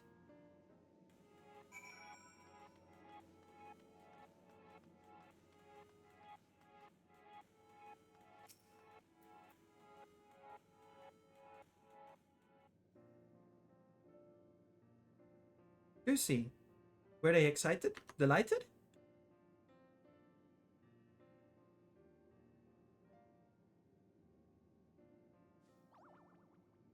It's even better than I dreamed. The people of the Ferris have been ever so kind. Including those who have yet to listen to our broadcast. According to one of the letters Managing Way received, word of our station has spread far and wide, and many of your fellows are keen to get their paws on radios of their own, to little success, I'm afraid. But we're here to help. Inventing Way has gathered his disciples, and they are producing radios as we speak. We shall see them delivered to Atheris with all speed. Can you imagine the whole star listening to us?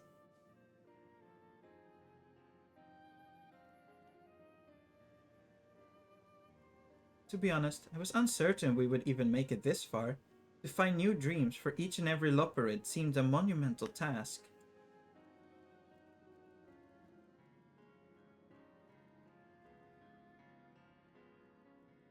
Yet, look at them now. They've come so far, and who knows what they'll dream of next. Of course, as for me, I'm eager to start composing again. Get ready to hop along on my next hit.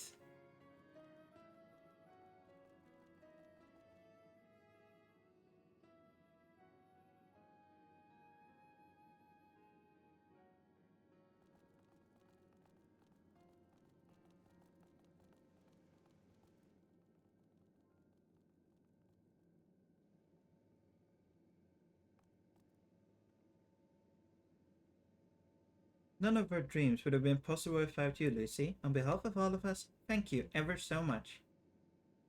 And remember, should you want for a friendly ear or a well-eared friend, we are always here for you.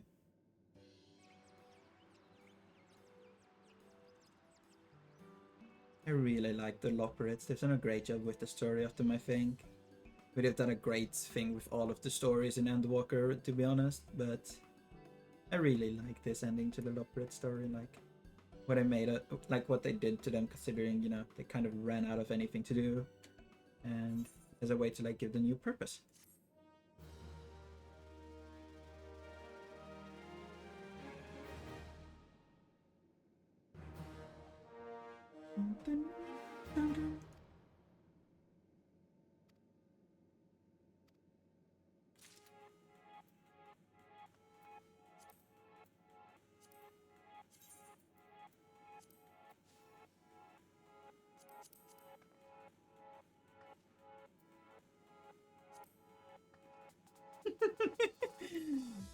Now the question is, where on earth is the Allied quest? I will have to open up the wiki for this.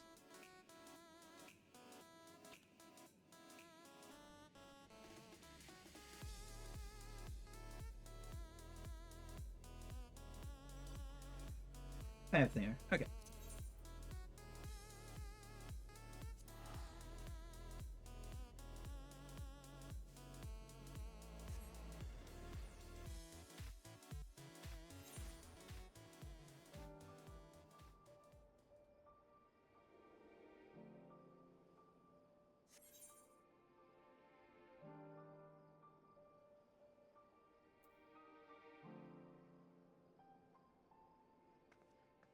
Am I blind? Let's see.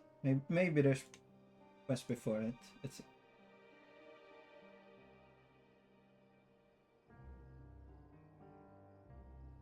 Dinner in the show in Ultima Thule, apparently. Okay, let's head to Ultima Thule.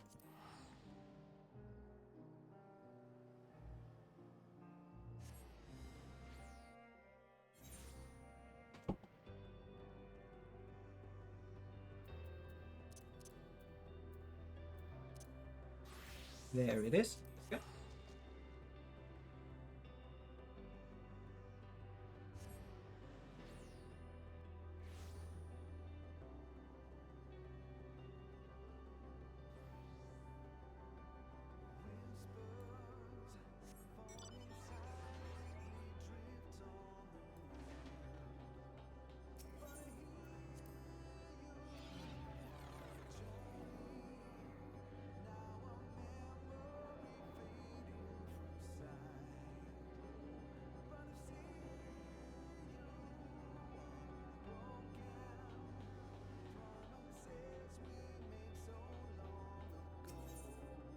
Dinner in a show. A manager's work is never done, or so jamming ways muttering would indicate. Here for a status report, Lucy? I quite understand. I get terribly anxious whenever I have to step away from the cafe. Why? Just the other day I returned to find that a Grebelov had snuck behind the counter to bathe in the soup. Such incidents beside the last reg couldn't be more successful. We're bustling for business, and Elysian is thriving. Yet, as the manager of this operation, I would be remiss not to ponder new ways to juice a little more happiness out of this carrot. This unit hastens to indicate that the current level of juice and happiness are within optimal parameters. Any attempt to push either beyond capacity may prove disruptive to the present equilibrium. Of course it would be disruptive, you glorified can opener!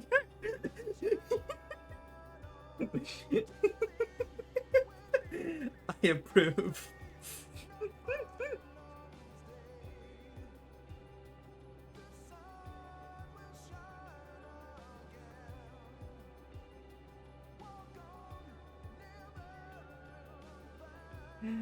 A threat to the status quo it may be, but innovation is the lifeblood of business, and to think of our patrons' delights should we treat them to, say, thrilling entertainment over a cup of carrot coffee. Whether we do need to be truly spectacular though, so good that even Nibran wouldn't simply stare more morosely. If only I had any ideas what do I have?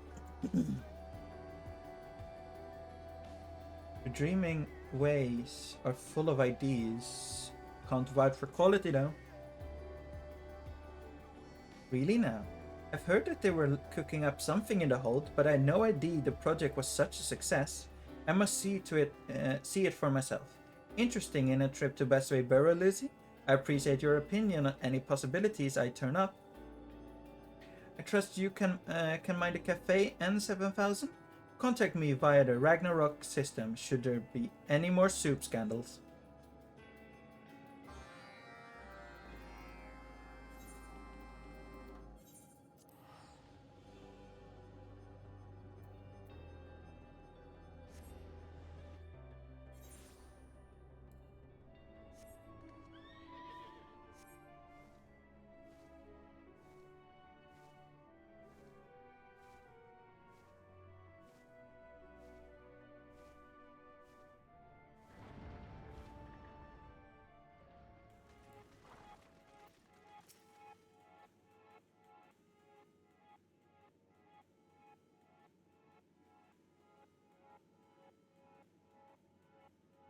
So this is the new Hopper's Hold, eh? I must say, it's a significant improvement over the old crates and buckets. As for these stations that everyone's hopping to join, that one over there is a true work of art. I particularly appreciate their taste in subject matters. However, one can hardly expect half a dozen civilians to share the same aesthetic sensibility. I shudder to imagine the pontifications and gunfire that would ensue if we asked our patrons to paint a mural. Those machines remind me of N700, right down to the ears. They could fit in quite well with our current staff. Then again, that would hardly be an innovative addition, wouldn't it? Would it? They already have more condescending numerical projections than we could possibly need. I suppose music is another matter of taste, though those loprids certainly seem to be having fun.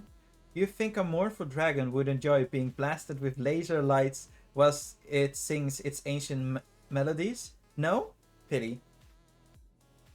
A shop. Perhaps our patrons would enjoy a selection of knickknacks sold alongside our regular menu items. Though mining those Omnicron coins requires a truly exorbitant amount of processing power, and what if increased circulation led to a drop in Omni token value? Mother forfend. The Omnicron tokens are this cryptocurrency. Got it. This station looks familiar. I wonder if Cooking Way has any new recipes to share. But there is quite a bit of carrot on the menu already, and 7,000 would doubtlessly whirl and whinge about the lack of variety. Gasp! Is that a broadcasting station? Oh, I do so love a good transmitter. I wonder what sort of messages they're sending. You're speaking to the people of the Theris to let them know they're not alone.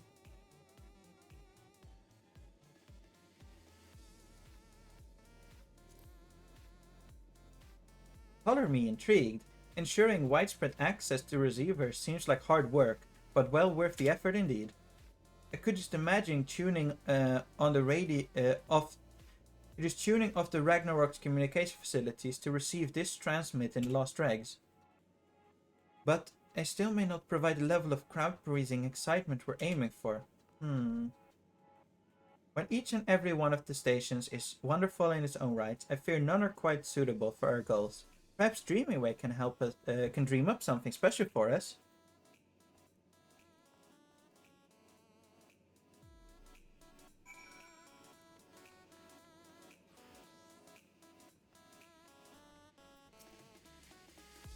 Oh, Lucy. And is that Jamming Way? It's been so long. I started to think they were avoiding me. Open a cafe out in Ultima Thule? That's one mother of a dream. And business is booming. Well, I'm honored to be consulted about your upcoming event. Now we only need to work out what it is. Have you spoken with Talking Way yet? They received letters from listeners across the star. Surely one or two have mentioned exciting things in Theris. Wait here.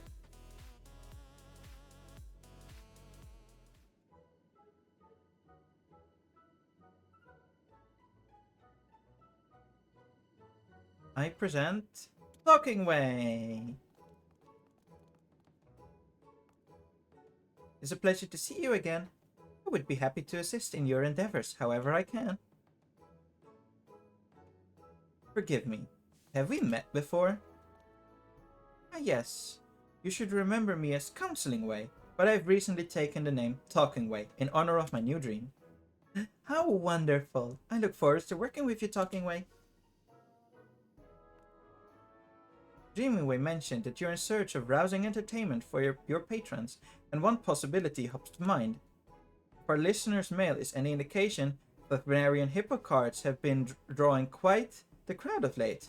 What came from far and wide to see those hippos hurdle, is said.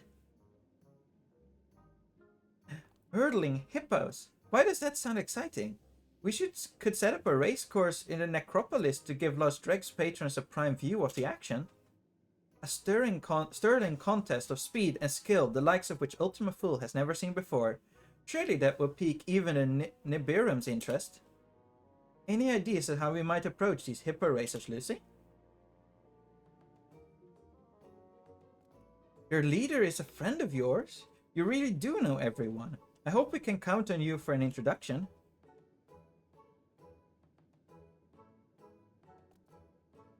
A hippo hustling in Ultima Thule sounds like the sort of entertainment that should be available to all. Could our radio station provide a live broadcast of the event? But of course, with the Ragnarok as the relay, There's no signal we cannot boost. I should like nothing more than to share the joy of such an experience with the listeners across Aetheris. And I certainly wouldn't be curious to attend myself. Then it's settled. We'll make a start of the preparations. I trust you can convince the hippos to traverse the Sea of Stars. We're gonna send hippos into outer space for racing to entertain people in a cafe. Sounds about right for this game. To Fafnir, you said we're looking for a woman named Turna, correct?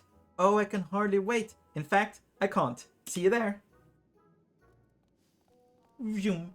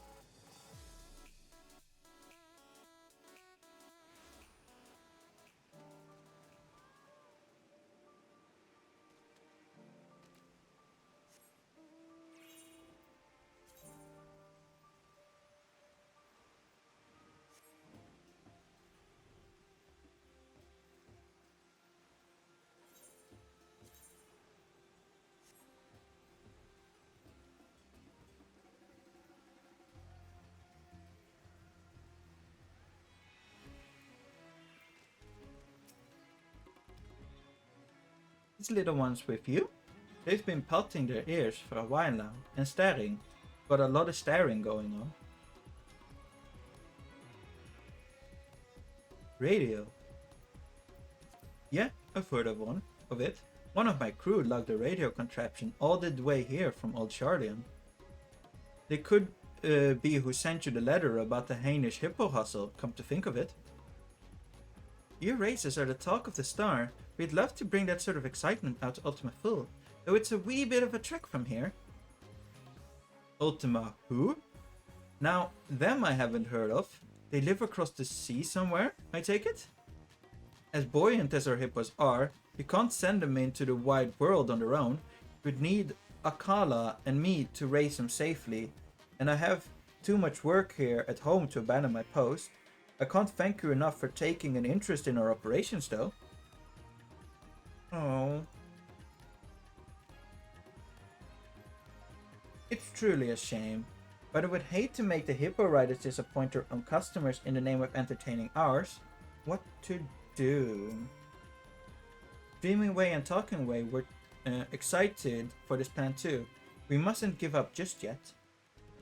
I'm calling a strategy meeting to be held. Well, that post over there looks like a good place as any.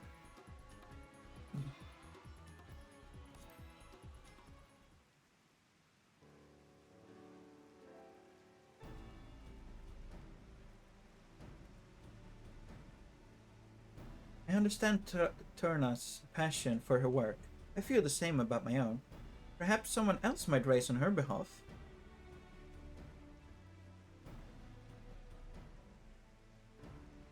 No.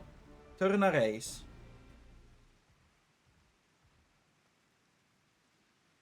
I heard your conversation. Kala, I want to race Turna, and I know Turna wants to race. Akala, you're the one Turna mentioned, aren't you?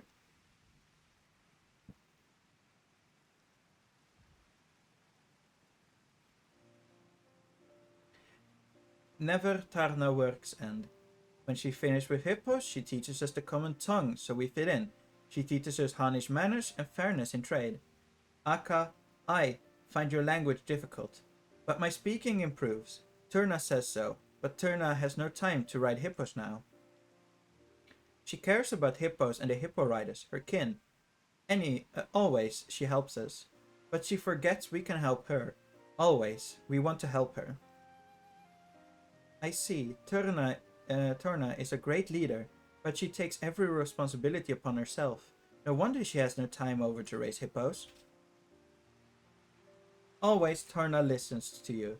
You must talk sense at her. Yes, I quite agree. If in the heart of hearts, Turna wants to race, that's all the more reason for us to host a hippo hustle.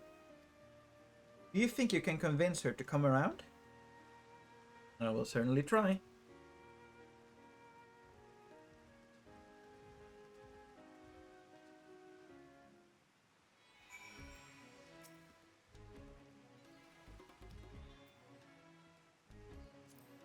You hold it right there. I know that look, but you'll find I ain't so easy persuaded. Following an cannot be skipped, you may wish to cancel planet duty registrations. Yes, okay.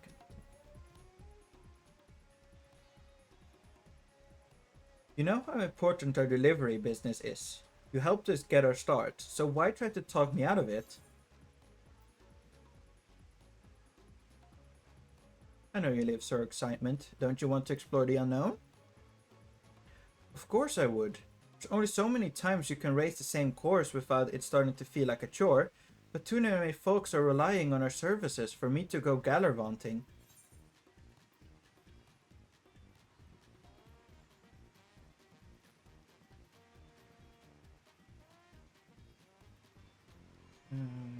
Doesn't your hippo deserve a change of scenery? Sorry, as a happy hippo so long as she's running.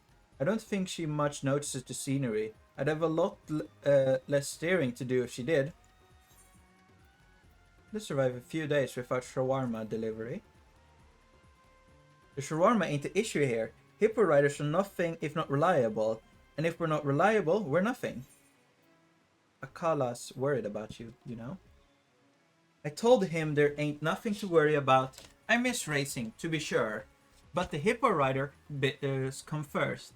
Business couldn't be better, and I'd like to keep it that way.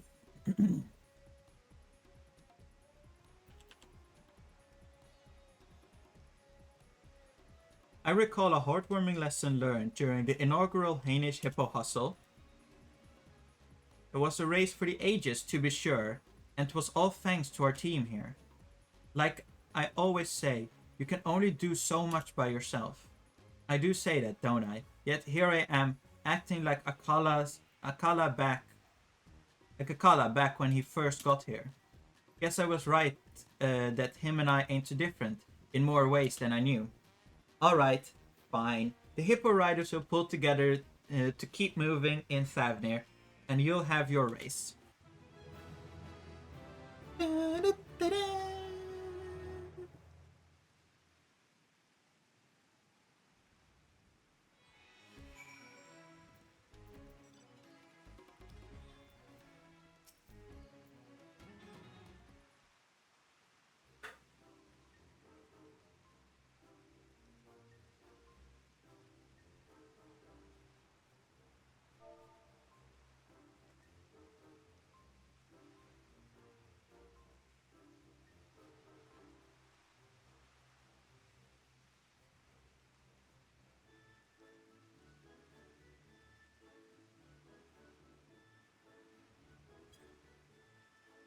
I knew you would come through for us.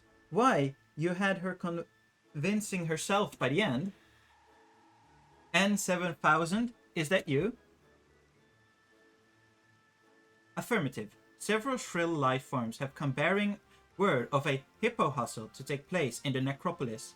As serving units have automatically initiated advertising protocol, these units request swift confirmation that these reports are accurate. They are accurate. And tell those units that I like their initiative. As for my fellow Loperid lifeform, I recommend a tall glass of carrot juice for each. They're sure to place additional orders. Interference? Testing. Please respond. Prioritize request for managerial assistance on the customer service front. Ending transmission. Don't you terminate this transmission on me. Rude.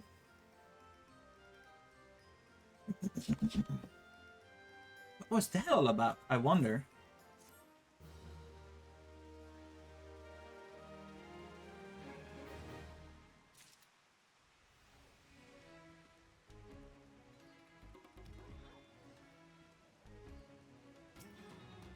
Nope, that's not the person I want to talk to. You're the one I want to talk to.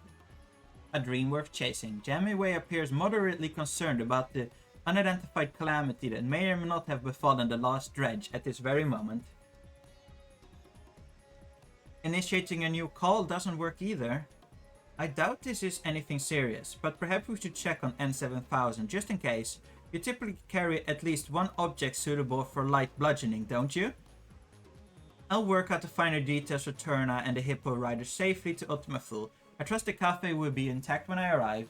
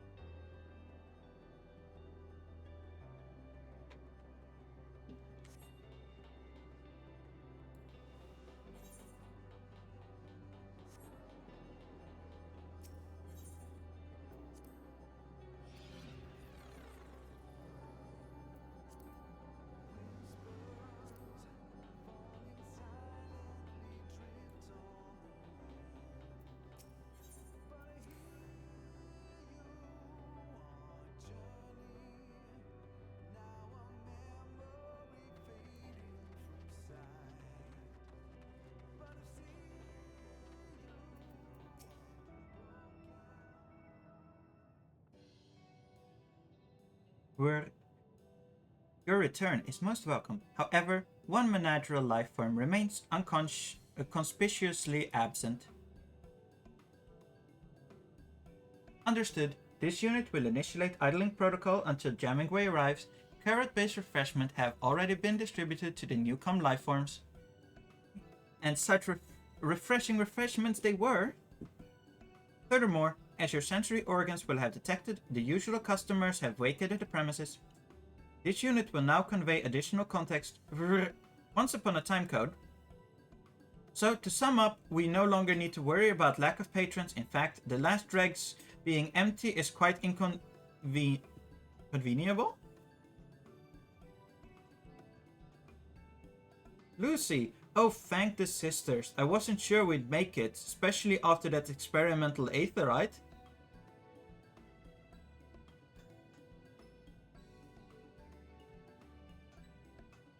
Oi, where are the customers? You had one job, you buttons for brains. Elevated body temperature detected in nagging lifeform. This unit recommends swift consumption of chilled liquids. As for customers, they have temporarily ceased their consumption of fine cafe far to prepare for the upcoming race.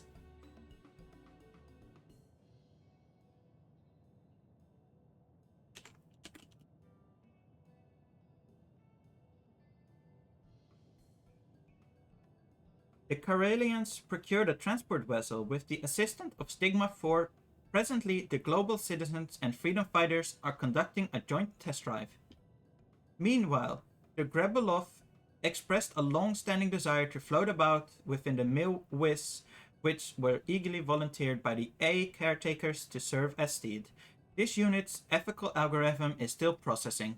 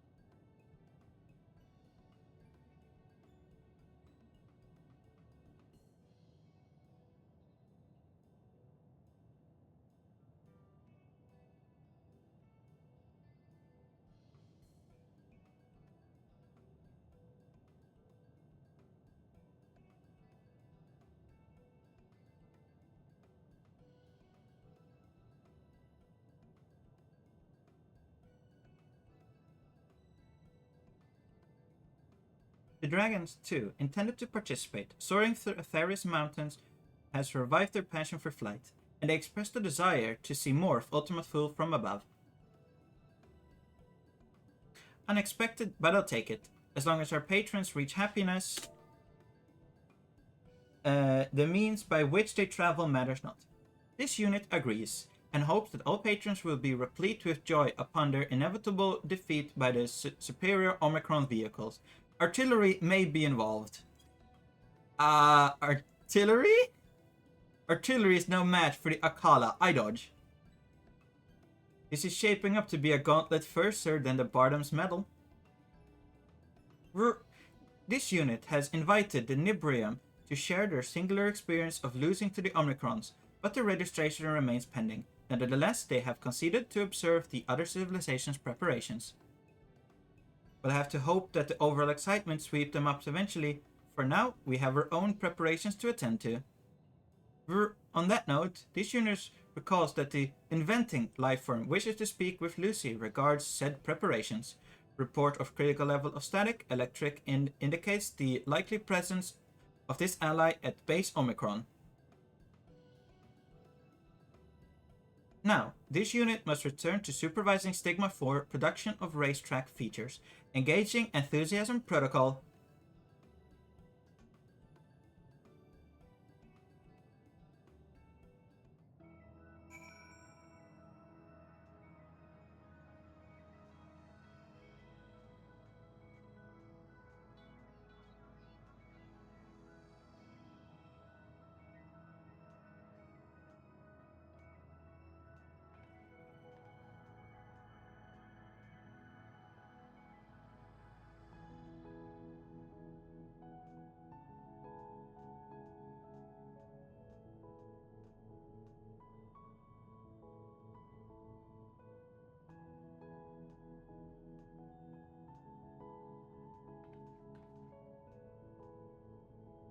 Hey, Aston.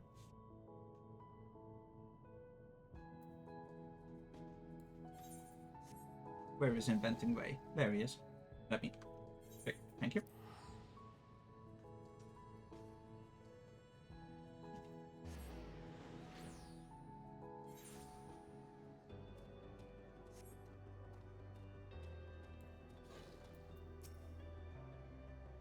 Aha! Just the person of affairs I was hoping to see. As our Omicron friend doubtlessly relayed to you, this race is no longer a mere spectator sport. The people of Ultima Thule will be bringing the best their civilizations have to offer, and they mean to win. Should the Arca Sodara, then, be left to defend Aetherius' honor all on their own? Nah, say I. Mother put her faith in the myriad people of the stars for a reason. Fortunately, I brought a number of moonhoppers to help prepare for the hustle. With a little help from good old Inventing Way, there's no reason that one can't haul you to victory. I had been hoping to join the contest.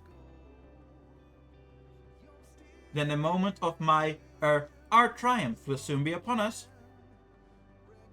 I've already taken the liberty of altering this moonhopper.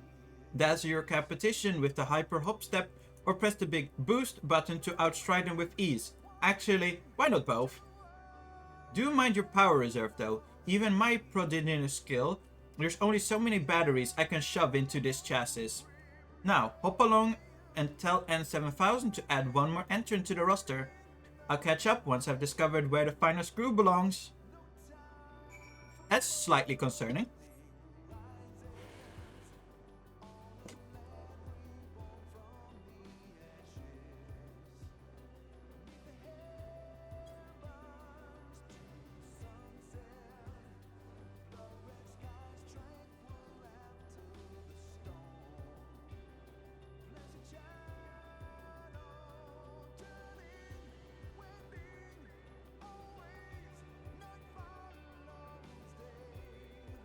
Let me quickly check something.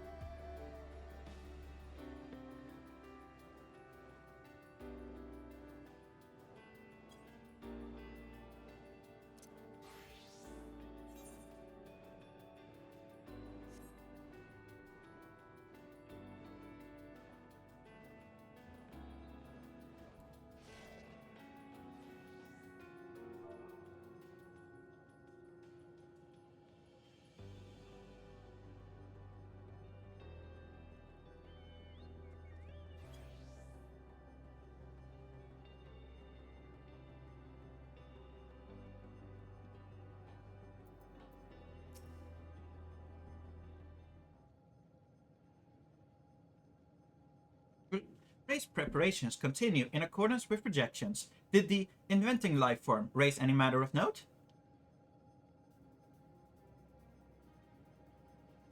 You will be joining the fray? How thrilling! Entrant registration. This unit will now provide supplementary information regarding the course. Please direct your orbs towards this geographical data display.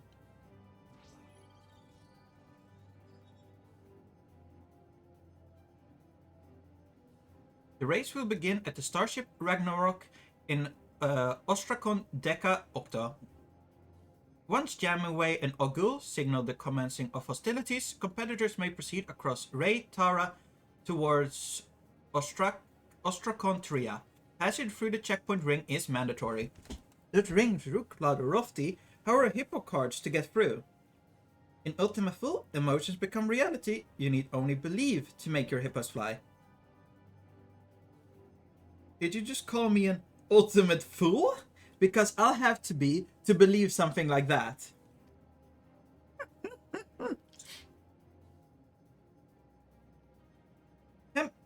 Once in Ostrakon Tria, racers will enter the artillery zone, which extends the peripherals of the Ostrakon to the abode of the A. This exciting enhancement is sponsored by the Alphatron civilization. Wait, you were serious about the artillery? What if my Soraya gets hit? Out of concern for the curiously smooth four-legged creature, Stigma 4 is presently manufacturing non-lethal cannons. Encountering these painless projectiles will result in no more than explosive removal from the course.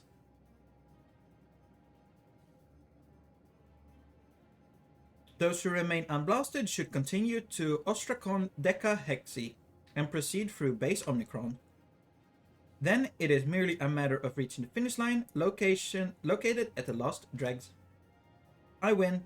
Then I feast on tiny deserts.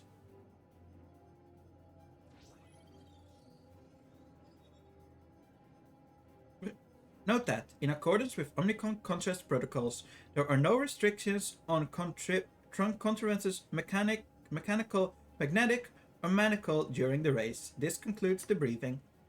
Well, at least I packed my rainbow gulal. Soria should be happy to run for it, no matter where she is. You brought gulal? Why you do not share? Sharing is caring. We've been through this, Akala. Your hippo never showed it a lick of interest. You just like throwing things. Go ahead and make your preparations. I need to make sure that N7000 isn't understating the firepower of those cannons. Once that's taken care of, I'll retrieve your Moonhopper and meet you at Ragnarok.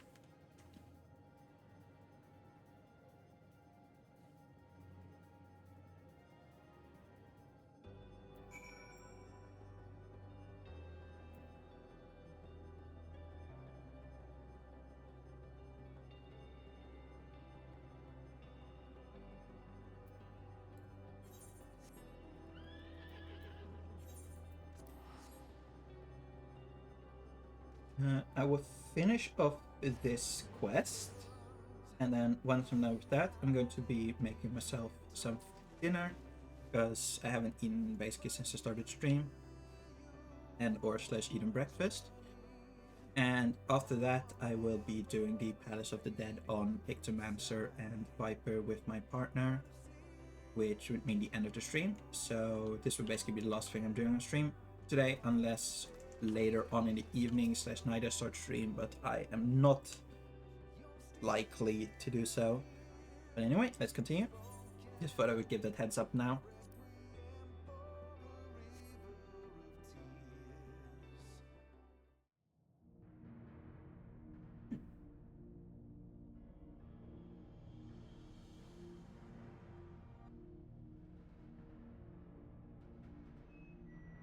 Test. People of affairs, are you there? We are your hosts, talking away and dreaming away, coming to you live from the very edge of the universe. And here among the stars, the hyper hustle is about to begin. This contest for the ages will see competitors race across the lands as barren as it is beautiful. vying to be the first across the finish line.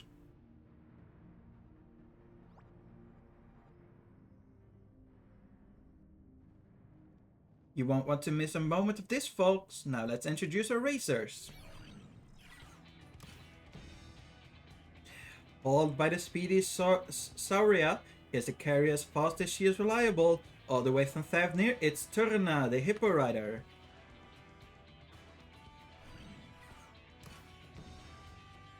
Next, Gajusura, as fearsome on the track as he is fearless on the battlefield, honed in the fire of the Hanish Hippo hustle. I, Akala.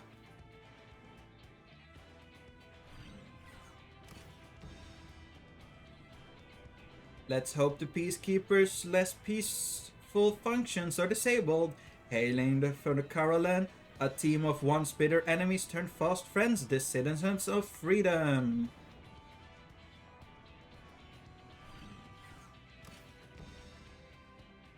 Our next entrant may look more frolicsome than furious, but pass them at your peril. Supported by the ever so darling Mizv, it's the electrifying Grebel of X.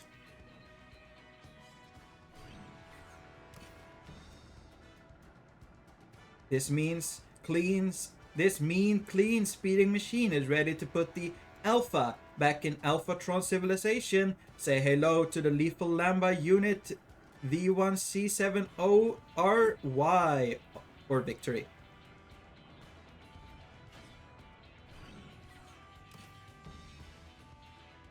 But lo, what wisdom rides the wind of Etheris and fair peaks once forgot.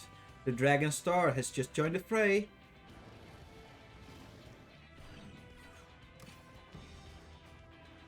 Last but not least, a sword in the darkness, a beacon of hope, the champion of Eorzea.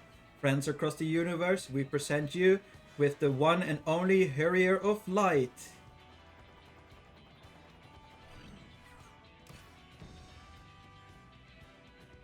What is this? An Ibrian challenger? Are they supposed to be here? I thought the Harrier was our last participant.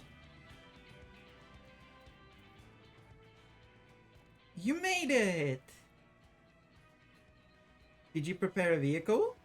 We can lend you a moonhopper if you like. That will not be necessary.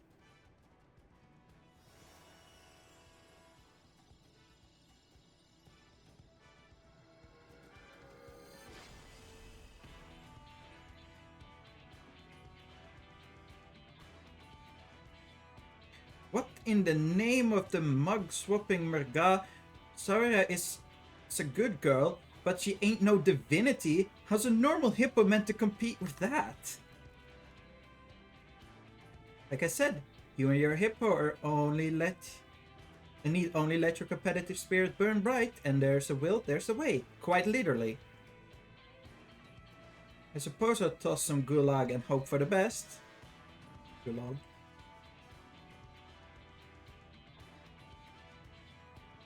Racers, are you ready?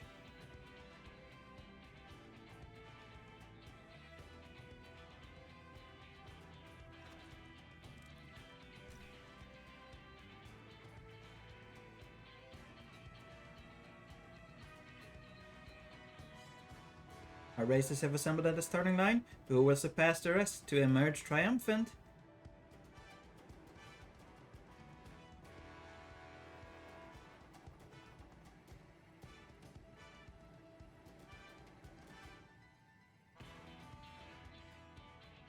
On your marks, get set, go!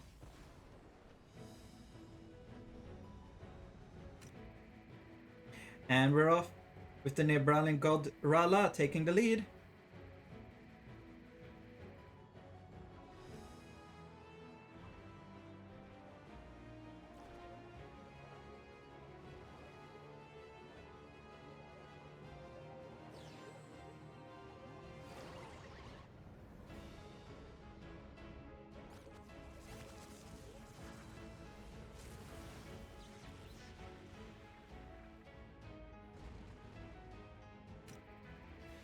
Sweet mother, a juicy jolt from the Miss has sent the Lambda unit tumbling.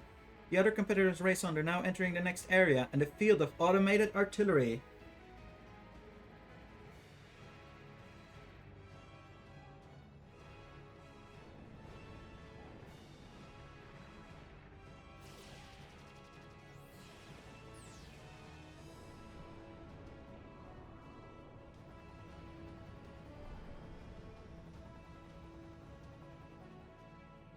The Xenophiend are going in. They've received transmission from the Peacekeepers, not compared to the Carnage of Carolina. Yeah, you heard it here, folks.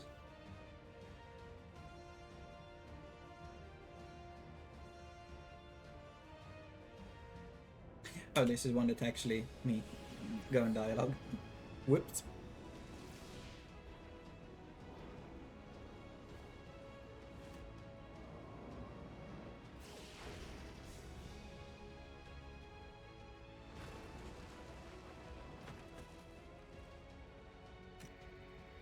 And the Peacekeeper is down by double cannon blast. How fortunate that the Carlians wear helmets.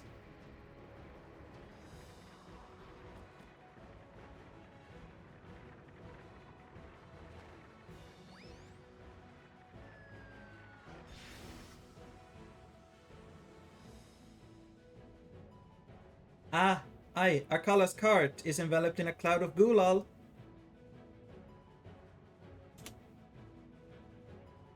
A ploy to distract competing hippos, perhaps? Or did he fall prey to rainbow temptation?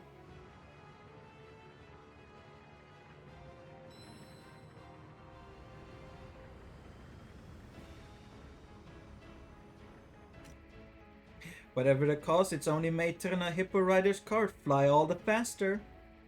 She has overtaken the Hurrier of Light for second place.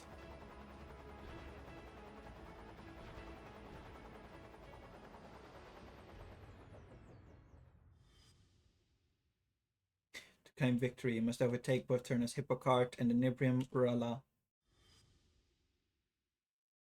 You've already taken the liberty of altering this Moonhopper. Dazzled your competition with the hyper hop step, or press the big boost button to outstrip them with ease. Actually, why not both? Do mind the power reserve though. Even with my prodigious skills, there's only so many batteries I can shove in this chassis.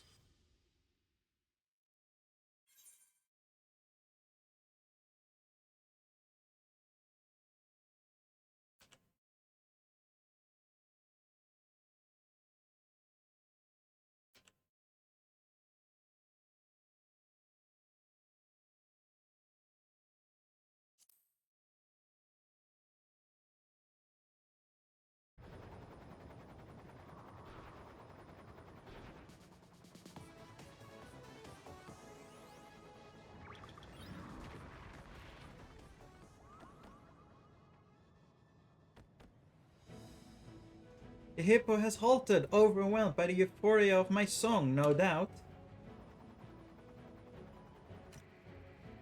And the Hurrier of Light takes second place. The cry of "This ain't over," this ain't over, this ain't over, Lucy, from Terna Hippo Raider.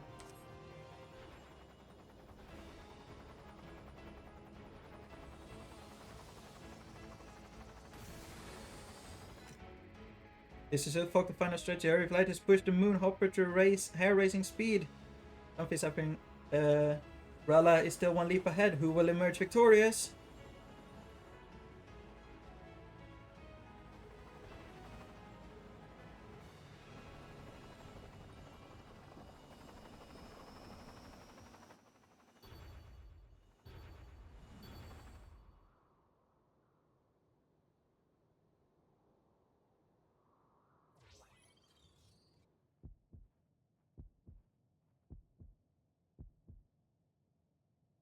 We have word from N7000 at the finish line. The winner of the Hyper Hustle is...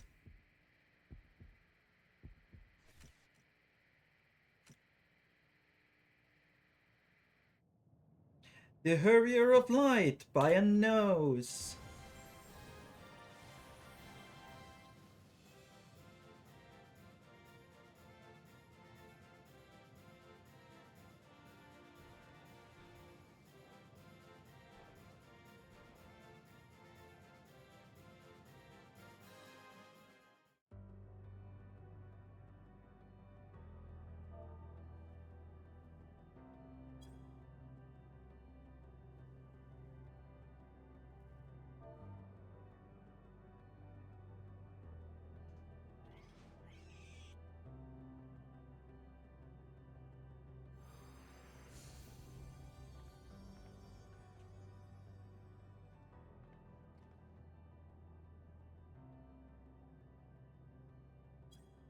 We do not understand. Our chosen form was suitable, our performance flawless, yet victory was not ours to claim.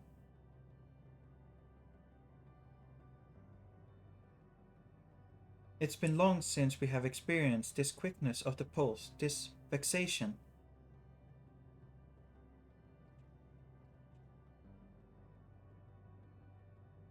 That's racing for ya.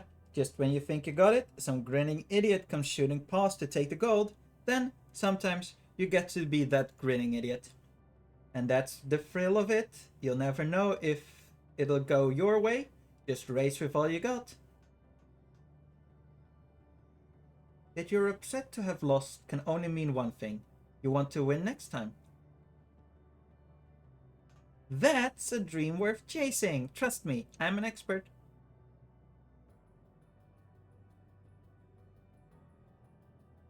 We do feel a yearning to race once more, a desire to triumph.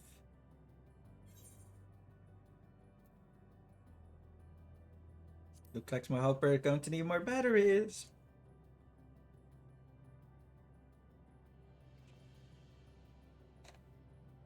This is well. We will engage with the other patrons of this establishment to develop a superior stratagem. Dynamis reading indicates a positive effect on the local environment. In accordance with Jamming Way's aspiration, the last drag has become an even greater source of hope. Despite the significant expenses, extensive property damage, and crushing defeat incurred, this unit rates the Hyper Hustle as worth it.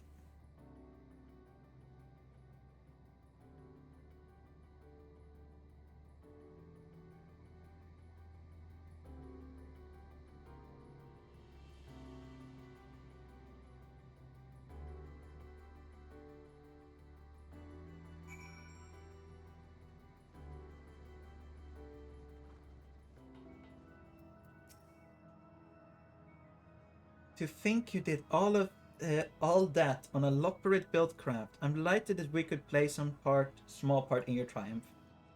And I'm ever more delighted that the Nibirum have finally found something to work towards. Still, I'd be glad to resume our usual services. Maybe make myself a nice carrot coffee while I'm behind the counter.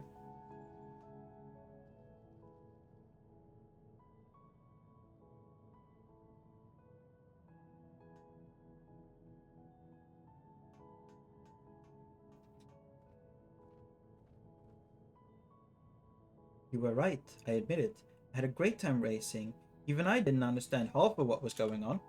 But as fun as it was, I need to be getting home to Thavnir. Don't want to leave the hippo riders alone for too long, lest some hams ahead start getting restless. We finished packing up the broadcasting equipment, so we'll be heading back to the dreaming workshop ourselves. So soon? It'll feel so empty out here in the cosmic void without you.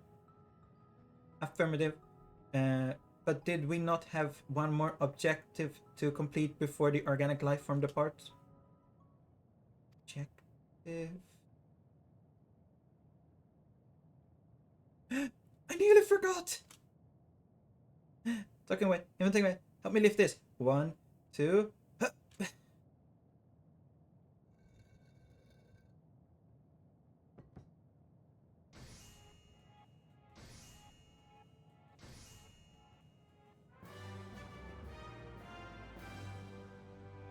It's for you, Lucy. A trophy befitting the victor of the Hyper Hustle.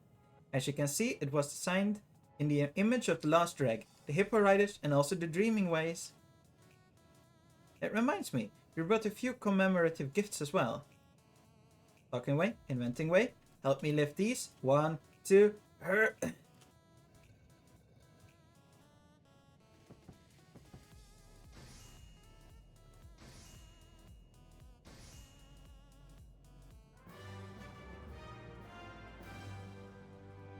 One for Last Dreg and one for Swarna.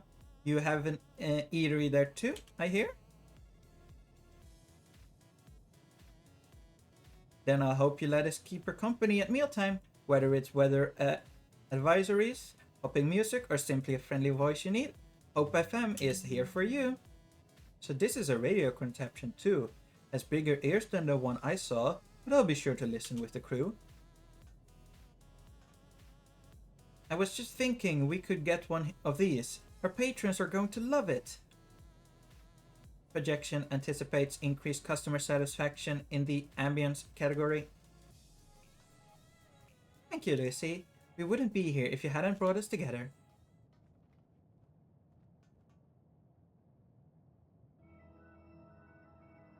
I think I speak for everyone when I say that this day will shine like a newborn star in our memories.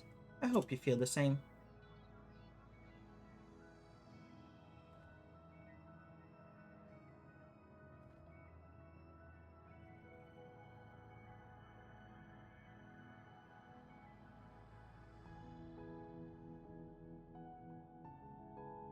Just don't let it eclipse the possibilities of more unforgettable days to come.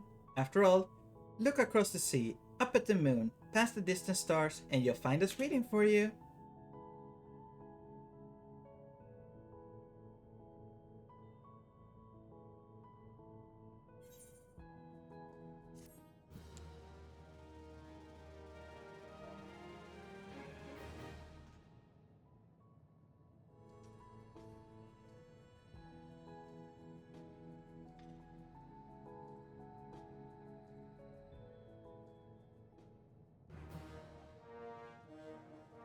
You achieved allied reputation with the Hippo Riders, the Dreaming Way, and staff for the Patron of the Lost Ring. Through your efforts, your allies with the Theris to the stars beyond have forged bonds of friendship that promise to remain strong through the years. You are truly a hero to societies throughout the universe.